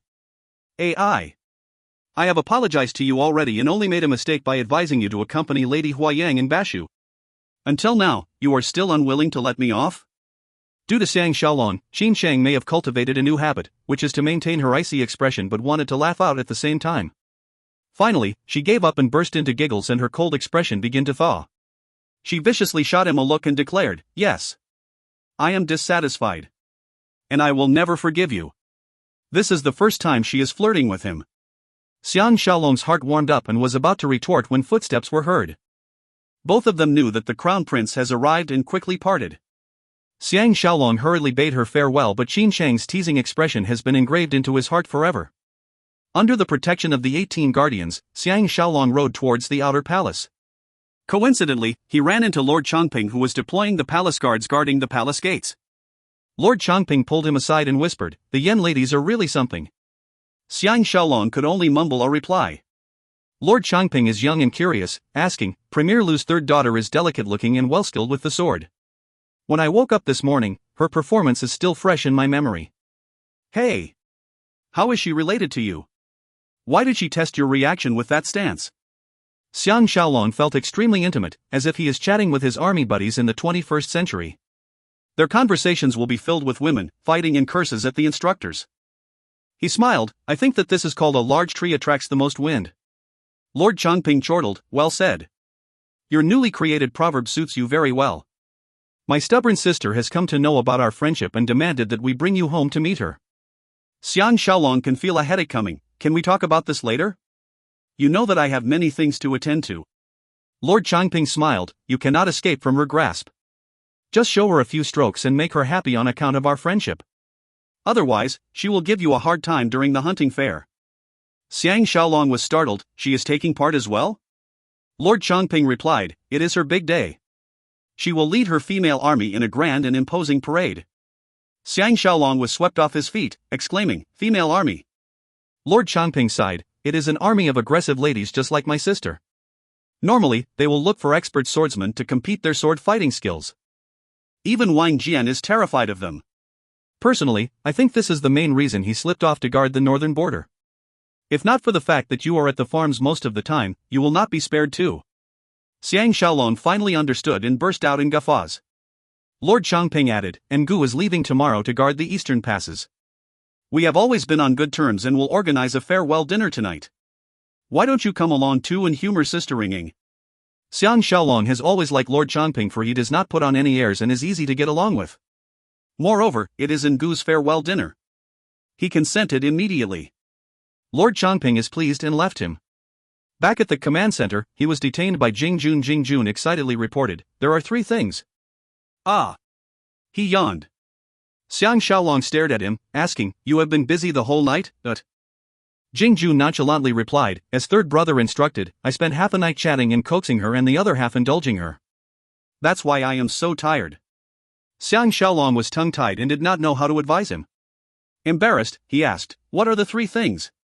Awkwardly, Jing Jun began, first, the 3 sister-in-laws mentioned that if you can afford the time, please join them for lunch at Qin Qing's residence. Xiang Bauer misses you too. I would suggest you spend the night there with them. Xiang Shaolong glared at him, little Jun, why are you such a busybody today? Jing Jun modestly answered, I will not have the guts. But I noticed that third brother has been smiling more and could not help but pay more attention to you. Finishing, his eyes became red and he lowered his head. Xiang Shaolong can feel the deep brotherly love that exists between them. Hugging him by his shoulder, he kept quiet. It may be due to King Xuanxiang's death that he gathered his courage and fighting spirit, pushing the sad memories of Zhao Qian's and the maid's deaths out of his daily thoughts. After all, everything happened more than a year ago. Jing Jun reported, the other 2 matters are Lord Longyang is waiting for you in the main hall and Tian Dan have sent someone to summon you urgently to his guest house. Xiang Shaolong was puzzled. Why is Tian Dan looking for him? Based on his wide network of spies, he should know about Lu Bui's enmity with himself. If he wants to stay in Lu Bui's good books, he should avoid him instead. Thinking about this, his heart began to beat wildly. After he sat down with Lord Longyang in a resting room, Lord Longyang congratulated, my heartiest congratulations to Brother Xiang for being promoted to be the powerful Imperial Cavalry Commander. His face darkened and he added, thinking that we have to face each other in the battlefield one day, I am really filled with dread. Why is life filled with so many things beyond our control? Xiang Shaolong sincerely state, relax. I will do my best to avoid such a situation from happening. In these turbulent times, even parents fight their children and brothers fight among themselves. Lord must be more open-minded. Lord Longyang emotionally commented, back in the past at Daliang, we were as irreconcilable as water and fire. Now, Shaolong is my true and best friend. I will be leaving tomorrow and we may never meet again. I am tormented and agonized at such a separation. Xiang Shaolong was stunned, Lord is not participating in the hunting fair? Lord Longyang's eyes shone with a murderous look. Unhappily, he replied, Lu Bui is openly working with Qi and Chu against the allied states. Why would I spend more time here and receive more cold treatment? I am not so foolish, Adat. Xiang Shaolong knew this is the truth as well and did not bother to pacify him. He recollected Zhengguo's canal project and disclosed, Lord need not worry for the time being. For the next 8 to 10 years, Qin will be unable to mount an eastern campaign. As long as everyone continues to work together, this should be a peaceful period. At the most, you will lose small pieces of territory. Lord Longyang's eyes shone sharply and inquired, what makes Shaolong say so? Xiang Shaolong sighed and told him everything about Zhenggui Canal. Lord Longyang was extremely moved, Shaolong actually told me such a big secret. I will keep it confidential even from my king to show my gratitude. He realized, no wonder Han Chuang is so confident and flamboyant. I was worried till I cannot eat or drink but he is partying and visiting the courtesans every night. So this is the reason. He lowered his voice, why don't Shaolong remind the crown prince and score a big merit? It will also underscore Lu Bui's influence. Xiang Shaolong bitterly smiled, I do not want Qin to attack Daliang so quickly. Lord Longyang was deep in thoughts for a while and added, there is something I initially did not want to tell you, but I am touched by your kindness and will feel guilty if I continue to hide it from you."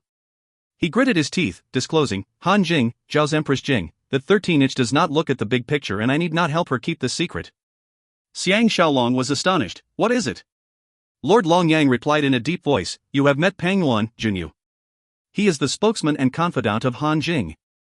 Not only is he a devious schemer, he is very articulate as well. This time, he came to Qin with ulterior motives. Recently, he has been in constant contact with Lord Jieling Ingho. You should know better than me that something is afoot." Lord Jieling is the prince who was overridden by King Xuanxiang to be the new king of Qin. All along, he has been dissatisfied and has the intention to rebel. Unexpectedly, he is in cahoots with Zhao. Xiang Shaolong understood that since Lord Longyang knew about Han's scheming and put aside his worry about Qin's attack, the next person he hated is Zhao's Empress Han Jing and took this chance to backstab her. If Pang Yuan died in Xianyang City, Han Jing will be devastated. Politics is dirty and complicated.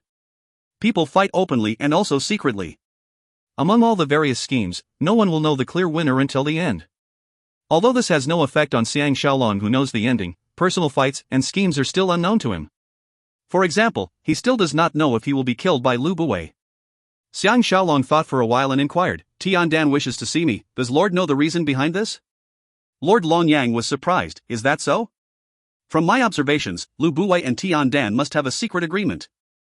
They are likely to follow the Eastern and Western Emperor's example, with the allied states belonging to Qin and Yen belonging to Qi. Although they know that they are deceiving each other, there are advantages to both parties in the short term. Now, they are best buddies.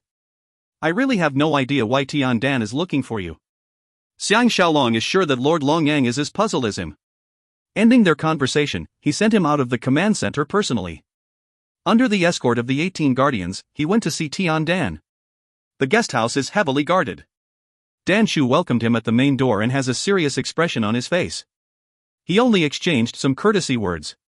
When he brought him into Tian's inner chamber, this Chancellor of Qi is playing a tune on the ancient Qin instrument. Like waves hitting endlessly upon the shore, the male immortal piece he was playing filled the entire hall with music. The Lu brothers, who never left his side, were staring at Xiang Shaolong menacingly. Dan Chu retreated a few steps but did not leave the room. Xiang Shaolong knew that this is inappropriate, but no matter how daring Tian is, he dared not assassinate him in Xianyang City. But if Tian has the support of Lu Buwei to kill him, the 18 guardians and himself will perish in this guest house. Tian suddenly stopped playing and laughed. "How is Dong Horse Fanatic?" He stood up and faced him, his eyes shining sharp like an eagle's eyes. Xiang Shaolong knows that he cannot hide his identity for long, but is certain that Tian is not fully confident of this truth. Thus, Tian is trying to trick him with this sentence. No matter how intimate Tian is to Lu Buwei will not be so foolish to tell him this secret. After all, everything is planned by Lu Buwei, causing Tian scheme to fail, his army suffering losses and returning to Qi in disgrace. He feigned surprise and replied, "I do not know what Chancellor Tian is talking about." Tian confidently walked over towards him. When he is pretty close, he challenged, the earth-shattering Xiang Shaolong did not dare to admit his past actions? "You may have deceived others, but you can never deceive me." The corners of his mouth curled up in a devious smile and he gestured with his right hand, adding, "Let me show you something interesting." Dan Chu reacted to his gesture and came between them. From his bosom, he retrieved a silk drawing and spread it open. At the same time, the Lu brothers came forward to Tian's sides and strike a defensive posture in case there is an attack from Xiang Shaolong. The atmosphere became very tense. When Xiang Shaolong glanced at the drawing, his limbs turned cold and his whole body shook uncontrollably, as if he has fallen into an ice lake. On the silk painting was someone who looked similar to Shan Rou, except for the eyes. The person in the painting has weak-looking eyes unlike the determined eyes of Shan Rou. Tian coldly laughed. "Needless to say, Brother Xiang should know this lady. She came to assassinate me and was captured by me. I believe she was once the wife of Dong Horse Fanatic. Does Brother Xiang still want to deny?" Xiang Shaolong is at a disadvantageous position and is feeling tremendously uncomfortable. Thinking that Shan Rou is in his hands, he has lost his bearings and cannot think properly. Tian plainly state, "It is only a woman and I can give her back to you any time. As long as Brother Xiang can do something for me, this woman will return back into your arms." Xiang Shaolong was hit by realization and figured out the problem that bothering him. His heart was filled with utmost grief. He knew that Shan Rou has failed to assassinate Tian and committed suicide. That is why the artist cannot paint her eyes with the determined look. With his eyes glowing with hatred, he roared, "You need not speak further. If you, Tian Dan, can return back to Qi alive, I will write my name in inversely. As the four men were flabbergasted, Xiang Shaolong left with a pained expression. Finally, he has a reason to kill Tian Dan. If you find any errors, ads pop-up, ads redirect, broken links, non-standard content, etc., please let us know. Report chapter so we can fix it as soon as possible.